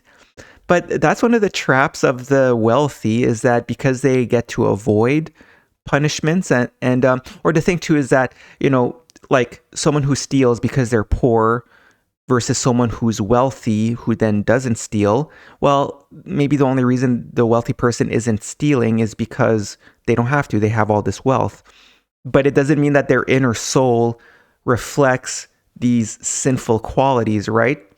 So that's the thing. If their soul is still holding on to those sinful qualities, then after death on earth, they're going to have an affinity with the dark side of heaven. And Jesus also warns that like those who, that's why hypocrisy is seen as such a vile trait and things like that, is because those who avoid punishment through hypocrisy and things like that, it's just all will be revealed on the other side. So anyways, it's just something to point out that I think this very much applies to the wealthy and powerful today who see themselves as being above everyone else. It's like, no, if anything, those are the people who are most at risk of having a really bad time on the other side. But yeah, I mean, I'll just go back here because, yeah, Jesus does a better job explaining it here. Just as an example here, so in passage 14 where Jesus was saying, these sinners are openly guilty, but such honesty is capable of transmutation into shame and shame into remorse.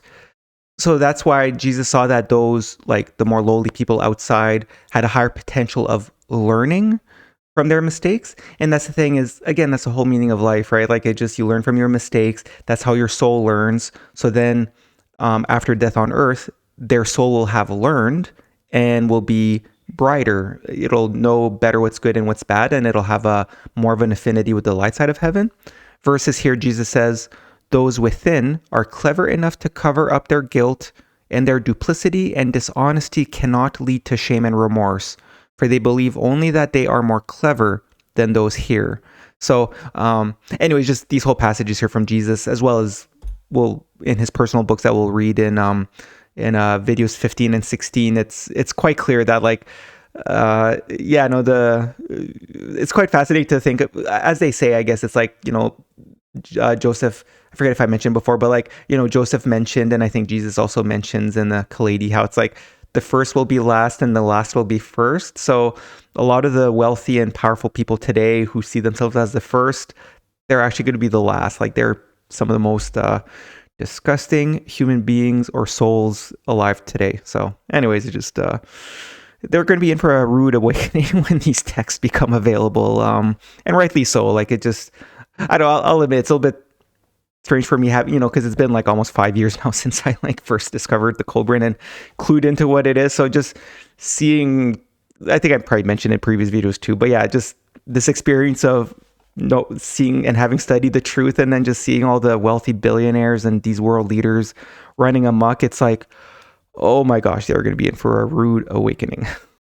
So next we'll move on here where passages 18 to 23 continue, where Joseph teaches people who are noted to be worshiping wood and stone idols. So it says here, one day the master went to the encampment of the idol worshippers and said to one there, "Why do you worship images of wood and stone?" And then the idol worshipper replied, "So that it will provide me with food and shelter and keep me from harm." And then the master, Joseph, said, "How can it do this when it cannot even move of itself?" And then said the idol worshipper, "Whom do you serve?" And then the master answered, "I serve the great God above all gods, who can feed his worshippers everywhere." And then said the other, "See now, your actions contradict your words, for if your God is everywhere, why have you left your home beyond the great forest to wander here?" And then the master replied, "I am not here to serve God alone, but also to serve you. I bring wholesome fare as a gift of comradeship." Wayfaring with some way-tamers, the master looked into a pool with all its life and said, "What an imagination God has." I like this first part of passage 19. I'm just picturing like Joseph, he's known as a wise commander. He had quite a life as a warrior before, and then was the wise member of the council in Jerusalem, and then helped orchestrate the events of Jesus's crucifixion. And now he's in Britain.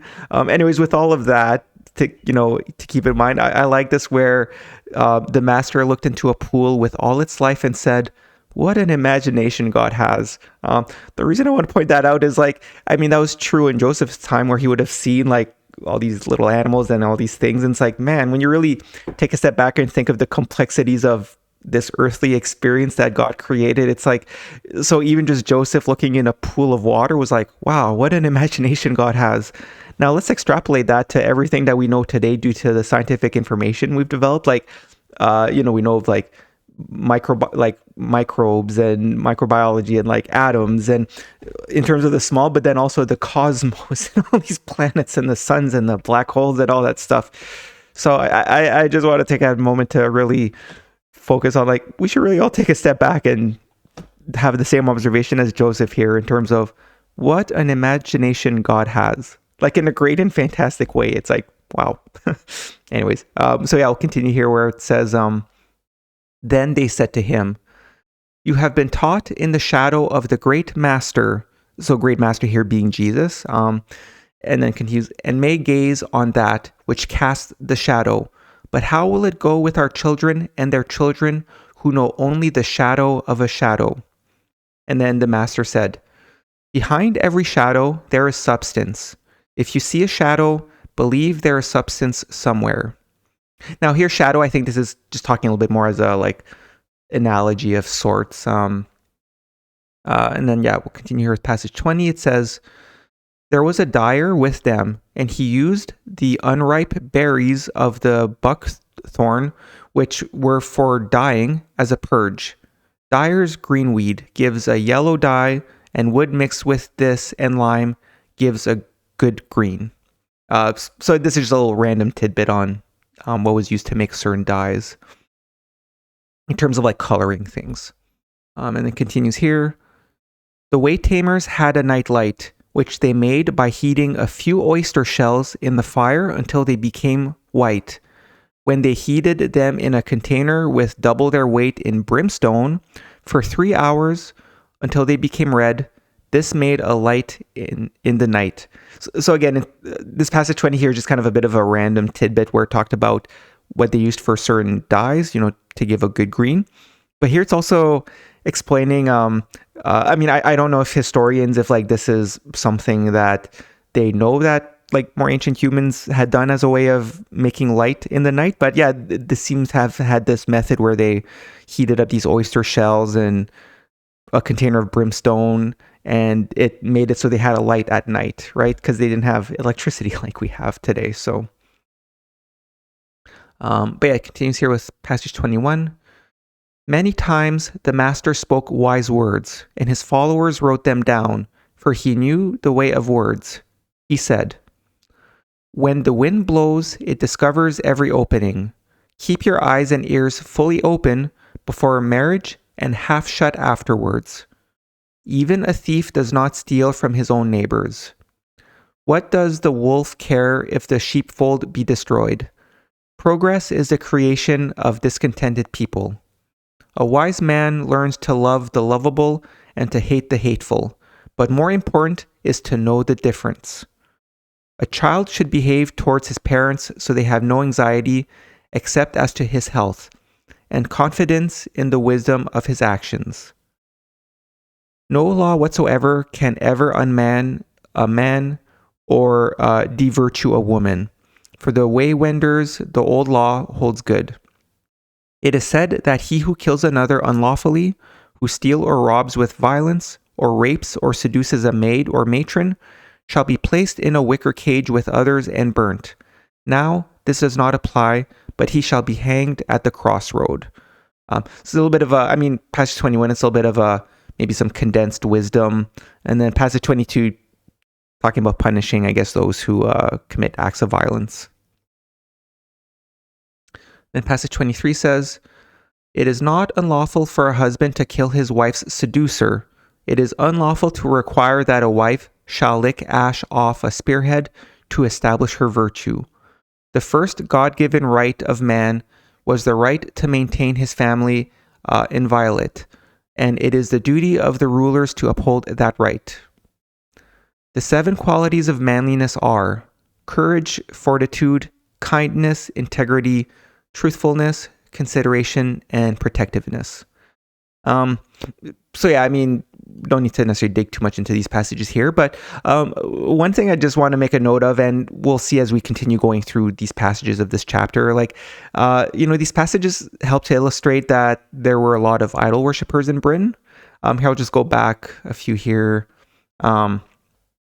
Especially here, like passage 18, we won't go through it again, but this has the conversation between Joseph and an idol worshipper. Let's go back to my note here. So anyways, I guess the one thing I want to point out here is that, at the very end of chapter 25 of the Gospel of the Kailedy, which we read in the previous video, it did mention how Joseph had brought with him a clay cup that was used by Jesus, that he had cast in silver, and he brought it with him in Britain. So that's the thing. Sometimes you have to read between the lines when studying these scriptures, and I think it's fair to say that like Joseph may have used Jesus's cup, like either Joseph or followers during a later period of Britain, they may have used Jesus's cup as a means of converting idol worshippers or as a way of creating a religious experience for them. So again, this could be why there are mythical legends about the clay cup used by Jesus. But again, like I mentioned earlier in this video, there might be some truth in how there's a treasure from Jesus in Britain that, if found, will lead us to eternal life. But the treasure is his teachings, not like a materialistic cup or anything like that. So passages 24 to 26 continue discussions between Joseph and those who were worshiping idols. And we'll see how Joseph helps to explain that the inline ones do not follow a path of moderation. And actually, I really like this discussion here. So it says, "A stranger accosted the master and said, 'I don't like your methods.' And then the master answered, 'Is that so? Well, actually, I am not too satisfied with them myself. Tell me, how do you inspire men to live in harmony among themselves?' And then the stranger said, 'I don't.'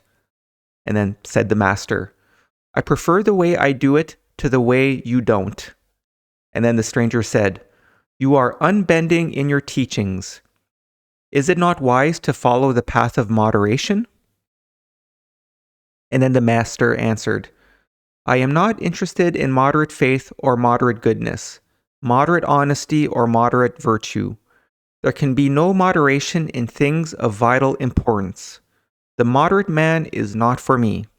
Would you eat a moderately fresh egg, or want to live in a house that keeps out most of the wind and rain? Would you be satisfied with most of your wages, or with moderate work from your servants? I am not a moderate man, but one who plants his standard firmly. A standard of moderate morality is no standard at all. Could an army of moderate fighting men secure the land?" And then the master went on to say, "Man lives for two things, the acquisition of knowledge and skill, and the refining of the spirit through experience. He who commands by his integrity is like the pole star, which remains constant while others revolve around it. To give you the essence of my teachings, I would say, let all your thoughts be wholly good." So the next passages, 27 and 28, have an idol worshiper asking Joseph about who should be their teachers. And we see how it's okay and actually encouraged to add new wisdom as long as it is aligned with the old wisdom that was established by the more ancient prophets. So here it says, "One asked of the master, 'Who shall be our teachers?' And then the master replied, 'They who, by revitalizing the old wisdom of their forefathers in this land and adding to this new knowledge, are suitable.' When they asked who should preach, he said, 'He who should not preach what he desires others to practice is one to whom these practices are not normal. To learn without thinking is futile. To think without learning is profitless. Wisdom does not consist of what a man knows, but of recognizing the limits of his knowledge. Listen always, but speak seldom. Maintain silence when in doubt, and you will seldom get into trouble. Keep your eyes open, but forget what you should not have seen. Never gossip, and shun all gossip mongers." So passage 29 has an idol worshiper asking about servants. So here it says, "The master was asked, 'How should a master deal with his servants?' And he replied, 'Promote those who are worthy and reward their loyalty, and train those who are incompetent. To know what is right and not to do it is cowardice. Wealth and station are desired by every man, but if these can be acquired or retained only to the detriment of his service to his creed, he must relinquish them. Poverty and subordination are disliked by all, but if they can be avoided only to the detriment of his creed, he must accept them with good grace." So the next passages 31 and 32 refer to Adamites. So I'm not sure if that's meant to be a reference to like Adam, from the book of Genesis. And these passages also speak of people who may have been with Joseph, like either people who were with Joseph when he came from Jerusalem, or they may have been originally from Britain but converted to Joseph. And we'll see how their names are similar to Arthurian legend. So here it says, "There are Adamites whose souls slumber within, and godmen who are the ultimate earthly beings. These are mysteries held close and safeguarded by the knights of Carwidrin, but which came to our master through Gwalgwyn of the white hawk crest, and Gwalanad, the summer hawk. Also through Palader of the spears, and Lancelot, he who carried the mystic spear of Lot. They who are ready will read these things with understanding." So here that's saying like Gwalgwyn, but I mean the most apparent one is Lancelot here. So that's the thing. It's talking about the Knights of Carwidrin and some of the members, and that's thing, keeping in mind that that like Joseph was a brave warrior and may have established knightly wisdom to those in Britain. Again, like I've said a few times, like I think it's a very rational claim to make that this manuscript might actually be the Holy Grail, because there's some clues here that help to understand maybe how it went from, like, how the Arthurian legend developed centuries later. So yeah, it's just one of those things. And yeah, I underlined here in terms of what's interesting where it says like, and Lancelot, he who carried the mystic spear of Lot. So actually, I'll talk about this at the end of this video with some additional discussion on like the Holy Grail and things like that. But that's in terms of like what is the origin of Lancelot. It could be that it was meant to say like he who carried the mystic spear of Lot. Like I said, I'll talk about this at the end of the video. But it continues here with passage 32. Words are mysterious things, which can be hidden, profound things, but enlightenment does not come easily or from mere reading of what is written. Greatness declined during the great peace, when knights were lax and pleasure-seeking. Men forgot their past unity, and there were quarrels and rebellion. Peace is a fatal sickness to the sons of Britannia. It was said of their battle chief that he lost every lesser battle and won every big one. So here where it says peace is a fatal sickness to the sons of Britannia, like this notion is actually mentioned a few times. Like even for those who maybe remember how we discussed, I think it was in video 5 that we went through chapters where there were like personal words written by Hoskaya, which is Osiris, and this could have been from like 12,000 years ago. And remember when we went through those chapters about Osiris, like as Hoskaya in the Eastern Quarter, and he made the observation that like once they went to the Eastern Quarter and established a city and there was peace, that it seemed like once there was peace, people started to descend and things like that. It's just one of those things that it's when undergoing adversity and things like that, that people tend to rise above their, our beastly natures and things like that. But then once there's peace, then that's where it's more tempting to succumb to, the good things in life and things like that. So yeah, that's the thing. Especially when we read the books from Jesus in videos 15 and 16, like Jesus says, like the truth will always be the truth. So it's just, there's things that, it's the same 2,000 years ago as it was 12,000 years ago during Osiris's time, and it's the same thing today. So next passages 33 and 34 seem to indicate that Joseph and his people brought advanced writing to Britain. So from these passages, it appears that the Druids knew writing and art, but perhaps at a lower level compared to what the wise ones with Joseph brought to Britain. So here it says, the art of the scribe came to Britain with the high-browed one who taught Guilidum of Ivern, who had 7 subscribes. He said to the king, this strange art will make the Britons wiser and will improve their memories, for it is the very essence of memory which has been brought to this island. And then the king said, most wonderful, but while you may be prepared to bestow this, have you the ability to judge the worth of this art? Should not this be with another? The potter lacks the ability to judge the worth of his own pots, or the knight his own horse. Therefore, the ability to judge the usefulness or harm of this new thing should surely lie with another. Now, you who are the master of letters have been so swayed by your affection for them that you endow them with powers quite the opposite of what they actually possess. For this new thing will not increase the range of memory, but will lead to forgetfulness in the mind of those who learn this strange art. It encourages men to cease to practice their memory. Are the legs of a horseman equal to those of a man who walks? With time, men will put their trust in writing, and these strange signs will discourage memory. They are not instruments of memory, but of reminding. Those who learn to read many things without proper instruction will then give an appearance of knowing many things, of which they are in fact ignorant. They will be hard to get along with, since they will not be wise but only appear so. So it was that the art of writing did not come easily to Britain.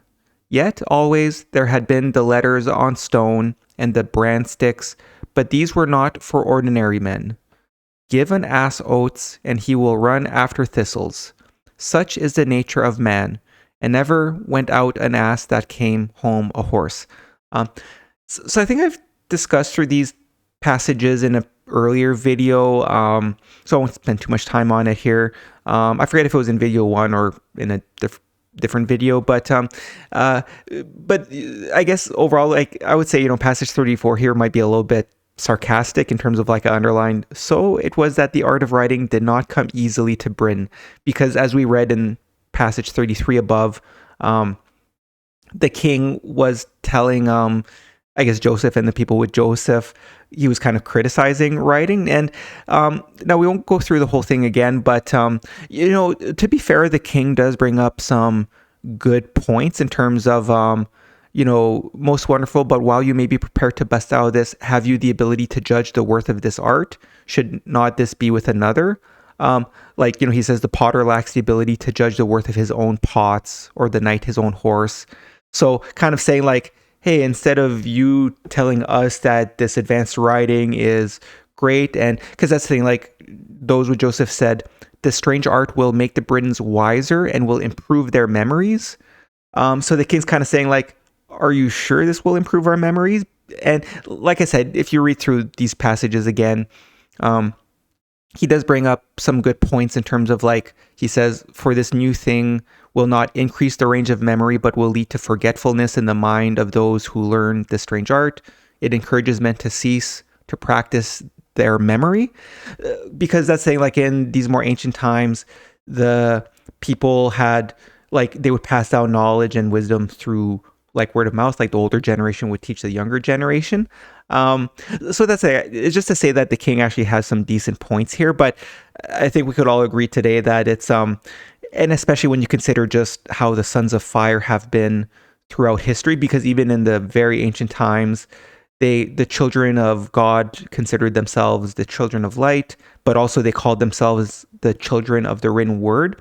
It's just, they understood how important it was that, hey, when you have a great prophet such as Osiris, Moses, and then Jesus especially, if you have them write down the truth, you want to preserve the words that they said as they said it, so that the meaning doesn't get lost, because otherwise there's that issue of like, if someone gets taught, they might misinterpret the wisdom, and then they might change the meaning a little bit, and then the message gets lost. So but yeah, so it's quite interesting here where I think these passages help to show that, again, like I'm not a historian, so I'm not too sure about like the state of writing in Britain and whether there was a noticeable jump around 2,000 years ago, but yeah, it could be those who were with Joseph who brought this advanced writing. And I guess just as another note, so because like I said, in not the next video 14, but in 15 and 16, we're going to read through Jesus's personal books, which again, like I kept saying, I think it's very apparent that like, hey, this could very much be the Holy Grail. Like, what greater treasure to not only have the most truthful writings of Jesus, like in terms of the Gospel of the Kailedy that we went through in videos 10 to 12, including how it includes information on what actually happened on the day of Jesus' crucifixion.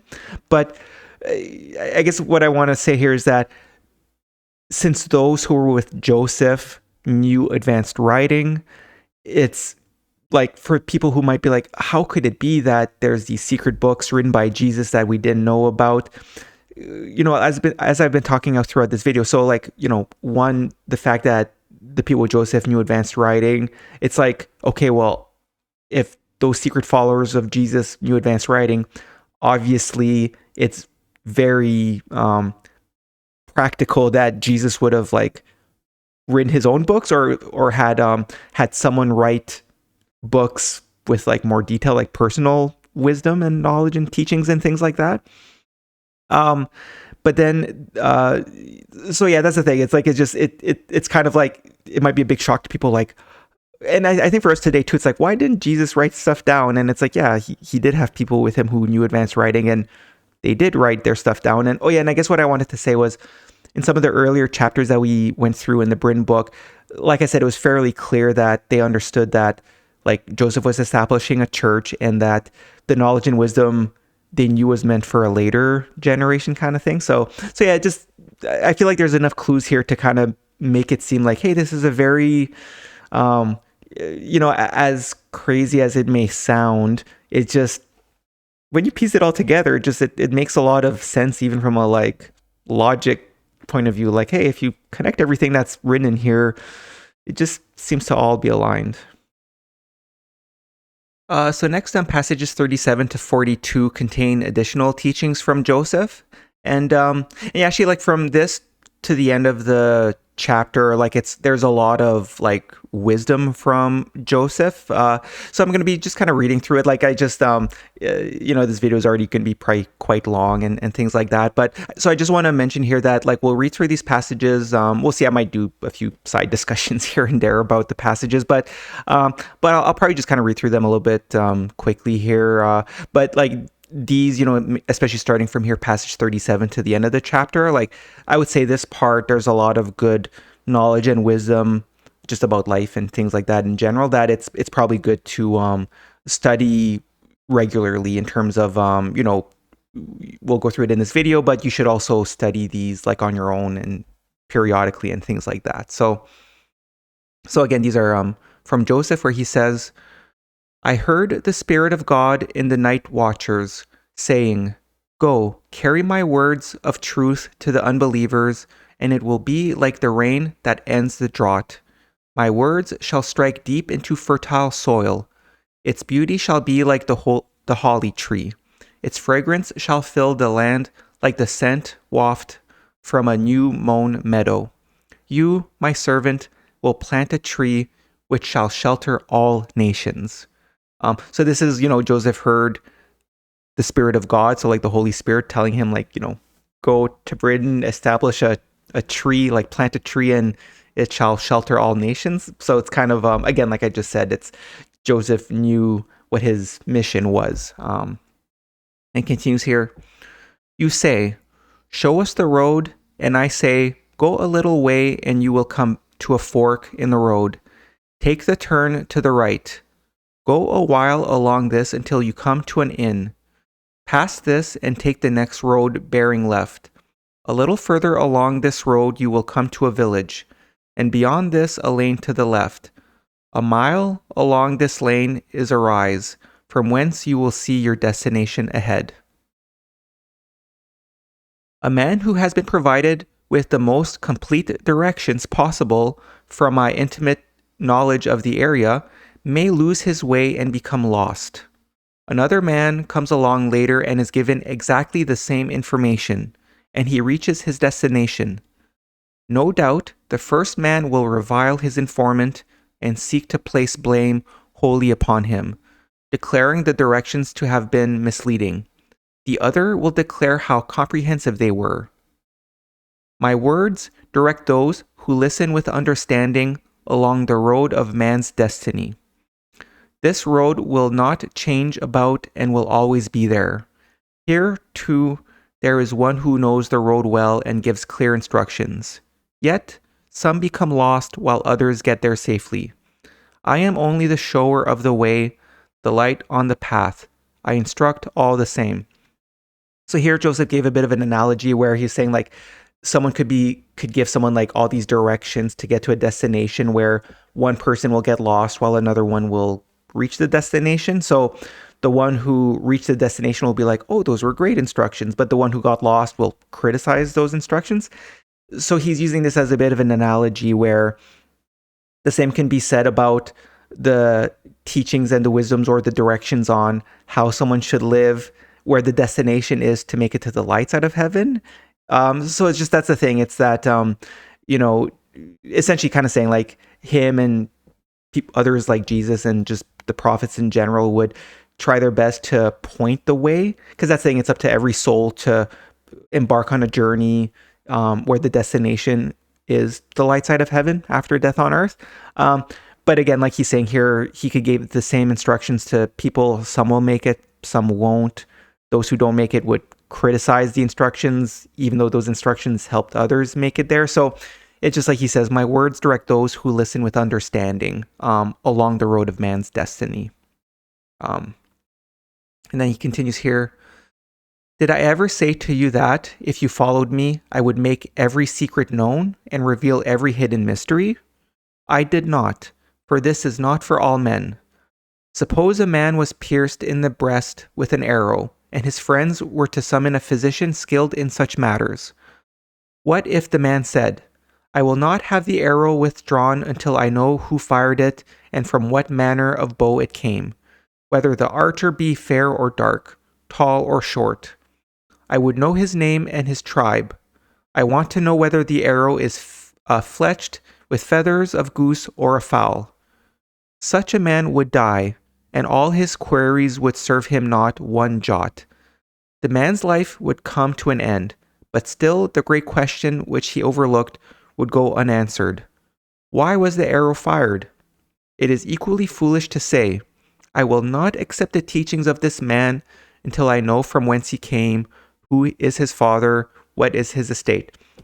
So again, it's just a bit of an analogy where, like we saw in previous passages, like, the king in Britain and some of the other people there were always questioning Joseph, like, who are you? Why should we listen to you? And things like that. So here, where, that's saying essentially they're all saying, like, I will not accept the teachings of this man until I know from whence he came, who is his father, what is his estate. But like in the analogy here about the physician asking all these questions before trying to heal the person who got shot by the arrow, it's like, it's just one of those things. Something you just have to, like, because Joseph was a prophet, and you could imagine that he would have done as much as he could to prove to the people that he's someone that they should listen to. It's just one of those things. So yeah, it was just another analogy there by Joseph. So next, we'll go through a fairly long set of passages from 44 to 62, which contain truly inspiring and enlightening teachings from Joseph, the master, on how we should live. He also provides a very interesting perspective on mindfulness. So here it says, the master was asked, how shall we live to be in accord with the way of God? And then he replied, say not that you live for God, for whatever man does serves man. God is served only by serving men. Follow the words of the wise and do not chase after fools. Learn about the ways of life and enjoy them to the full. Life is meant to be lived with excitement and joy, but never for mere pleasure or self-satisfaction. Discipline your daily doings and let these not become burdensome. Earn a congenial livelihood, and in all things you do, be honest, diligent, and careful.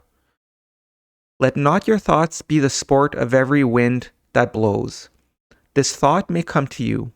I know imperfect conditions may be put aside. I know impure things can be discarded. But a man may even be blessed with the good things of life and yet remain sorrowful and melancholy, for this he is by nature. Happiness and cheerfulness are not things flowing from affairs of the day or through circumstances. The sorrows of a sad man come from within. Things of the daily round of life should be directed in the knowledge of what is for your own good. There must be an understanding of the way of the path. Be upright, conciliatory in speech, and rational in bearing, mild but not meek, and with no vain conceit. Be content, having few material wants, frugal and composed in mind. Be discreet, neither insolent nor avaricious. Do no mean thing, for this is not the way of a knightly man. Never act deceitfully or scorn another unjustly. Be free from sloth and spread goodwill to all. Many will merely read these things, which will go in one ear and out the other. There is no virtue in just reading them. They have to be lived by to be of value. Wisdom can be given to men, but this of itself does not make them wise. Wisdom is like a handful of seeds plucked from the seed bag. There is no value in them unless they be sown, nurtured, and reaped. So here I underlined, there is no virtue in just reading them. They must have to be lived by to be of value. This is something that Jesus teaches often. Like I think there was a few passages in the Gospel of the Kailedy, and we'll see the same thing in his personal books where he says, like, that's a very important lesson. It's one thing to read these scriptures, but unless they're put into action, then it's not really going to help you either on this life or on the other side as well. Like you really got to work and labor and make sacrifices to put these teachings into action. And then continues here, be ever mindful of what is done. Know the body as it deals with the outside. A man thinks to himself, this body I wear as a garment is what I make of it. He does not neglect the body and is always aware of its existence and activities. This awareness is called mindfulness. Through bodily contemplation, a state of mindfulness is reached. The mindful man is ever conscious of every action and its consequences. He knows what he does, whether standing still or engaged in some activity. Whatever the body does, he is aware of it and he has it under control. He knows his body to be filled with a variety of contents. He regards it as a peddler's bag. Examine the body daily in contemplation and thus develop mindfulness. Contemplate the body made of earthly elements in solitude and know that which contemplates is the spirit. Think of the body as if dead. What enlivens it? What is life? Be mindful of all your feelings. If experiencing something unpleasant, be mindful that this is so. Be mindful of all the activity about you, of the sighing of the wind, of the song of birds, the rustle of grass, and the whispers of leaves. Know the difference between that which is generated by the body and that which is generated by the spirit. Abide in the mindfulness of feelings. Teach the body to know itself more fully and to comprehend more of its surroundings.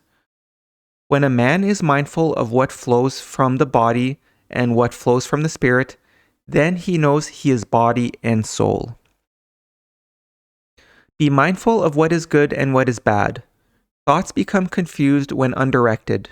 So, like horses, they must be kept in hand through the restrictions of bridle and reins. There are lofty thoughts and base thoughts, thoughts which arise through the prompting of the body, urges and thoughts which arise through the purifying prompting of love.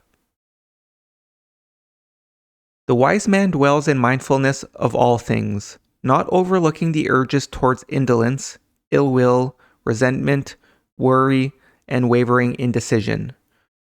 Be mindful of ideas and ideals. Be mindful of the full working of the eyes, the nose, the mouth, the ears, and the skin. The true way is the overcoming of self and the mastery over earthly conditions. For as a man changes himself, so does he change his condition. Man must be able to say, this is of me and this is not of me.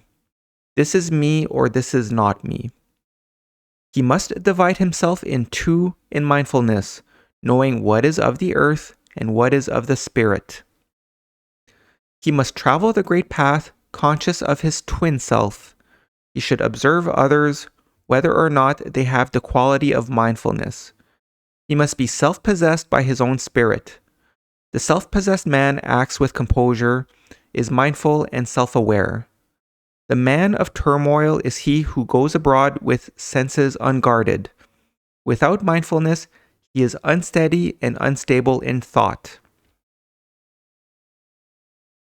The godly life is one which attracts friendship, which is the appreciated revelation of beauty. It is the search for beauty in all things.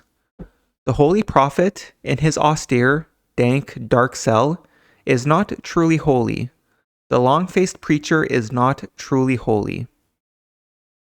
The godly life is associated with beauty. Whenever a man reaches out after the beauty found in purity of spirit, he is uplifted. It is by not understanding the true nature of godliness that men have become entangled like fowls in a net. They are like leather covered with mildew, like logs encased with moss. Godliness is attained by abandoning worthless things, by not falling into the fallacies of unchastity, by the repulsive sensuality, and the repudiation of evil. This can be done by mindfulness of such things. When a master takes an apprentice, he gives the first lesson. Come and be disciplined, learn restraint and obligation, learn right behavior. When the pupil is controlled, then he gets the second lesson. The master says, seeing things with the eye, do not be misled by their outward appearance. Be mindful as to what they do to you. See with your mind all that the eye sees, and so it is with all the senses. Be aware of everything, experiencing all things, but do not become immersed in anything. For man is shut off from the spirit by mindfulness. As he becomes more aware of the material things and happenings about him, so does he more and more become mindful of the spirit. He who says, I have no feeling of the spirit, is a man of small mindfulness. He is mindful of what is at his hand, but unmindful of what lies beyond. What lies beyond forms a veil, through which he cannot see.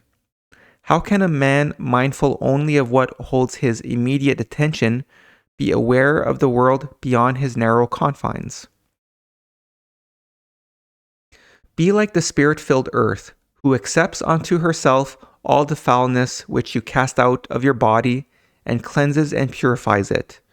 She is neither disgusted nor delighted, but transmutes it. Water accepts both foul and fair, for from its embrace both emerge together in goodness. The wind is not disgusted with the foul smells of earth, but mixes them with the essence of earth life, so they are sources of fragrance. Practice kindness, compassion, poise, and decorum. Contemplate beauty and banish ugliness. Contemplate virtue and goodness and banish carnality. Contemplate the eternal and banish impermanence. For all things of earth must decay and pass away, and it is the destiny of every human being to embark on the dark adventure.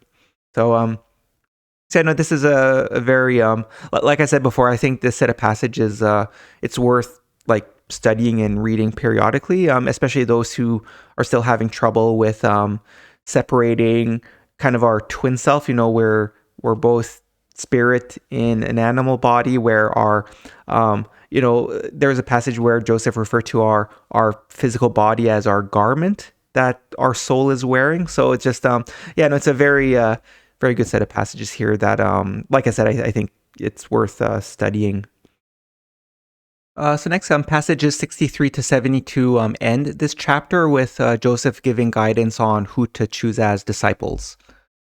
So it says here, thus the master spoke, and he said, you must accept any intelligent person into the sheepfold. Accept all who are willing to follow the light of our way. I say this, not desiring to win followers or wishing to turn others from their ways if they walk in light. I seek only those who walk in darkness or seek a better light. For all journey towards the one light, but not seeing it in its perfection, they must travel by the reflection they see. Each sees a different reflection, and therefore men dispute among themselves as to the nature of the truth behind it all.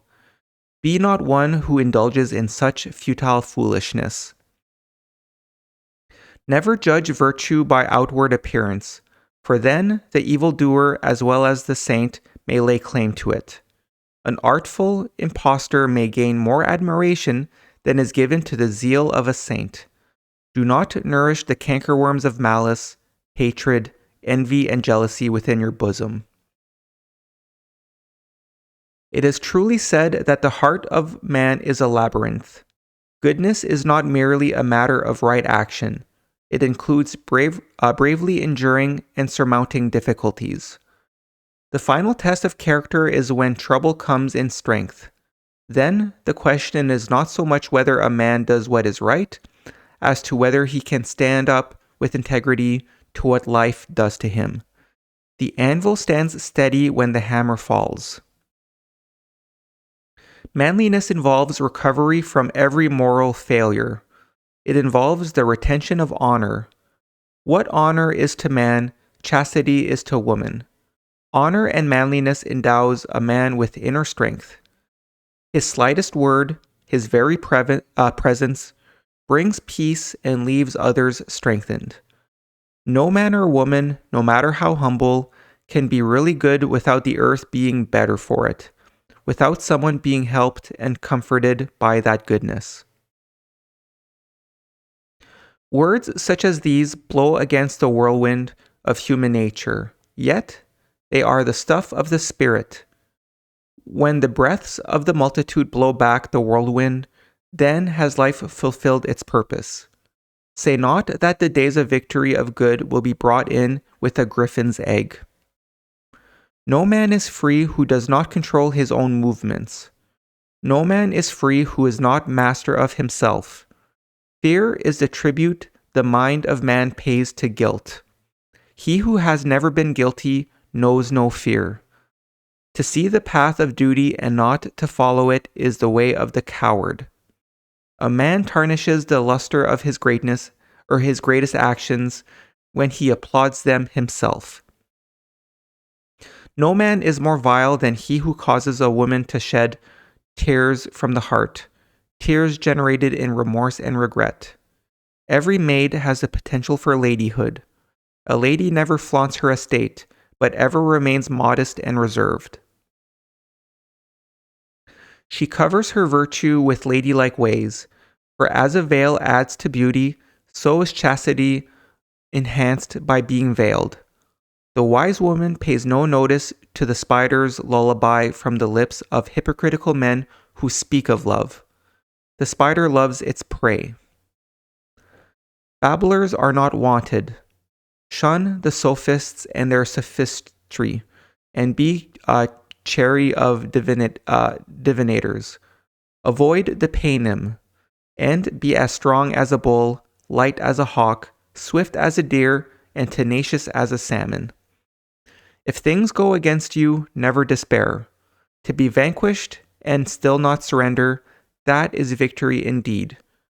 Avoid the talebearer and do not listen to the witches. Whisper. Be prudent. Giant steps off the path in the realm where a dwarf is king. Avoid the daydreamer and the money luster, the vagabond and the woman fascinator. Avoid the honey-tongued hypocrite, for it were better you took a viper to your bosom than to open your heart to one such as these. Do not become a griffin. So yeah, this is the end of the chapter here, where I would say this is probably the chapter that has most of the direct wisdom from Joseph. So like I said, especially kind of the second half of this chapter, it's probably one of those chapters worth reading periodically, especially when you're early in your journey. If you're still having trouble with kind of, awakening your spirit in the sense of really understanding the difference between mind and body, or your physical body and your spirit and things like that.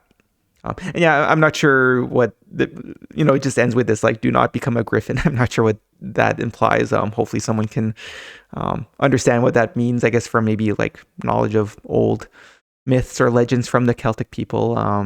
But yeah. Okay, so now we're going to read through parts of chapter 7 of the Bryn book, which is called the Corrygorsed. And so just as a note, this chapter it seems like it was written many generations after Joseph. So it's kind of maybe one of the more recent writings in the Kolbrin. And like I mentioned when we were going over some of the chapters I was talking about the Druids and their beliefs and things like that, I just want to again say, that's the thing. There's a lot of good wisdom in these latter chapters of the Bryn book. But we do need to keep in mind that, these weren't necessarily written or, approved by people like Jesus or Joseph and things like that. So, but like I said, there's a lot of good wisdom in it, but it's just kind of that disclaimer that we need to be careful with some of these later chapters of the Bryn book in terms of maybe just understanding that these were later additions. I mean, these are still ancient writings for us today, right? But again, in terms of the sacred writings, we need to keep that in mind. So we'll read through the first few passages here, and as noted in passage 2, it seems as though it was difficult times for those who were protecting the secret holy books in Britain, whenever this would have been. So here it says, "To you, Nathaniel, son of my brother Will Smith, and to Andrew, his half-brother, I leave 2 books of integrity and others in portions. The bare words are unimportant, but what they convey is as jewels in a crown of gold. Yet, even this is not the crown itself, which should be sought in the Carnmarad at Nathandwin. I am not an unlettered man, but I lack the virtue of subtleness in writing of things best hidden. Inasmuch as the ferocious blood-seekers close in upon us, and Christian folk do in their zeal deem it fit to claim for their own persons of innocent blood, persecuting them with ratchet, rope, and brand, even unto death, I charge you, my assigns, to protect the several holy books, even unto your death, believing full well that evil cannot triumph over good, and the dark days of fear-born hatred will pass. Keep them secure under the most sacred oaths, now forsworn." So what I find interesting about this, especially passage 2 here, is that, again, like I said, I'm not quite sure what generation this would have been, but it helps to illustrate that there really does seem to have been people, like very good-natured people, who were maintaining these books and purposely kept them hidden. So again, this maybe helps to explain how it is that this situation came to be, that there was a manuscript in Britain that was kept by these secret followers. And yeah, I mean, look, just as a note here, it does say, inasmuch as the ferocious bloodseekers close in upon us, and Christian folk do in their zeal deem it fit, is to like persecuting them with ratchet, rope, and brand, even unto death. That's the thing. It's just a bit of a reflection. Like I've spoken a few times in terms of, there's definitely criticisms to be had about a lot of today's religions, be it Christians in this case, or when I was talking about like the Jewish people in the previous videos, in terms of, when we were reading the Gospel of the Kailedy, but also other religions like the Hindu and things like that. It's just, we need to be, like, that's the thing. Unfortunately, sometimes these religions look back at their ancestors and through, what you could say, like rose-colored glasses. But if we take an honest look at what was done by people in the name of various religions over our history, like in the last 2,000 years, we really need to be honest with ourselves and say, like, there's a lot of bad stuff that happened in the name of religion. And again, it's because for the last 1,000 years and even longer than that, we've been living in a dark night of ignorance, which is mentioned here in the latter part of passage 2, where it says, I charge you, my assigns, to protect the several holy books, even unto your death, believing full well that evil cannot triumph over good, and the dark days of fear-born hatred will pass. So that's the thing. They knew that, like, okay, just, it's almost like they were instructed, and they knew from, some of the other passages we read from during Joseph's time, and including those from Jesus. They understood, hey, humanity's going through a dark night of ignorance. Protect these sacred writings, and there will come a day where they will be known to the world to help dispel all of this evil and lead to a spiritual awakening of sorts. So yeah, again, that's the thing. It's just, I mentioned a few times, I think I even mentioned once during this video, but hey, I'm just doing my best with trying to bring awareness to these texts, but I definitely need some help. So if you've stumbled across these videos, if you're interested in this, and if you're in a position where you can help spread the word in any way, please help. This is it's been something that's been in the making for thousands of years, in terms of finally they're available for everyone to read. It's digital. We can spread it across the world. People can do a diligent translation of them to all the different languages and things like that. So I just wanted to make a note of that. And yeah, the initial passages continue here, where it says, "The said holy books, of themselves innocent, fill the base hearts of our enemies with craven fear, even as the lamp-bearing lackey causes scuttling among the rats in the larder. What dire secret do they hide closeted within their breasts, occasioning such terror that limbs quake when innocent wisdom is mentioned in their presence? In all the land, no place remains comfortable, and the free-spirited are as hares hunted by whippets running into the tail-bearing wind. Before the doomsmen come, we make our peace and can await our call to sacrifice in patience. The jewels are safely hidden. These things which follow are found in the book of recitals. Again, here, like the jewels are safely hidden, like just another reference to how it seems like it was purposely kept hidden, like this manuscript. So like I noted before, this chapter was likely added many years or maybe even centuries after Joseph traveled to Britain. But overall, it provides various passages containing wisdom about God and what our responsibilities are, as well as many other things. So we won't go through the whole chapter here. But yeah, I've included some sample passages here. So overall, it's in an interesting format where each statement has 3 truths. So here it says, there are 3 adornments of life: love, truth, and beauty. There are 3 things which distort the soul: malice, deceit, and sensuality. There is one God, one truth, and one reality. There are 3 necessities of man: change, suffering, and choice. So in terms of this format of 3 things, there was actually a few passages in chapter, I think it was chapter 2, I think it was maybe chapter 1 of the Kailedy that we read earlier in this video, and I think there was another chapter of the Britain book related to Joseph that had 1 or 2 passages which kind of had the same format where it recited things in 3s. So I mean, that may have had an impact in just how they kept these books. And that's actually the thing, like, I'll just go back here where it says, these things which follow are found in the book of recitals.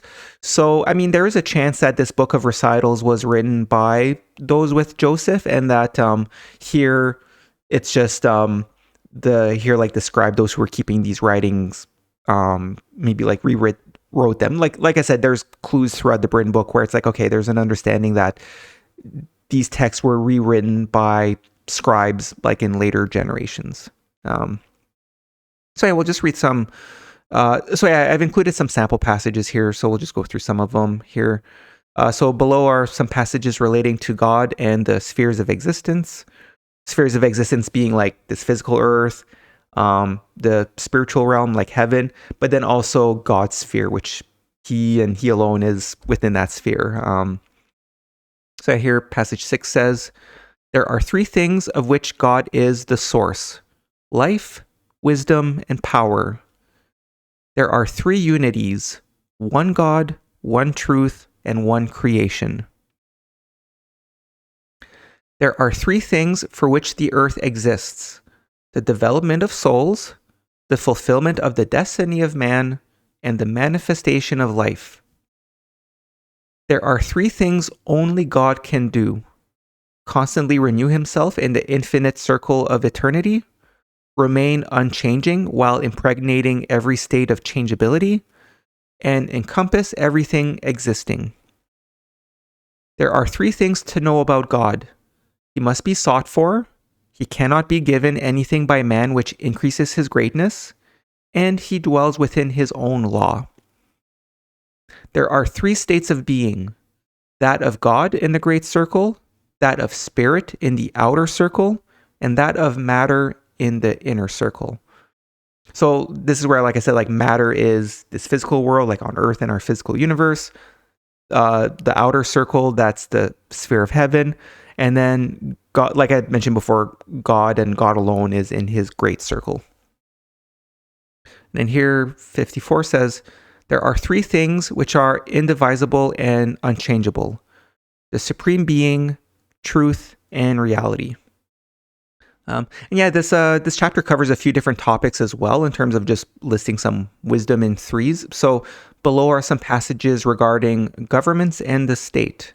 So here it says, there are 3 principles of government: effective security of life and person, security of possessions and dwelling, and security of personal rights. There are 3 things a government must hold inviolate: a man's family, his dignity, and his opinion.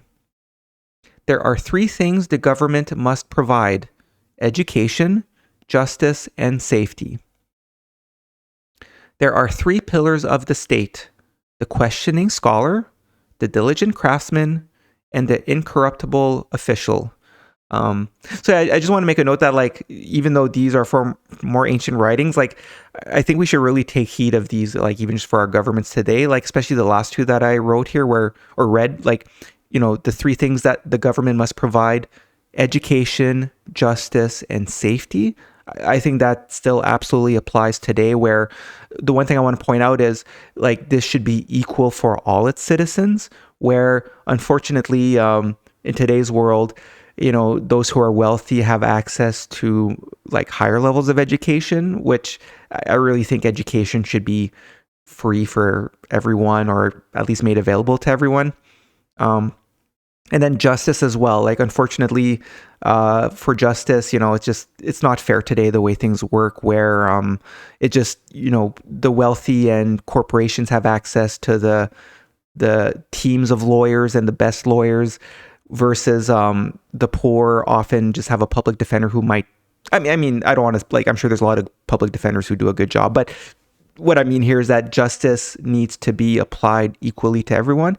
And in fact, I would say, and I think in Jesus' books, he also says that, like, we should actually be more kind to the poor, because we need to understand their situation, where, like I said, if someone steals bread because they're hungry and poor, like, that's not their fault. It's not their fault that their body requires food and things like that. So, and safety too, like, that's the thing. I mean, I think that's a longer conversation to have in terms of the police today. Like, again, I have a lot of criticisms of the police today, which it's similar to what I was saying about education and justice. Like, the safety needs to be applied to everyone equally as well. And sometimes they're used to enforce, like, corruption from companies and things like that. So yeah, there's that. And the other one I wanted to highlight here that I had just read again too was here where it says there are three pillars of the state: the questioning scholar, the diligent craftsman, and the incorruptible official, where, like, the officials are those who, like, run the government and even judges and things like that. So yeah, I think these are three pillars of people. And, like, for the diligent craftsman, I would say that today that implies, like, all of the working class people.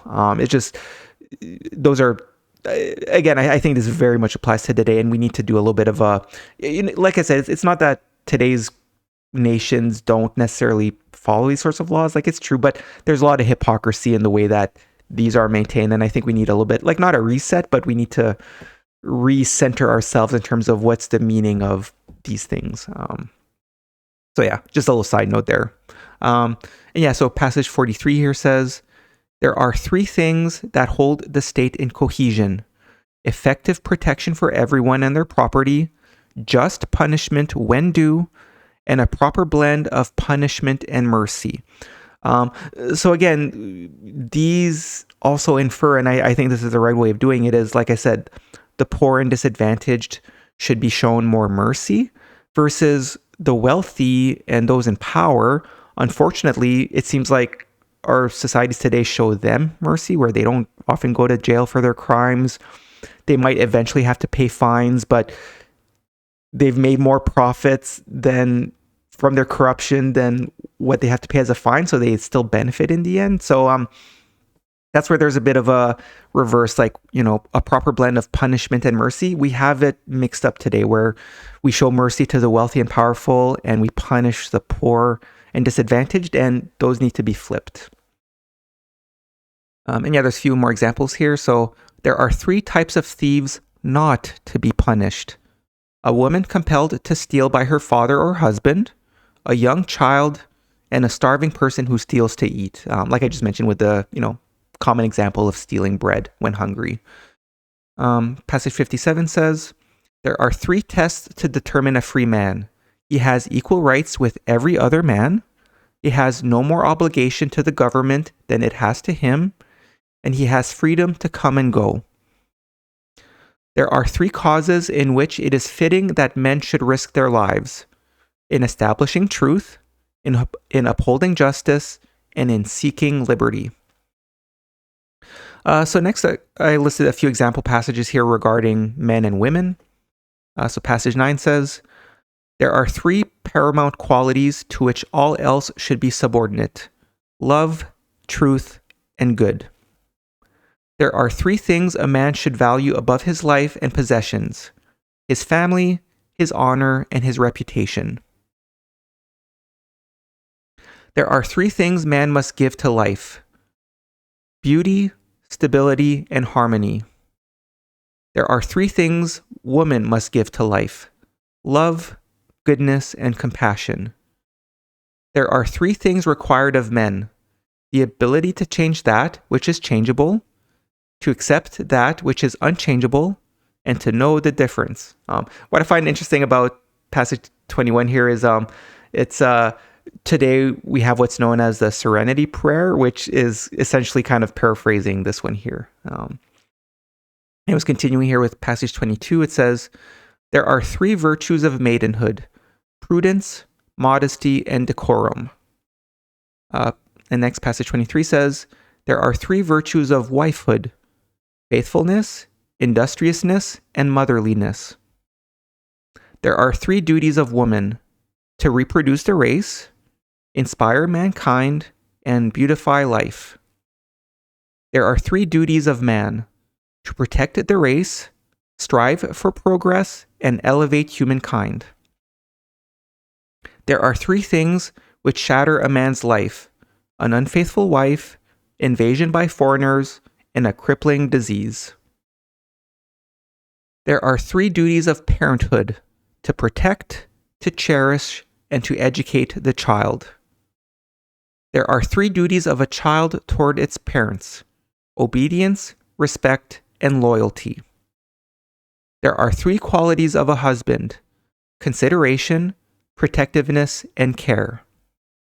There are three essentials of manhood: courage, fortitude, and honor. There are three qualities of womanhood: loyalty, decency, and gentleness. There are three jewels of womanhood: modesty, decorum, and circumspection.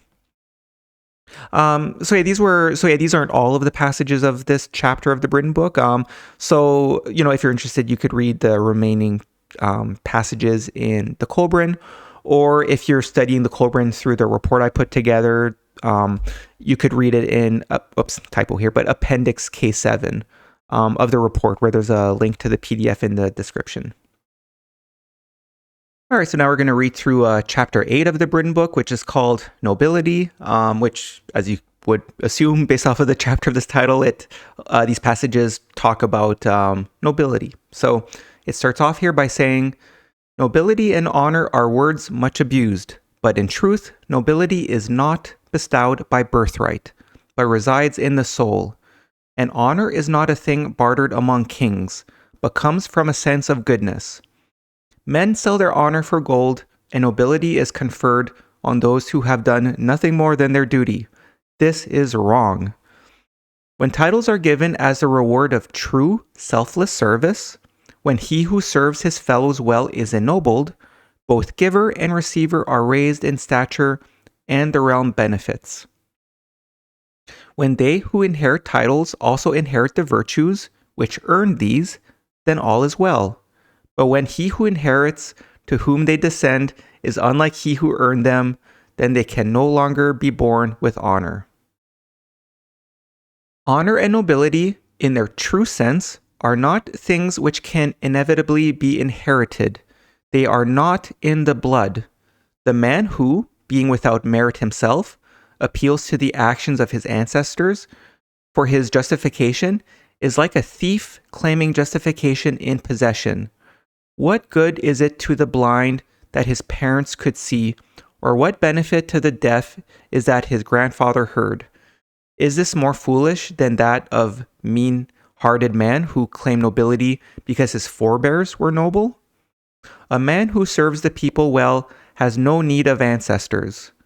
The noble mind does not derive pleasure in receiving honors, but in deserving them.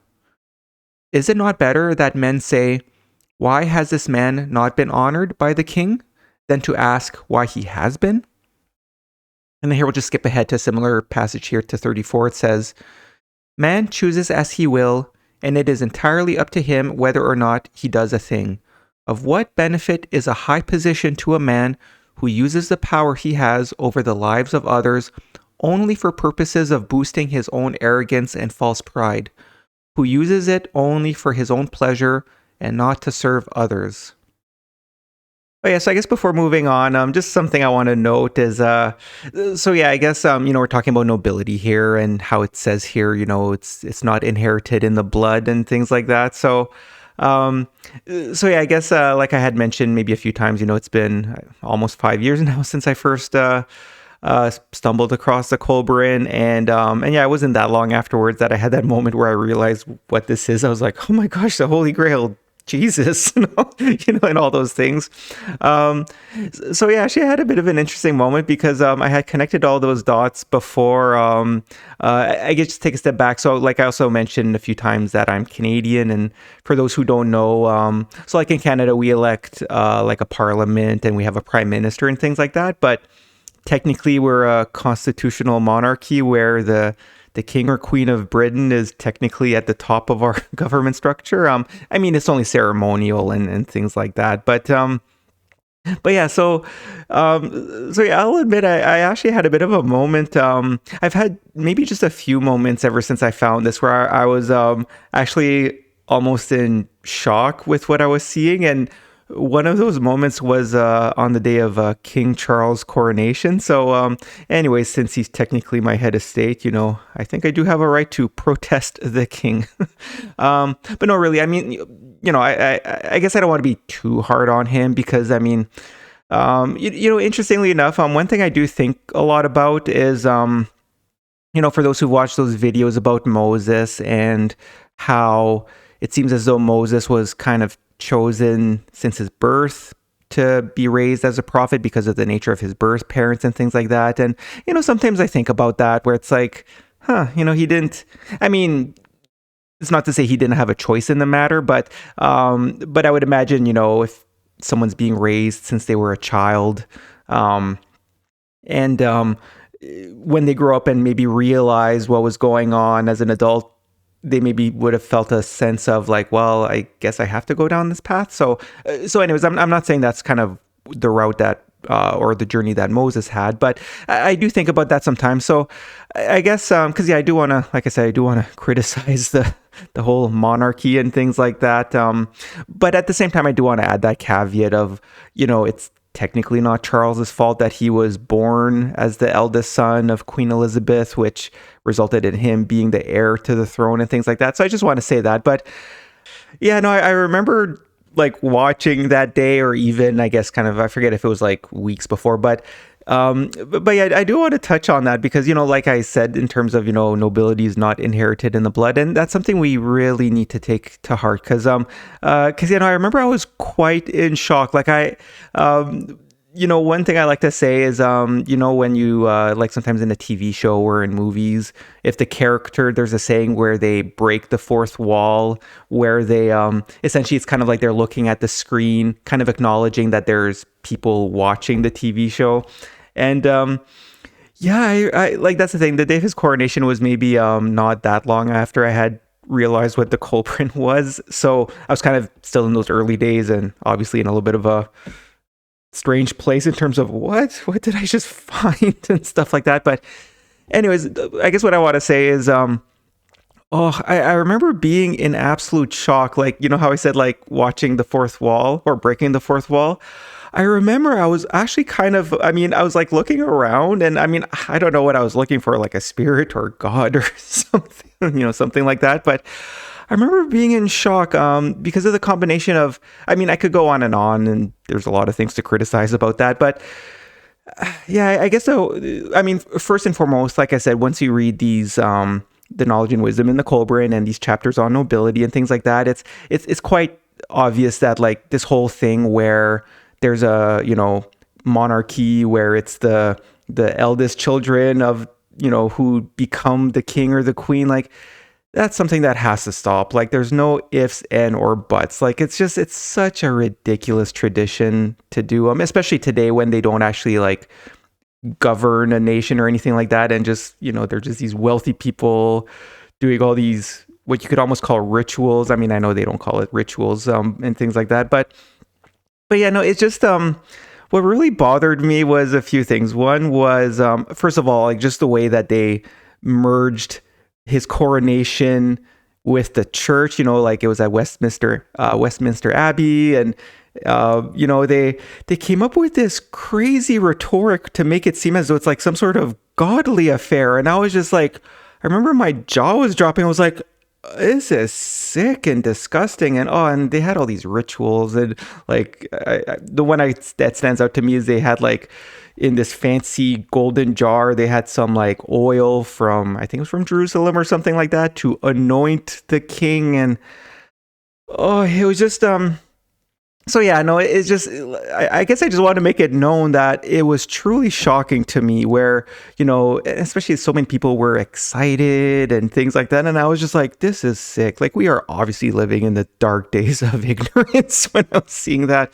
Because like, I mean, there's just so many other things. Like I remember, I think I saw on the BBC where they had a segment where apparently there's all these like, they have multiple golden chariots where Charles was like, which one of these golden chariots do I want to ride when I go to Westminster Abbey for this royal / godly affair that they're trying to make it seem to be. So, and I just want to make a note like that. That was quite sad and things like that. And like I said, something that has to stop. But the other part that I found absolutely ridiculous was the way I know, like the way the priest, and I think it was Charles as well, they were just making it seem as though Charles was making like such a sacrifice. I mean, I think the words that they used was that like, oh, it's just such a, for service. It's such a deep position of service for the people. I am not doing this for myself. I am doing this for the people. And I was just like, yeah, okay, you get to live in a castle. You're treated like a king.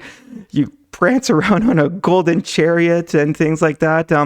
Plus, it is absolutely hypocritical for Charles to go around and say, like, I'm doing this for service, when, I mean, I guess now he's inherited like the wealth of the monarch, but even before he became king, he had amassed like a big amount of wealth where supposedly he earned it. It was his personal wealth that he amassed through noble means. That's like, it's not noble, and we're talking about nobility here. So it's just like, so yeah, no, I guess it's just that I just want to make a note of that. It's just this whole monarchy and things like that. Like, it's actually quite evil. No, and it's fair to use that word evil. Like, you know, it's like, it's just so silly because you know, the way they have it is that they have all this lineage where it's like, I don't know how many like hundreds of descendants they have, like it all mapped out. Oh, if these people die and these people die and these people die, and someone needs to become king or queen, it'll be this person. Like, they have all this succession. It's like, you have to realize how horrible that is, that it's like, oh, so no other family will ever become king or queen except for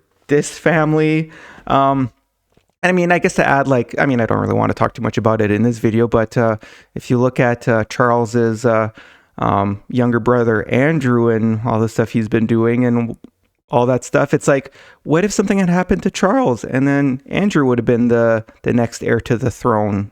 So yeah, it's just, like I said, I could go on and on, but you know, the big part I want to criticize is the whole thing where it's like, to claim that having a succession where it's like, oh, someone becomes either like the king or queen or even like lords, or I mean, I don't know if that's how they do it anymore for that, but just this idea that like, oh, the eldest child of these people or even all their children, they get to live as like royalty. It's just, it makes no sense. According to this, like, nobility is not of the blood. It needs to be earned. It's based off of your virtues and things like that. So like I said, it's a practice that just has to stop. And the reason I want to talk about it is I kind of find it fitting. Like, you know, it's, let's say if I am the one who's discovered the Holy Grail, the treasure of Britain, I mean, treasure of all humankind and things like that. I just want to make it known, like, on that day of his coronation, I was in shock, but like in a bad way. I was like, again, like breaking the fourth wall. I was like, what is going on with this world? This is crazy. Like, it really dawned on me because I had started to really, I guess, absorb the wisdom in this. So I just wanted to make a note of that. And, but like I said at the beginning of this tangent rant, I guess if you want to call it that, That's the thing. In some ways, I will say Charles is a bit of a victim of circumstance because, like I said, he didn't necessarily have a choice. But that's the thing. Moving forward, it's a practice that has to stop. Like, it doesn't serve anyone. The realm doesn't benefit, or things like that. So yeah. But yeah, so actually, I just kind of went back to the first passages here because that's saying like nobility and honor are words much abused, but in truth, nobility is not bestowed by birthright, but resides in the soul. And honor is not a thing bartered among kings, but comes from a sense of goodness. And here, passage 2, like when titles are given as a reward of true, selfless service, where to live as royalty your entire life, be given everything, growing up with a silver spoon, and on top of that, doing all these things on the side, business-wise, and like amassing all this wealth, like you cannot say that you're doing selfless service. Like, not at all. Like, you cannot be living like a king or like royalty and say, I do this out of service. Like, no.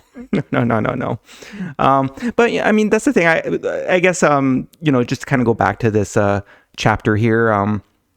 Side of my tangent there, like it just that's the thing. It doesn't mean that the children of nobles or people who are like royalty and things like that don't deserve it, because here it says for passage 3, when they who inherit titles also inherit the virtues which earn these, then all is well. So like hypothetically, if someone earned their rightful place as a noble or something like that, and if their children actually like adopted those virtues and were quite virtuous, then it's like, oh well, in that case then that makes sense. But so yeah, no, I'll leave it at that in terms of just this little side tangent there. But I do want to make a note, like I'm not kidding around when I had a truly shocking moment. I was like, what is going on with this world? This is yeah.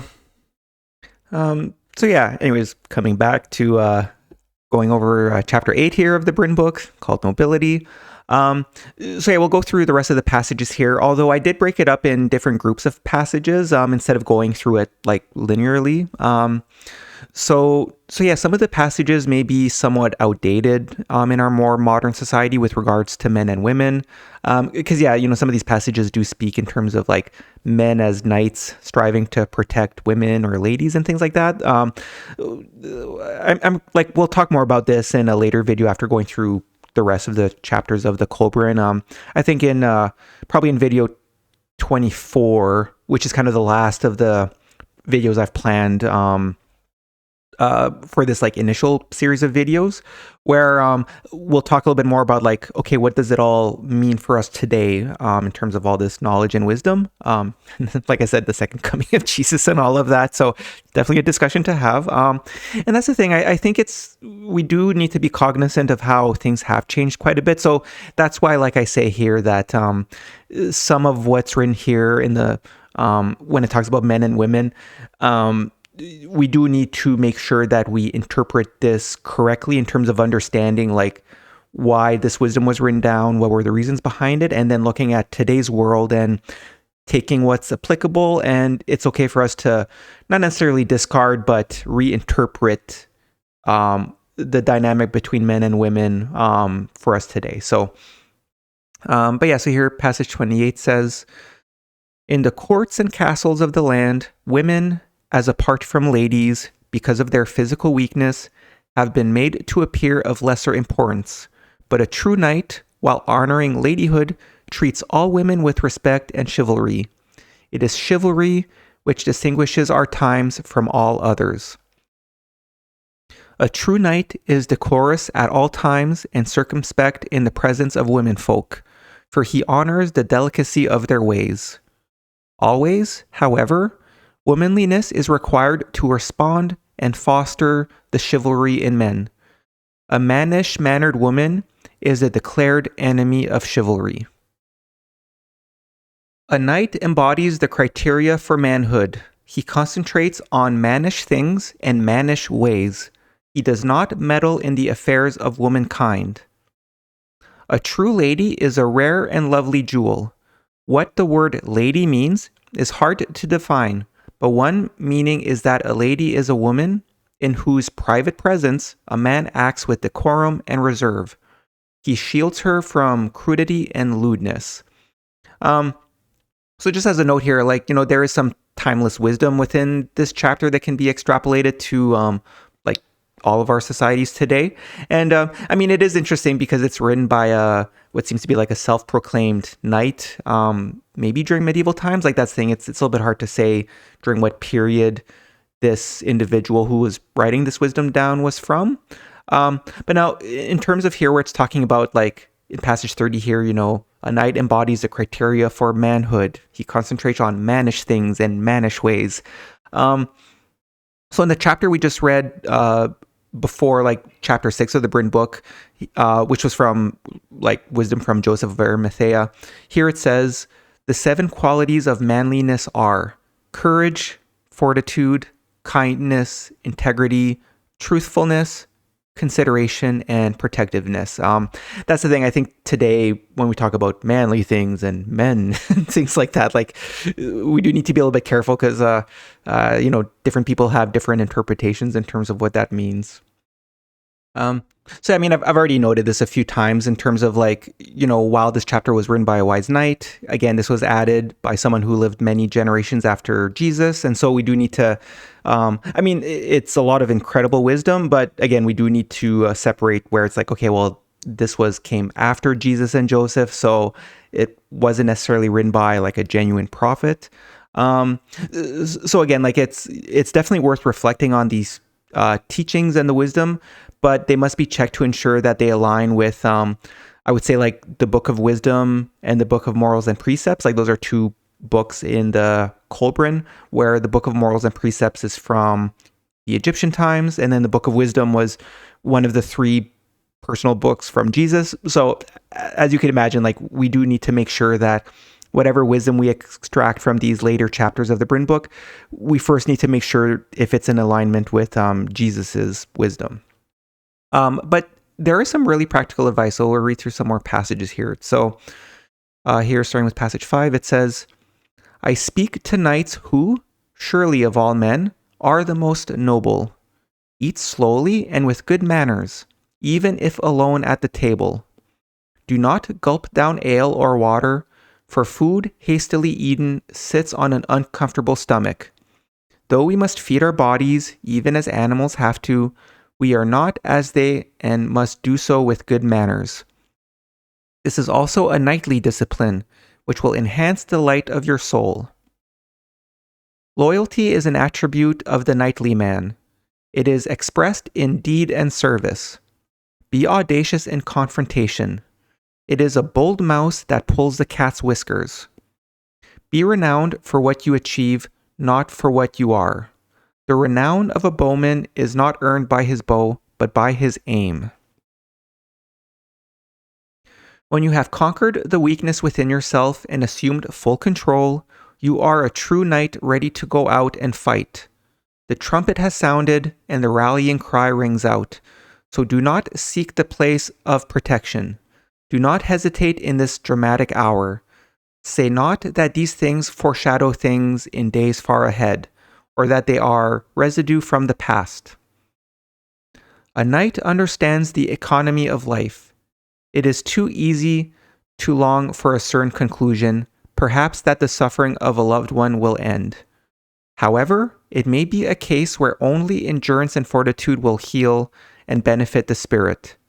Pain purifies and strengthens, and sometimes it is better to suffer than to sleep. True knighthood demands not only nobility of spirit, but also nobility in attire and manners. It is not an attitude towards others. The duties of a man to man are almost as important as to those of man to God, where the obligations entail the stewardship of God's earthly estate. So there's also passages in this chapter that talk about the divine inner strength that resides within us and how there is a law operating, you know, like kind of behind the scenes to compel us to work towards our destiny. So here we'll read through some passages here. It says, this soul has an inner stronghold, an unassailable keep, which remains impregnable against all outside influences. It is an inner zone of silence, so that even in the most crowded street, amid the din of commerce, The hustle and hassle of everyday life, in joy, sorrow, success, and failure, there is always an inner sanctuary, a place of retirement, a retreat to which one can always retire, assured that no intruder can assail anyone there. This is the citadel of the soul, against which all the tempests and turmoils of life's storms may beat in vain. Within, all will be serene, peaceful, and secure, and if it be well built, nothing can ever overthrow it. Those who seek to shun the battle of life because of cowardice or selfishness find that their attempts to run away are in vain, for the law compels them to engage. Because human destiny, individual and collective, is bound to the rock of the law, that which is avoided is enforced. So this thing, like here, law is written with an uppercase L because that's making a reference to God's law that kind of operates in the background. So we'll learn more about that when we read through Jesus's books, where he speaks more about the great law established by God. So this knight also gives advice on true friends. So here it says, "Here are the earmarks of a true-hearted friend. He will help you when help is really needed and requires real sacrifice on his part. He remains unchanged amidst the fluctuations of fortune. He is the one who is not afraid to tell you what is for your own good. He is the one who declares his friendship and loyalty in the company of those who condemn you. True friends are few and are treasures indeed. A true friend watches over you when you falter on the way. He keeps a watchful eye on your property and interests when you are indisposed. He is your refuge in times when you are in fear, and your consolation in distress. He is your reassurance in doubt. He never deserts you in need. A true friend tells you his secrets and never under any circumstances reveals yours. He never forsakes you in times of trouble and would sacrifice almost anything for you." So there's also some passages on people that we should avoid. So here it says, "Persons who, within themselves, are really enemies often come garbed as friends, and among these are the following: he who takes little care to hide his intentions, to rob or violate, and does it brazen-faced. He who gives a little with the intention of getting much back in return. He who puts on a friendly front out of fear, and he who acts friendly to serve his own ends.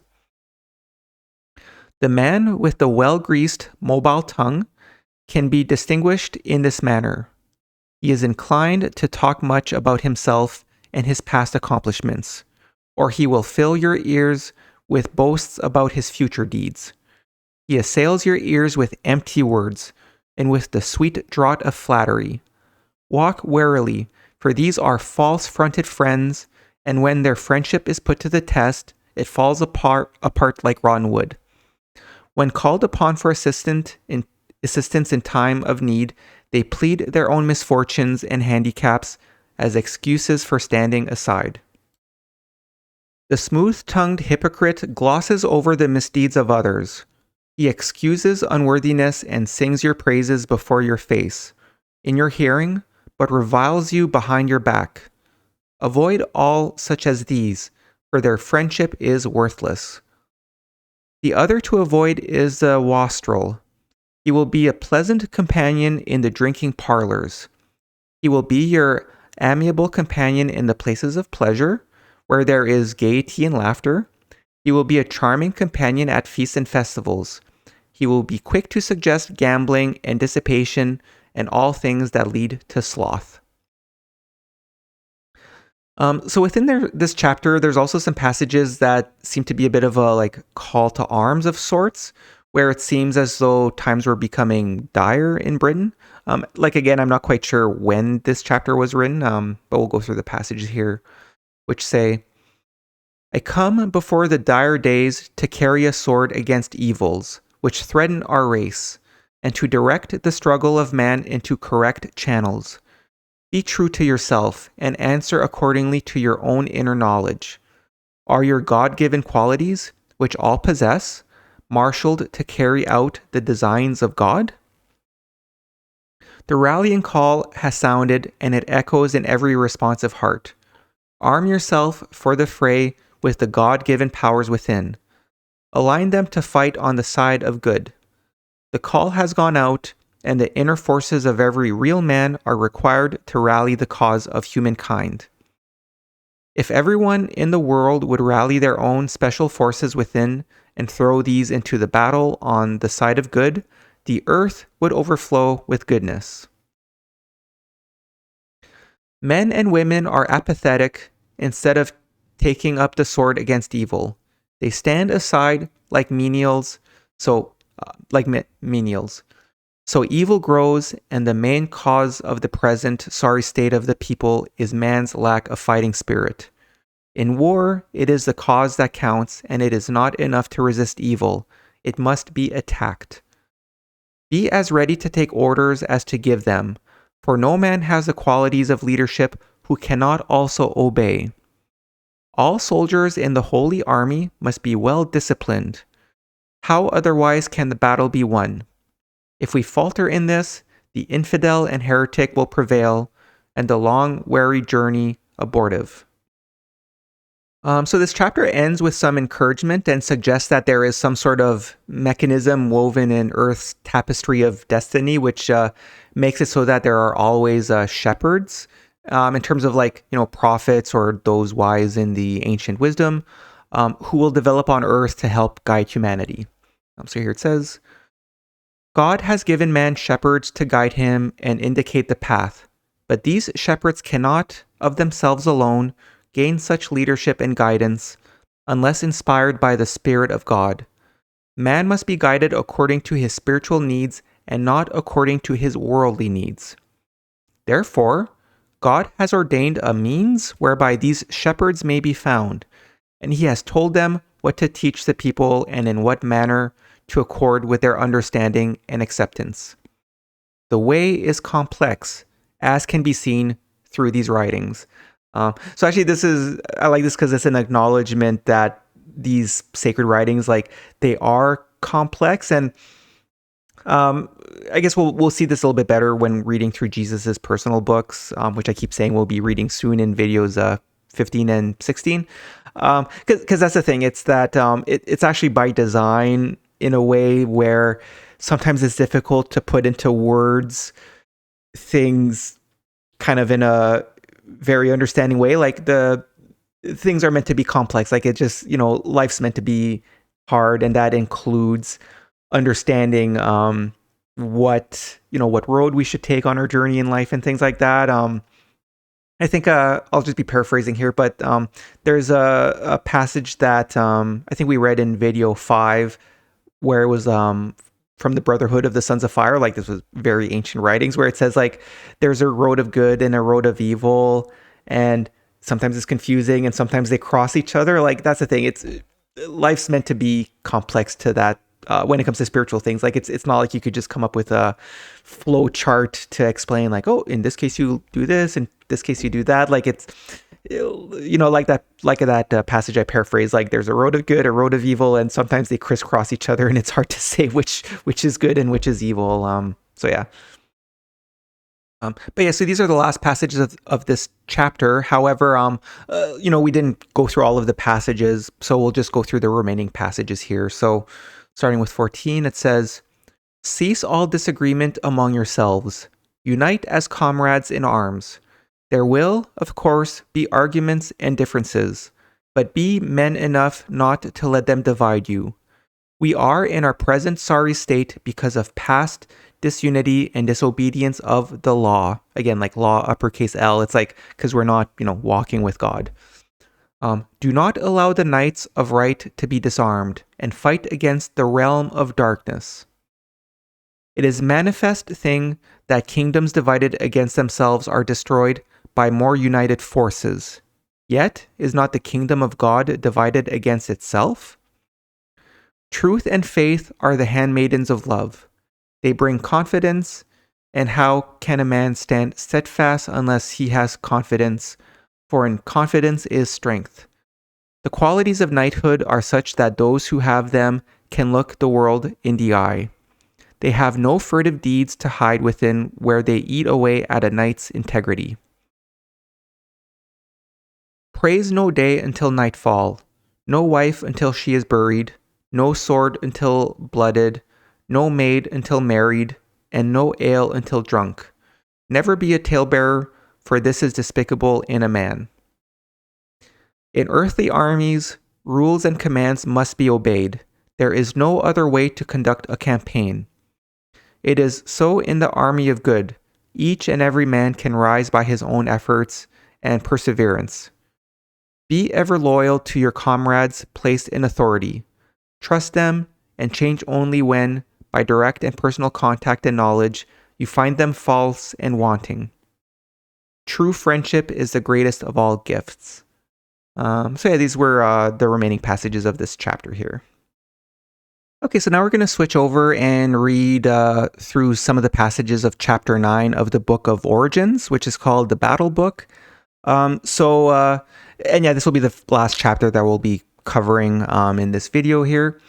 We have already gone through some of the chapters in the Book of Origins where, some of them actually speak of, includes stories about Osiris, like as Hiwi and things like that. So the Book of Origins includes some of the most ancient stories that were held by the Celtic people, where, and I think I mentioned this before, where, like we discussed earlier in this video, it seems as though Joseph of Arimathea and those with him brought advanced writing to those people in Britain. So I think what happened with the Book of Origins is that it includes, because, the converts who were then working with Joseph, they would have worked to put down their stories that they would pass down maybe more vocally through the generations into writing.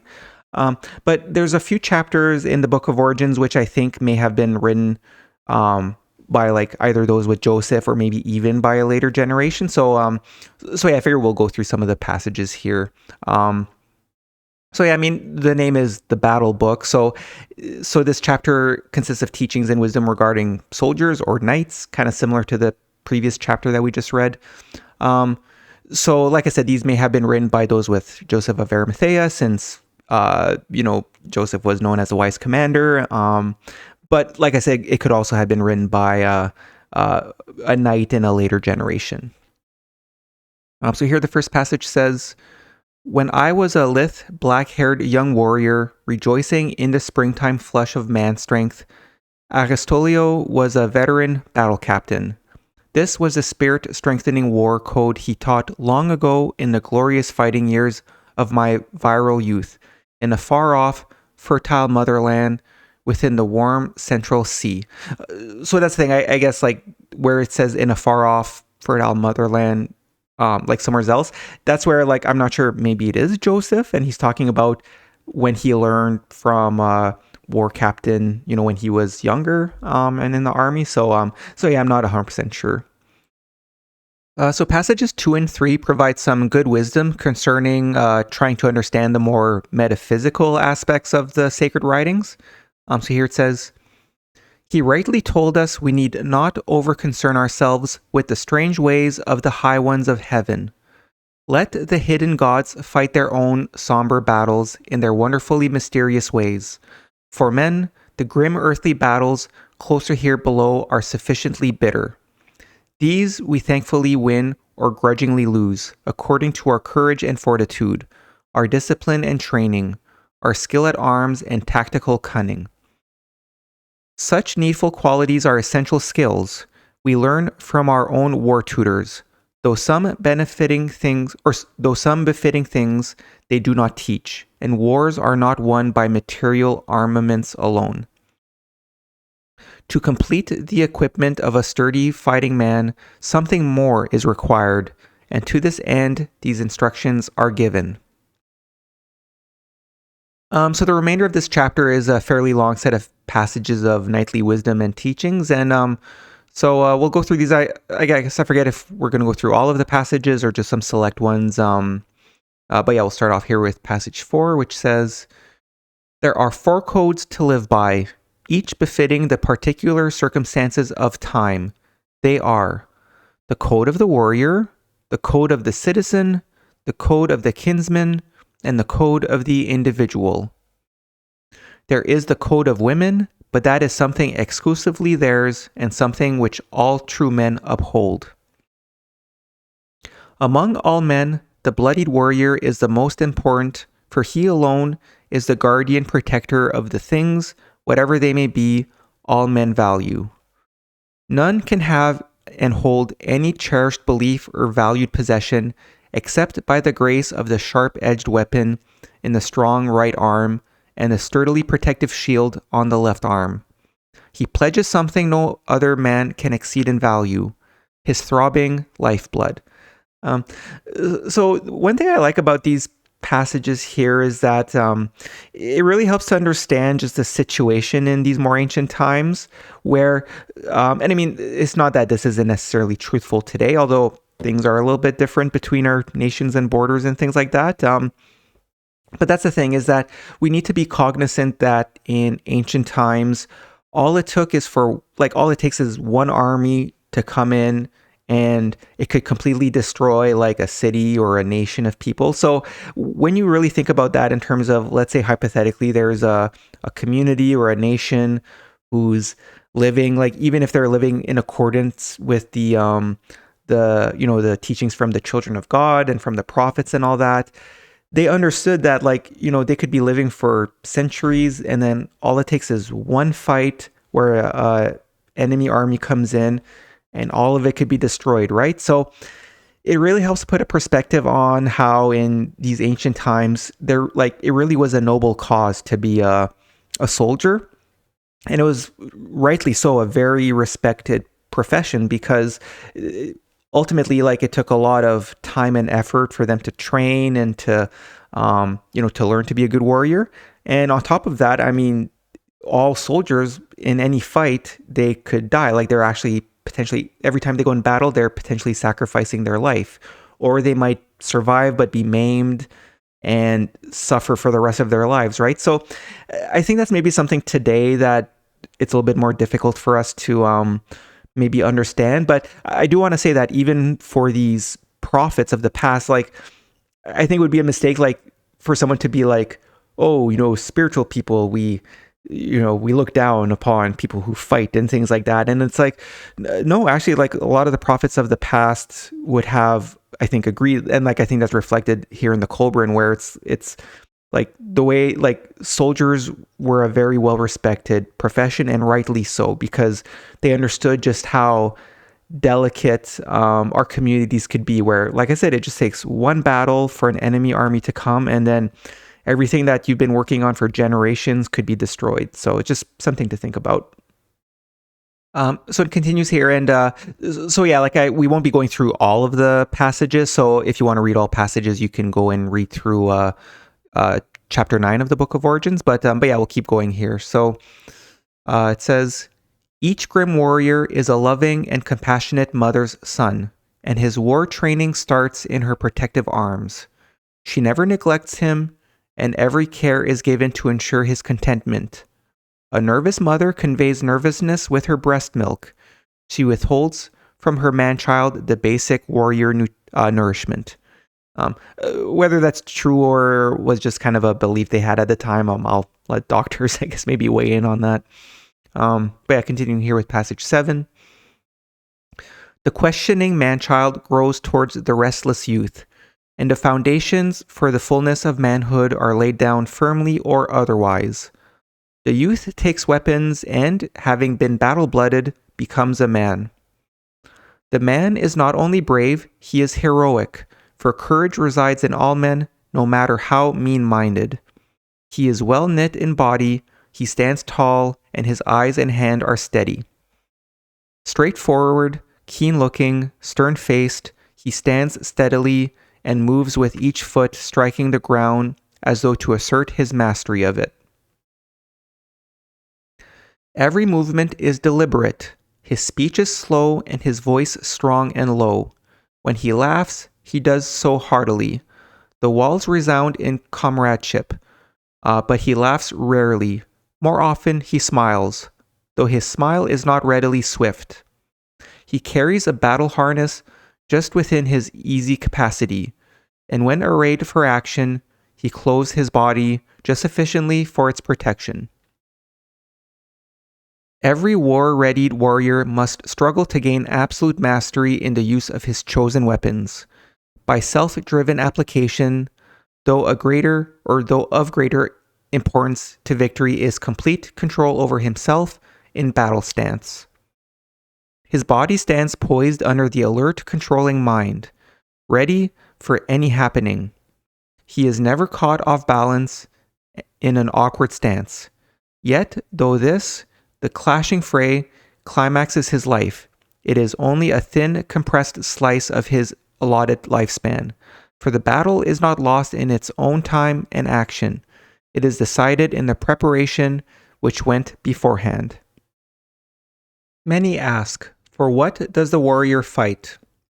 It is not for fickle wealth and encumbering possessions. For these the grim warrior rarely gains.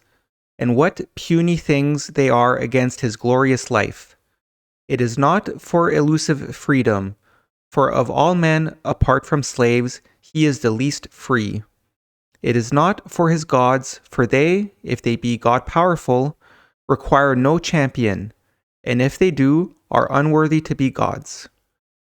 It is not for mocking justice, for the disciplined warrior obeys unquestionably, even when the command is unjust.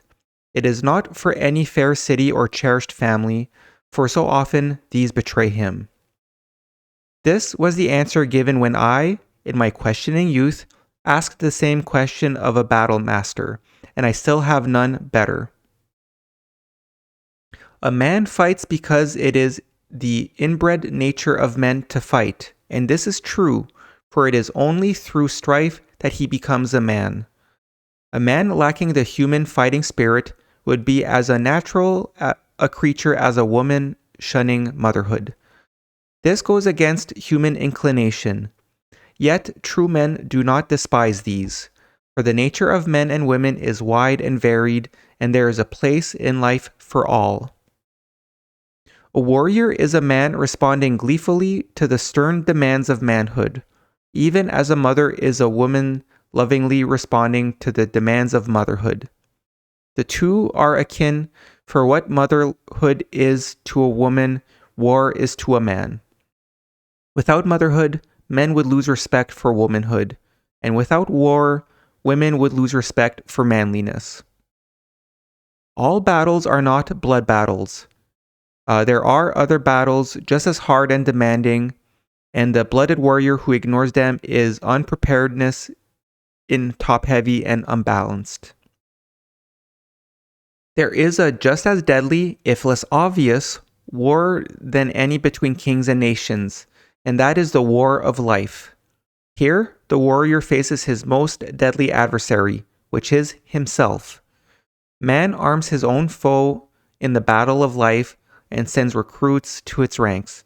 So yeah, I mean, like, this knowledge and wisdom about like warriors, I'm hoping that this will be something of the past. Like, I'm hoping that the world can kind of unite together on this knowledge and wisdom from these sacred writings, and hopefully we can have some sort of peace. But one thing I want to highlight here, which I think applies to everyone even today, is that here it says, there is a just as deadly, if less obvious, war than any between kings and nations, and that is the war of life. Here the warrior faces his most deadly adversary, which is himself. I think that still applies to us today. Sometimes we could be our own worst enemies. But I will continue here with passage 19. These are the things that were taught to Golahan of the bitter biting sword.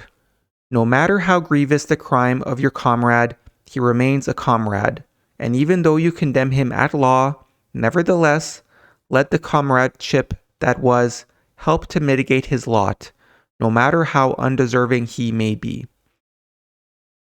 If all that happened was that your comrade could not withstand some temptation, do not disgrace or desert him. Say instead, it is possible that had the same circumstances befallen me, I might have been in the same boat with him. A knight is a man who serves the cause of duty, loyalty, and good, and upholds the virtues of ladyhood. He is a man among men, resolute but quiet. He speaks little, but what he says carries more weight in the scales than an outpouring of words by others. Therefore, I say to you, be a knight at heart, and let your armor be what it will, for you are a better man than one bearing impregnable harness. A knight does not allow himself to become prey to melancholy and self-doubt. If you are convinced that you are a worthy knight of the Supreme Commander, you have true cause for rejoicing. A knight is one who acts when action is called for, and he remembers that proper deeds without and proper thoughts within strengthen him in times of testing. As the waters to fish and the air to birds, so is fear to the coward and sadness to the melancholy. Avoid the companionship of those who would contaminate you, and avoid hypocrites as you would the plague. They will fawn upon you, but this is the homage weakness pays to strength. Do not seek their praise nor expect life to be bountiful because of your goodness. Water loves the swimmer no more than the non-swimmer. Put no trust in yourself until after the days of testing. Never judge your comrade until you have stood in his place. Never take heed of the tongued ones, for they who talk in tangles will surely lure you into a delusive net. Give careful ear to the words of the wise and to the tales of the word masters, and always be a transmitter, not a transmuter of traditions.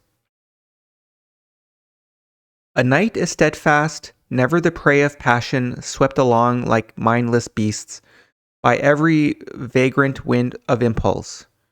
He is the champion of true love and knows that human love-longing serves to initiate the soul spirit into the higher love that ultimately unites man with God. He honors the ideals of true love and shuns the lures of low love, which pander to the baser passions.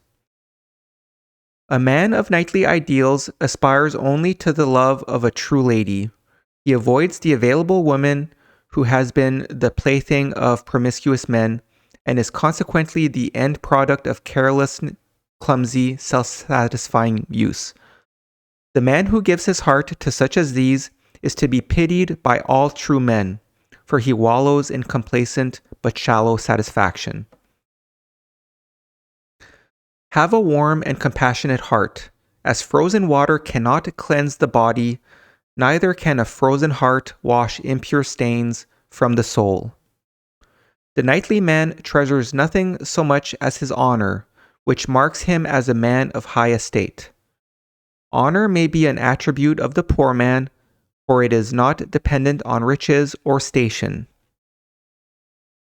Earth is an apple orchard with fruits delightful to the eye, which waft fragrance to the nose from afar, but at the core, its fruits have the maggots of bitterness and decay.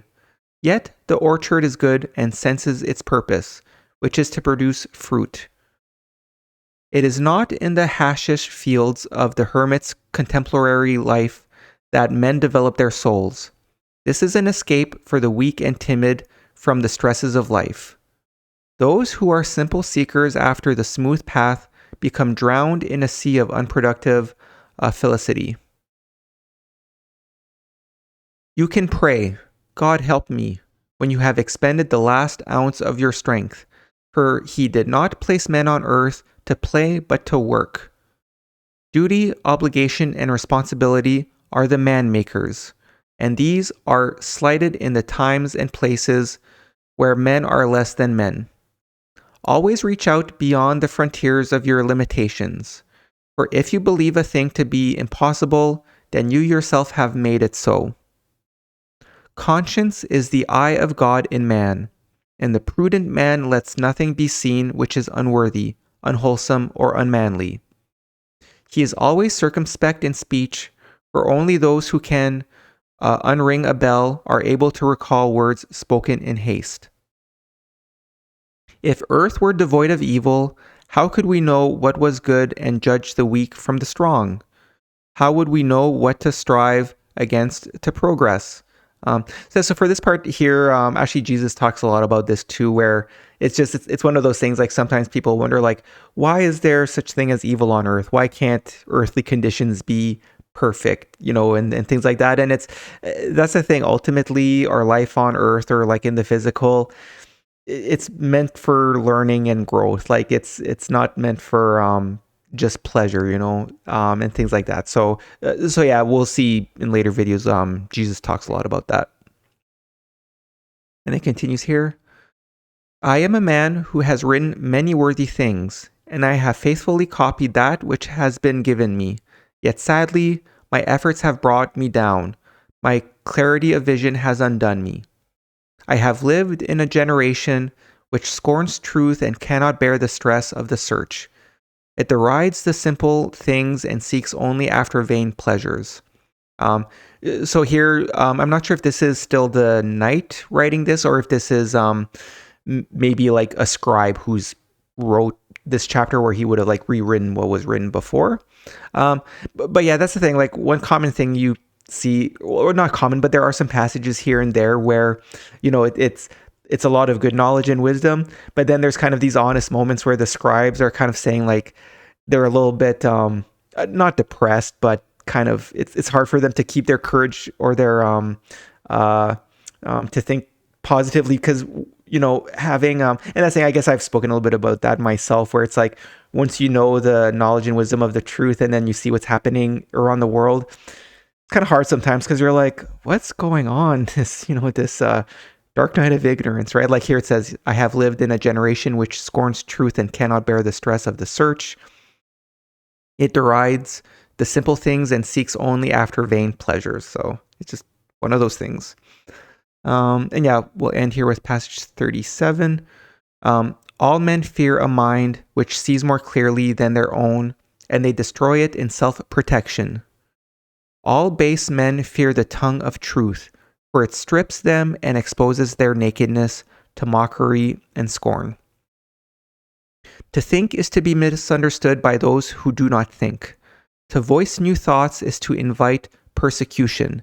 To have visions of greater things is to be hated by the visionless. And to be a maker of new things is to invite the scorn of the mindless.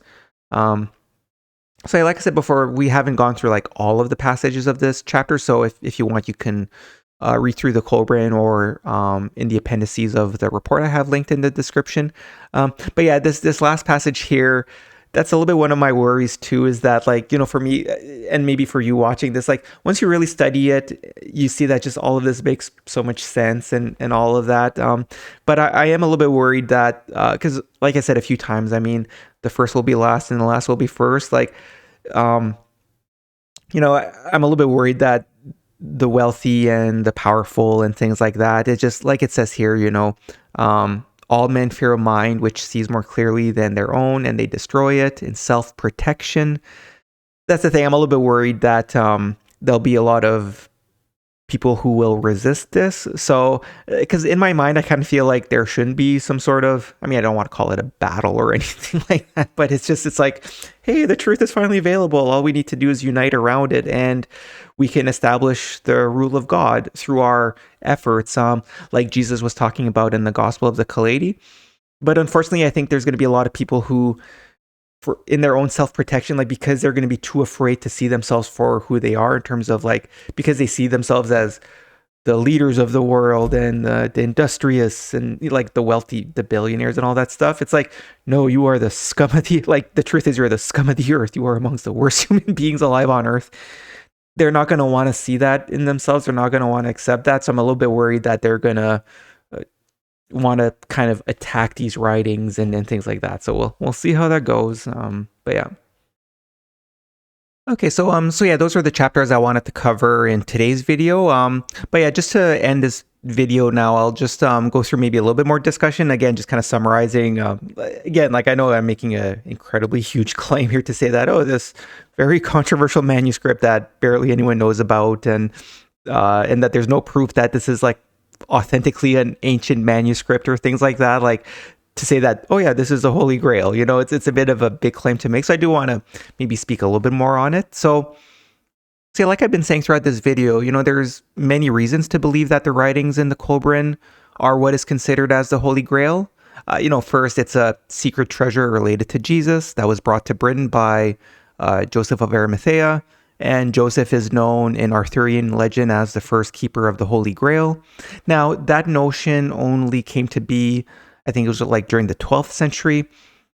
But like we read in those last few chapters of the Britain book, there were people in Britain, and it seems like especially people who were maybe known as knights and things like that, who held on to the writings in secrecy in Britain. So it's very possible, or conceivable at least, that these knights at some point would have decided to incorporate these sorts of legends within the communities. And for them too, this would have been like Joseph and Jesus would have been considered quite ancient, right? Like, because in the 12th century, that's over 1,000 years after Joseph would have gone to Britain. So that's the thing. I think it makes sense based off of what we just read in the Kolbrin that in a later period in Britain, there would be these stories or legends that would start to circulate about, Joseph as the first keeper of the Holy Grail.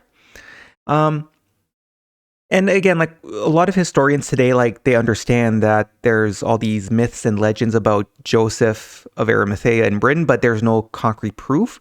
And part of that might be due to the practical explanation that we saw when reading the chapters today with how Joseph went by a different name, Iliad. And also how he converted Islas, who was a well-respected daughter of a local king or leader in Britain, and as we discussed earlier in this video, like they were willing to do these sneaky tricks to convince the people. So here we'll read again the passages that came to be known as the Glastonbury Thorn, where it says, now when the strangers were granted the land, the Druthin disputed this with the king and said that they wanted a divine sign that their gods approved.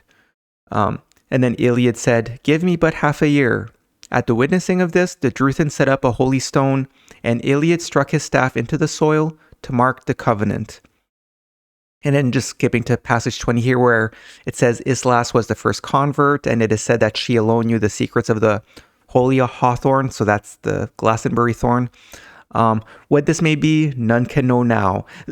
So again, this, I think it's meant to say like, oh, it was really kept a secret. Like we don't want people to know that it was a sneaky trick, right? They want to maintain the legend about this, right? So, but that's the thing. There's a subtle clue here where it's, it is said that when the Druthin murmured against the staff of Iliad, she placed a twig in water and it flowered, right? So, and I mean, again, like with the Holy Grail, that again, like I'm not an expert, even though I may have found the Holy Grail, I'm not the expert in terms of like all the ancient lore behind it.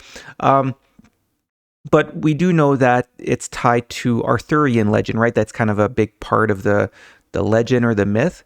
And as we read through chapter 6 of the Britain book, there are these passages which speak of some of the people who were with Joseph, and their names are similar to Arthurian legend. So I won't read through it all here, but, like I underlined here, there's like, like everything in the Kolbrin, the names are spelt a little bit differently. And to be honest, to me, this is another clue. Well, I shouldn't say clue, but to me, it's kind of one of those things where, again, like I think that if this was written to be as a hoax, that maybe more of the names would be spelled as they are, in Arthurian legend and things like that.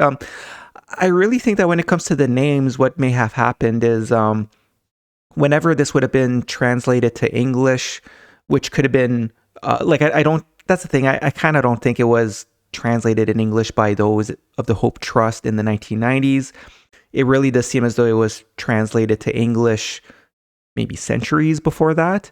And because some chapters have a lot of like Old English and things like that. So anyways, I kind of suspect that that's one of the reasons why a lot of the names throughout the Kolbrin, including, when it's talking about Osiris and things like that, that they're spelled a little bit differently, because maybe when they were translating it from whatever language it was originally into English, there was no, there was no internet, there was nothing like that. So and who knows who it was who translated in English. So they may have done their best to write the names maybe phonetically based off of the source material they had. So I really think that's why the names are similar but different, right? So I mean, the obvious one is Lancelot here, but like Galguin might be, I mean, I don't know, like, because there's like Gawain and Galahad and things like that. So like Gualanad might be Galahad, and Gwalgwyn might be Gawain kind of thing. So yeah, that's the thing. It's like it does seem from these passages where it's like, oh, there could be some link to Arthurian legend, and yeah, I don't have it listed here, but we discussed in when going through one of the chapters, I think it was chapter 5 of the Bryn book, where when it was talking about one of the lands where the Druids would go, the name was a little bit longer, but it had Avalon in it, which again, like Avalon, is part of Arthurian legend. So it just, anyways, I guess what I'm trying to say here is there's enough clues to say that like, hey, maybe, and again, like these being written in a much older time compared to when like the more modern Arthurian legend developed, it just seems as though, those knights who wrote the latter chapters of the Bryn book may have taken the elements of these texts which they had and turned it into these stories for people to, so that the communities would keep these legends alive, in hopes for later generations to remember these or to go back to them, and things like that. And yeah, like actually another link to Arthurian legend. So yeah, it was in video 9 that we went through the tale of Gwynvera, which is chapter 7 of the Book of Origins. And, the reason why we went over it in video 9 was because there was what seemed to be some fairly clear links between this story and the story of Hermanatar, which, as we discussed in video 9, is a story which has elements meant to talk about Moses. And like we talked about in video 9, is that this story might be the original story of what later became the tale of King Arthur. Again, because Gwynvera's nativity story is similar to Moses' birth story in the birth of Hermanatar. And in terms of, so we went over this in video 9, but Gwynvera might have led to Guinevere, although she also could have inspired Morgana or Morgan Le Fay, since Gwynvera is a sorceress and is Arthur's, or in the Kolbrin story, it's called Helva's sister, who was separated at birth. And then the soothsayer Seir, like in the tale of Gwynvera, could have become Mordred, since it could be argued that it was the meddling soothsayer's actions that ultimately led to Helva's death. Because in Arthurian legend, there's Mordred, who's a magician, and he's the one who led to Arthur's death. So ultimately, so that's the thing. I mean, these are stories, but ultimately the legend of the Holy Grail may have been in part due to Jesus's cup being used in Britain to convert idol worshippers. So yeah, I mean, this is from the end of chapter 25 of the Gospel of the Kailedy, when it said, then when Pontius Pilate returned to Rome, Joseph departed from his home shores, coming to Setnadoin, from whence he moved to a well at the foot of a hill. He brought with him a clay cup, which had been set in silver by a silversmith, and this was that cup used by Jesus. So like we discussed when going through chapter 6 of the Bryn book in today's video, we see how when Joseph arrived in Britain, there were a lot of idol worshippers. So it's very conceivable that either Joseph or those from a later generation would have used this, almost as a holy artifact to maybe help get people to convert or to maybe create a religious experience for them. Like, even though you can maybe make an argument that they may have been taking advantage of the people's ignorance, it's one of those things that they may have done. It's just, you do what you can, I guess, with the things and the tools you have available to you. So maybe it was one of these later generations who, along with the sacred writings, they had this cup from Jesus and they're like, hey, maybe we can use this for good. And it helped turn into this legend of the Holy Grail. And, but again, like, as we've been going through these chapters, and we'll keep going through those about Jesus in later videos coming up here, like, there's a lot of truth to it because it's very clear in the Gospel of the Kailedy and also in pretty much all of the books of the Kolbrin, where it's this knowledge and wisdom which can result in us living an eternal life. Because if we live as we should based off of this knowledge and wisdom, then that's how our soul after death on earth will end up in the light side of heaven. And it's in the light side of heaven that we can live eternally, essentially, right? So yeah, one of the reasons I want to have a bit of a discussion on this is that, even for us today, I think that we might get a little bit carried away with like relics and artifacts and things like that, where, like, let's say if hypothetically speaking, we do find like this cup that Joseph brought over to Britain, or like we discussed earlier in this video, like what if we were to find where Jesus was buried? Like what if he was buried in Britain somewheres or something like that? I think that, today we would have a tendency of being like, oh my gosh, like, and place so much importance on it. So that's why I want to have a little bit of a discussion on maybe why it is that there's been, historically speaking, like some importance placed on relics and things like that. So that's the thing. One thing to make clear before we talk a little bit more about these artifacts and things like that is that, the texts within the Kolbrin make it clear that the real treasure are the sacred writings. So this is a passage here from the Book of the Sons of Fire. It's like one of the more older ancient writings where it says, so here it's talking about, they're kind of talking about like who wrote what or some of the different books they had. So it says, he wrote the book which is known to all, and the book of rites and ceremonies, which is known only to the elect. He did not write the 3 books in the lying urns, which we alone know, or the book of the secret way. He may have written the book of instruction for the children of the written word within the children of light. The manner of keeping the book is taught from generation to generation.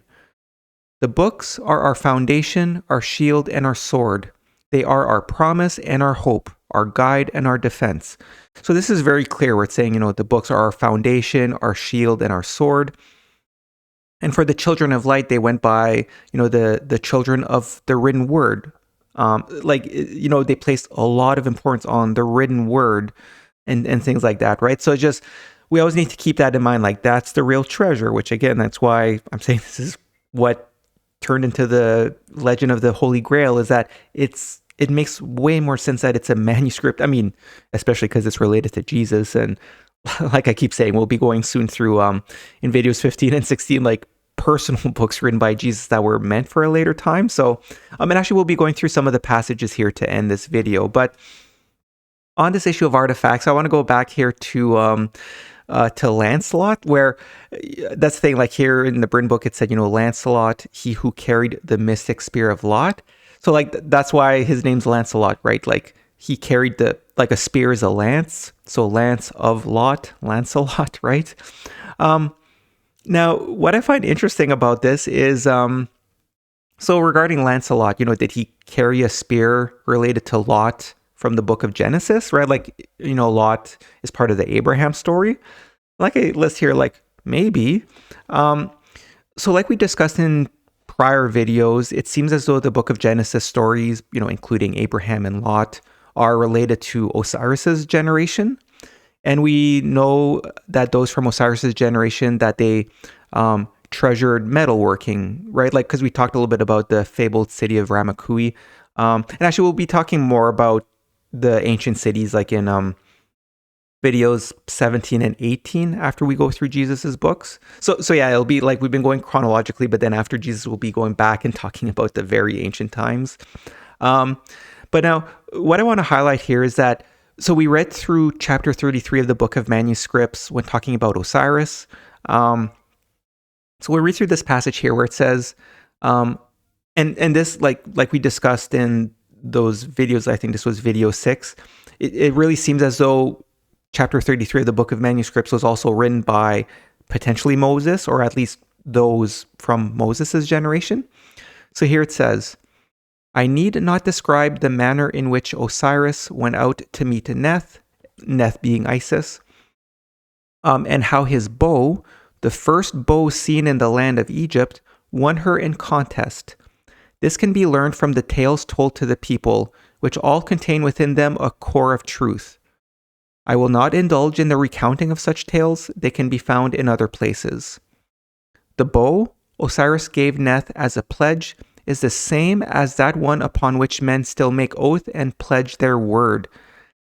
So that's the thing, I guess, like in the stories of Osiris, especially those of Hoskaya, like, you know, it talks about Hoskaya's bow and things like that. So, but what this is saying, like, if this is a chapter that was written during Moses's generation, like here it says, the bow Osiris gave to Neth as a pledge is the same as that one upon which men still make oath and pledge their word. So I guess what to me this is saying is that, like, for the, you know, the secretive sons of fire in their secret society of sorts, people, when they would be invited, or if they were to pass certain test or however it was, they would make their oath and pledge on the bow. Like, they still had with them this bow that Osiris may have wielded 12,000 years ago.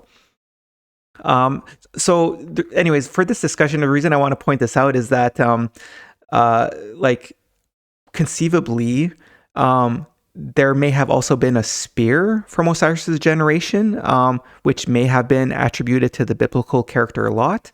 Because that's the thing. Like I said, I guess we'll be going through more chapters about, like, the city that was destroyed by the flood.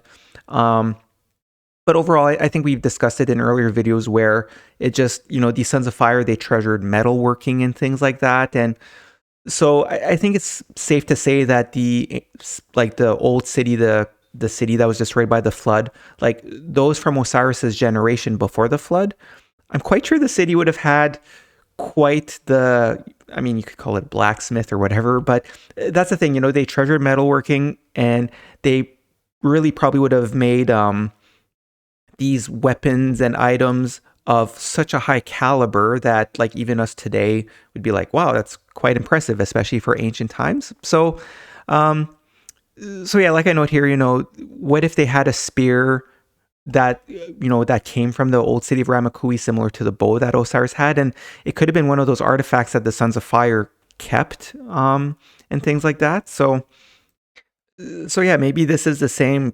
spear or lance that later became in the possession of Lancelot in Britain. So anyways, I mean, that part's not quite for certain, but I just wanted to include it here because it was kind of one of those interesting things I noticed, which, again, it's tied to Arthurian legend, like Lancelot.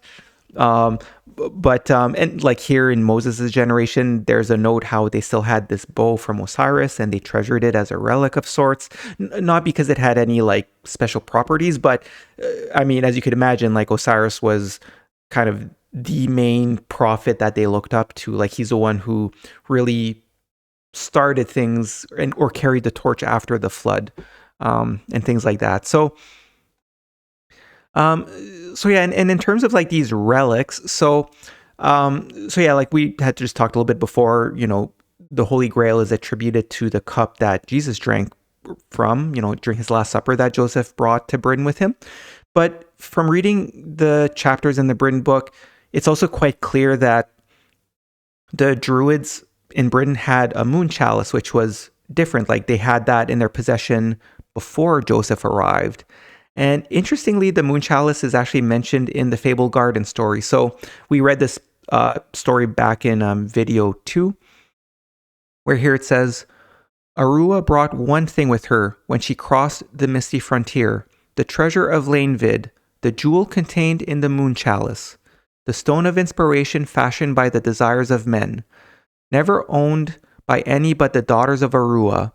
This, the Langil, Arua gave to Fanvar as her dowry and her pledge of purity and exclusiveness. She followed the ways of the Cradle Land, not the ways of Earth. Now, for those who remember, if you've watched video 2, is that, like, here, so for Arua, like, she was kind of known as the first woman, where for those who remember, like, Fanvar had a vision from God, and then after the vision from God, he saw the spirit, like it called her a wraith. But then what happened was later, Fanvar got injured by the Yoslings. He was near death. So then there was that moment similar to Eve coming from Adam's rib, but instead it was like Arua, who was a spirit being, created a physical body from the congealed blood that was coming out of Fanvar because he was injured. And once she had a physical body of sorts, she then helped to heal Fanvar. And I really like that, like much more than the Adam and Eve, Eve coming from Adam's rib, because it's more of a symbiotic thing where like Arua only came to be because of the blood that was coming out from Fanvar, and then Fanvar would have died had it not been for Arua. So it was more of a symbiotic relationship there between the man and the woman. But anyways, the reason I wanted to mention that again is that this jewel contained in the moon chalice in this passage, this is the one thing that she brought with her when she crossed the misty frontier. So the one thing she brought from the spirit world to the physical earth. So that's the thing I think we really need to keep in mind. Like, I'm quite certain that all of this symbology, which kind of comes off as talking about like a relic, like the jewel contained in the moon chalice, it's kind of code for, again, it's the truth and the knowledge of and wisdom of our spiritual being, which again is required for us to live in a way where we can then live life eternal in the light side of heaven. Because later in I don't have it included here, but like later in the Fabled Garden story where there's Datum, like the Adam character who would, it talked about the chalice or the cup in, I forget the name of the place that started with a G, but it kind of talked about how there would be almost like a moondew or honeydew that would accumulate in the cup.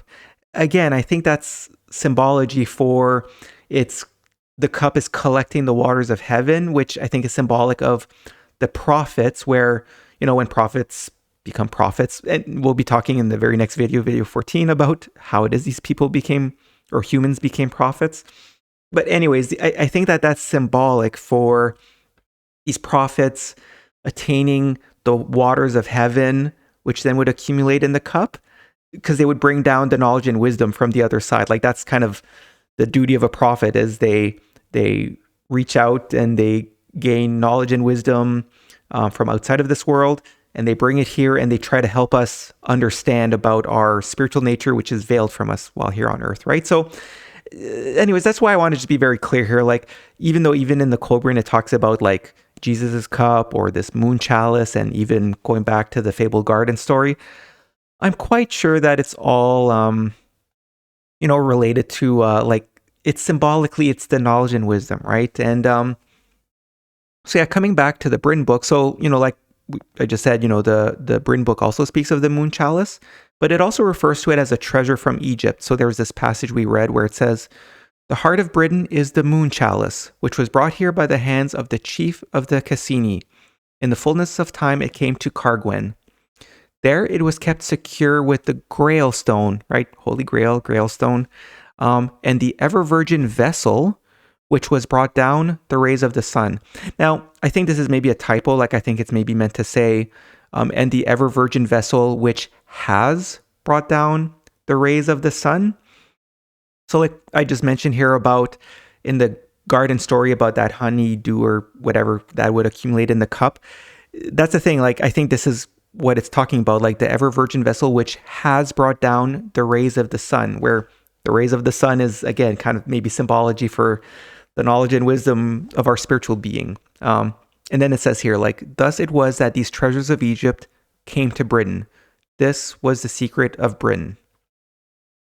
Sorry, I hope I'm explaining it okay and that it's not too confusing, but essentially what I'm trying to say here is that we really need to be careful when we think about relics, because I think from, just all these ancient beliefs and myths and legends and things like that, sometimes we might have a tendency of placing a lot of emphasis on like material objects and things like that. And it's like, there will come a day that everything on earth, in fact, there will come a day that everything in this universe will disappear, either through a heat death or whatever it is, all the many ways that our universe can come to an end. But the thing is, our souls are eternal. Like, it just helps to put into perspective that the real treasure is the knowledge and wisdom of the spiritual side of our spiritual being and things like that. And again, like I keep repeating, it's by learning from these spiritual wisdom and more importantly, living in alignment with it. That's how we gain eternal life. So yeah, I guess, just to kind of transition to the next few videos here. So, like I've been mentioning quite often, in videos 15 and 16, we'll be going through these like personal books from Jesus, which were explicitly meant for a later time, and they are incredible. Like Jesus really has a way with words. So those are my favorite books in the Kolbrin, which I think there's just one chapter that I would say is more important than Jesus's books. And I mentioned it in a previous video where there's a chapter 15 of the Book of Gleanings is called The Voice of God. And it's written in a way where when you read through it, it's almost like you're having a conversation with God. So we'll go through the whole chapter in video 20. But yeah, so here, there's 3 different books from Jesus. There's the Book of the Silver Bow, the Book of Lucius, and the Book of Wisdom. And they're all good. They all have kind of their different topics and things like that. But yeah, so here I included some passages from the Book of Lucius, which we'll be reading through in video 16. And I just really want to show here just kind of how, like, yes, this is the real treasure. This is the Holy Grail. Like, we couldn't ask for anything better than like these books written by Jesus. So I'll read through a few of these passages where, again, this is Jesus speaking personally to us, the readers, where he says, "My friends, the purpose and meaning of life are no longer hidden from you, and you know why men should follow the way of good rather than the way of evil. Every restraint and restriction, every responsibility, every duty and obligation, however obscure the purpose, are imposed with only one end in view, your own ultimate benefit and good. Everything unnecessary or purposeless has been winnowed away, and only the sustaining grains remain. Nothing not worthwhile has been kept. Yet, there is another reason for following this path, for, by refining and strengthening the soul spirit and awakening all its latent powers, each man is potentially a man-god. He is no longer restricted to this sphere and can even contact greater beings beyond the mountain, and from them learn the truth." Essentially talking about, like, that's the thing. It seems as though all humans have the potential to reach the level of a prophet and maybe gain some sort of communication with spirits from the other side. So, that's part of our human heritage where I'm not sure how long it'll take for humanity as a whole to maybe reach that point. But anyways, we'll talk more about that later. But here's a few more passages where Jesus says, "Life itself is real, but as expressed in the sphere of matter and mortality, it is little more than an illusion. The true being lives elsewhere, and where it lives, man awakes to eternity. The illusion vanishes, and he is confronted with the real." So that's the thing. The sphere of matter and mortality is this physical world, like Earth and our physical universe. And that's the thing. We'll talk about it when we go through the full chapters in the later videos. But Jesus makes a lot of references to this world, our human experience, to be kind of an illusion where the true being is our soul, and that it lives elsewhere, and where it lives, man awakens to eternity, right? So, and he continues here, "In this sphere, man dwells in bondage to a belief in the reality of the illusion. He is attached to passing shadows. He seeks to grasp something of substance in a place where nothing is true, substantial, and unchanging. My friends, you know too well how few soul spirits are awakened from their slumber on the soft couches of agnosia. Of those who do wake to consciousness are some who did so quickly and lovingly embrace the great light. They seek diligently and carefully for the tree of love and eagerly eat its nourishing fruit. Those are the noble soul spirits, the truly illuminated among men.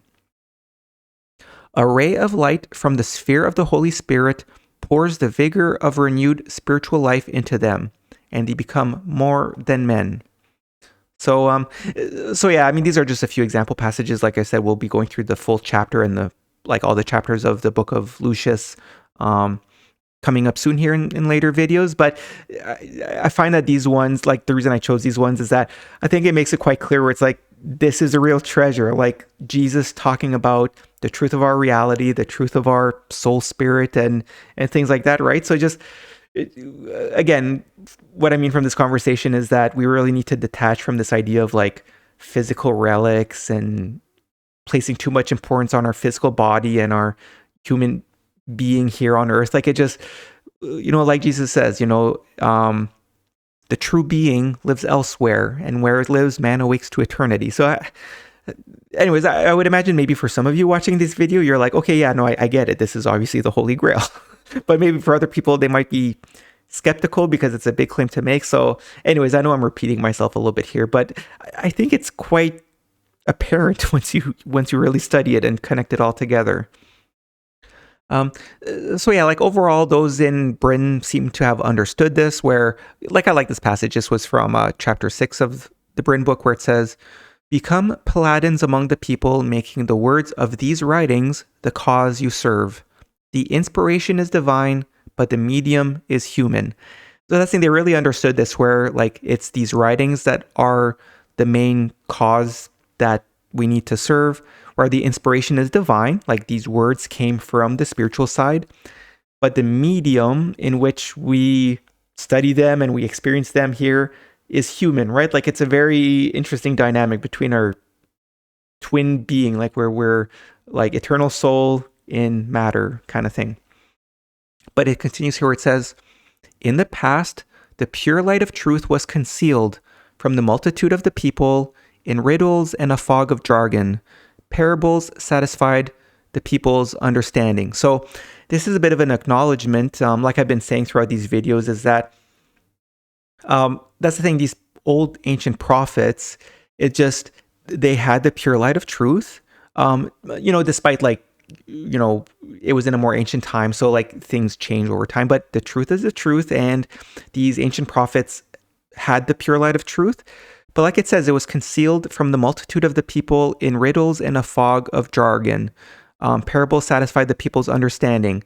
So because of that, like in later years, it says, "Religion degenerated because in its higher aspects, it was not understood by the mass of the people, and there was a fear of casting pearls before swine. Hence the mysteries and the need for ceremonial images and symbols." So like ceremonial in terms of our religious practices that we do, images and symbols, and I would add like relics to that. They understood that like there was a need because of because the pure light of truth was not understood by the mass of the people.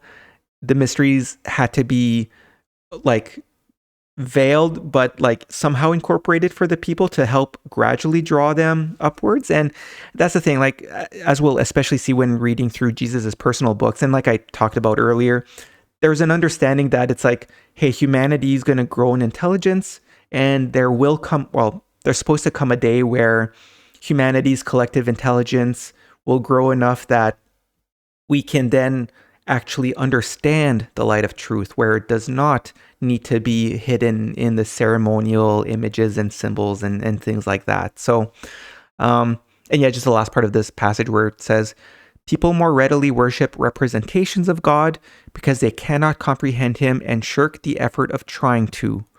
God cannot be represented by things of this world to the understanding of the aristocratic soul." So that's the thing where people throughout history have been, we have all these like statues and idols and all sorts of things. It's because it's difficult to understand God. Like it takes work and study and all of that.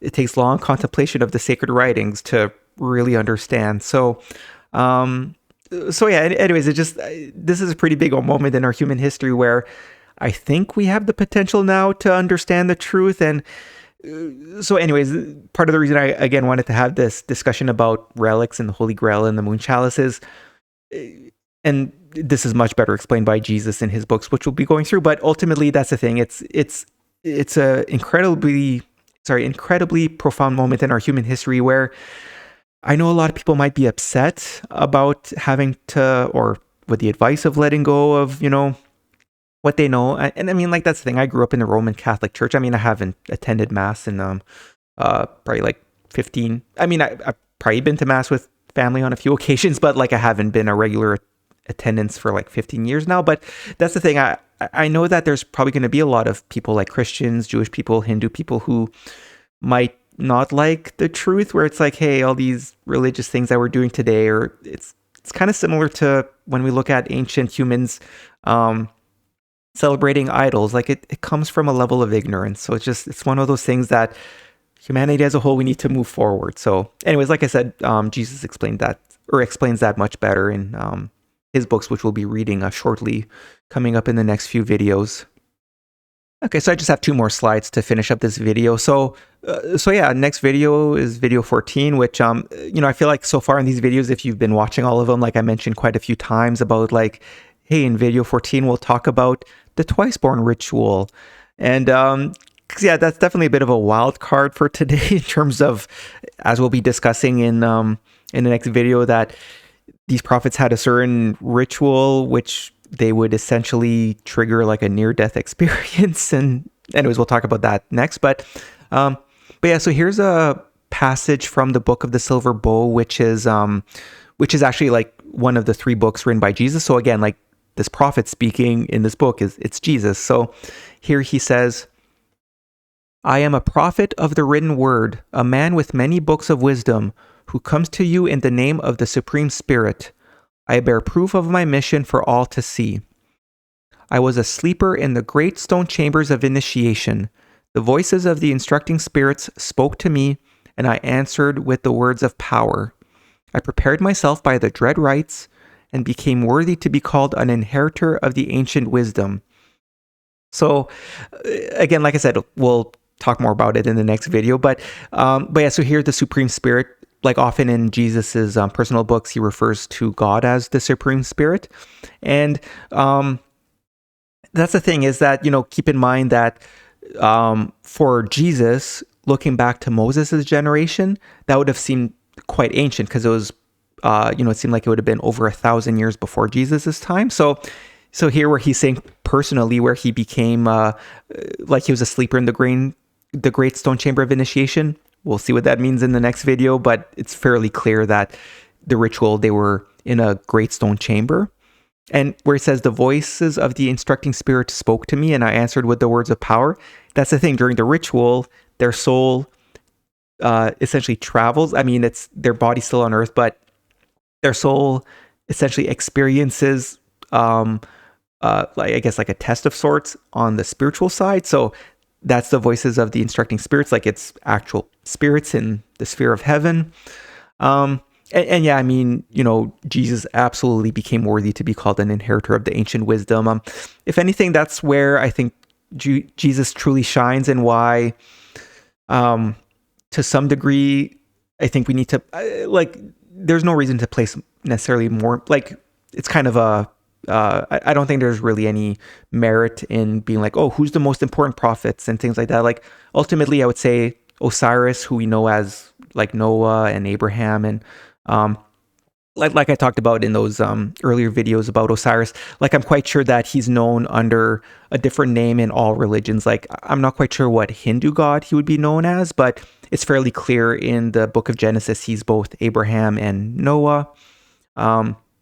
And things like that. So there's no reason to say like which prophet is better and things like that. But the thing that's really incredible about Jesus is that he became an inheritor of the ancient wisdom. And I feel like, no other prophet saw the truth as clearly as Jesus did.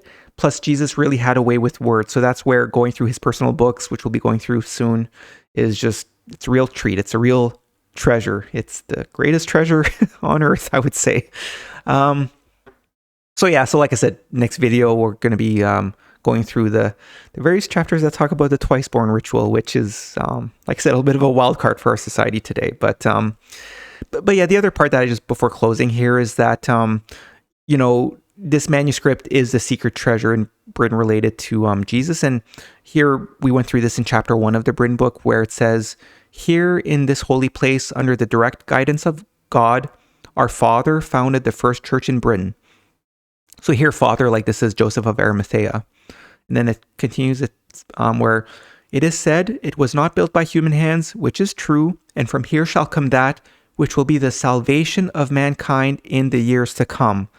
So again, just to really keep pounding this fact that like everyone, this is obviously the Holy Grail. It's just like, when Joseph went to Britain and established his church and he had this manuscript and these secret books written by Jesus, there was this understanding that, and from here shall come that which will be the salvation of mankind in the years to come. Sorry, I'll just end here with this last slide here. So I did show this image here. I talked a little bit about it at the end of video 1 for those who've watched video 1, but this is from Indiana Jones and the Last Crusade, which is a movie that I really enjoyed when I was younger growing up, and I never expected to be the one to potentially find the Holy Grail, but yeah, so here it's Indiana Jones, and this is the knight who was in the hidden enclosure, who was the keeper of the Holy Grail. So anyways, I just want to end here with another passage from Jesus in the book of Lucius, where he says, "My friends, the power of the Holy Spirit has led you here and directed your footsteps, so that you may be well guided in ascending the heights of divinity. No others shall be admitted to our circle, for so profound a subject as that dealt with here would be profaned by the presence of many." Now, I mean, Jesus wrote this over 2,000 years ago. Like I've been saying, I suspect from everything that, like, and again, I mean, I do mention a few times when in these videos, but I just want to be clear here. Like, I feel incredibly awkward about this. Like, I didn't expect to find this. I just was having a bit of a hard time during the pandemic. I kind of started to go back and, read through and watch videos on, like, the book of Genesis and things like that. And somehow I stumbled across the Kolbrin, and after reading through it, I was kind of fascinated by it, but it was very confusing. But yeah, when I finally got to the Bryn book, which is the last book of the Kolbrin, I noticed the things like the Glastonbury thorn and some of this, and it dawned on me, like, I just had a moment where I realized, like, oh my gosh, like, what is this? So yeah, that's the thing. It just, anyways, it's just, I know it's very controversial and all those things, but look, I'm just trying to do what I think is right here. I accidentally stumbled on it. I seem to be the only one, at least so far. Like, there are other people who know of the Kolbrin, and there's people who seem to understand, at least to some degree, like the spiritual wisdom in terms of like our soul and heaven and God and all that. But I don't think anyone else has noticed these clues in terms of like, how to interpret these writings to understand, oh, this is talking about Joseph of Arimathea in Britain, and oh, there's Osiris and Moses. Like, that's the thing. Like I said, a lot of people haven't done both. Like, I think that's the interesting thing about this, is to really understand what this actually is. You have to both be able to understand like the spiritual knowledge, but also it took some detective work to piece this a bit as in, like, I mean, not, I don't know if I would call it like archaeology, but it just, but I mean, I guess for those who don't know, Indiana Jones is a archaeologist by trade in the movies. But anyways, I guess that's just all to say that, like, look, I accidentally found it. As you could imagine, once I started to realize what this was, I think you could all understand it's a very human thing to do. Like, I need to find out everything about this. So I just kept on reading, studying, and then I put my report together to document it all together. So it just, look, if some of what's in this and from what I'm saying upsets you, it just, look, I'm just doing my best here. I hope you're not, don't shoot the messenger or anything like that. And yeah, I'll do my best here as we, because yeah, like I said, we still have quite a few videos that I have planned for this video series, but the next 3 are quite profound in the sense of the secret, like the secret wisdom of the past in terms of, next video 14, we'll go through the twice-born ritual, which was probably considered like the one of the biggest things that was kept secret by the ancient prophets, and for good reason.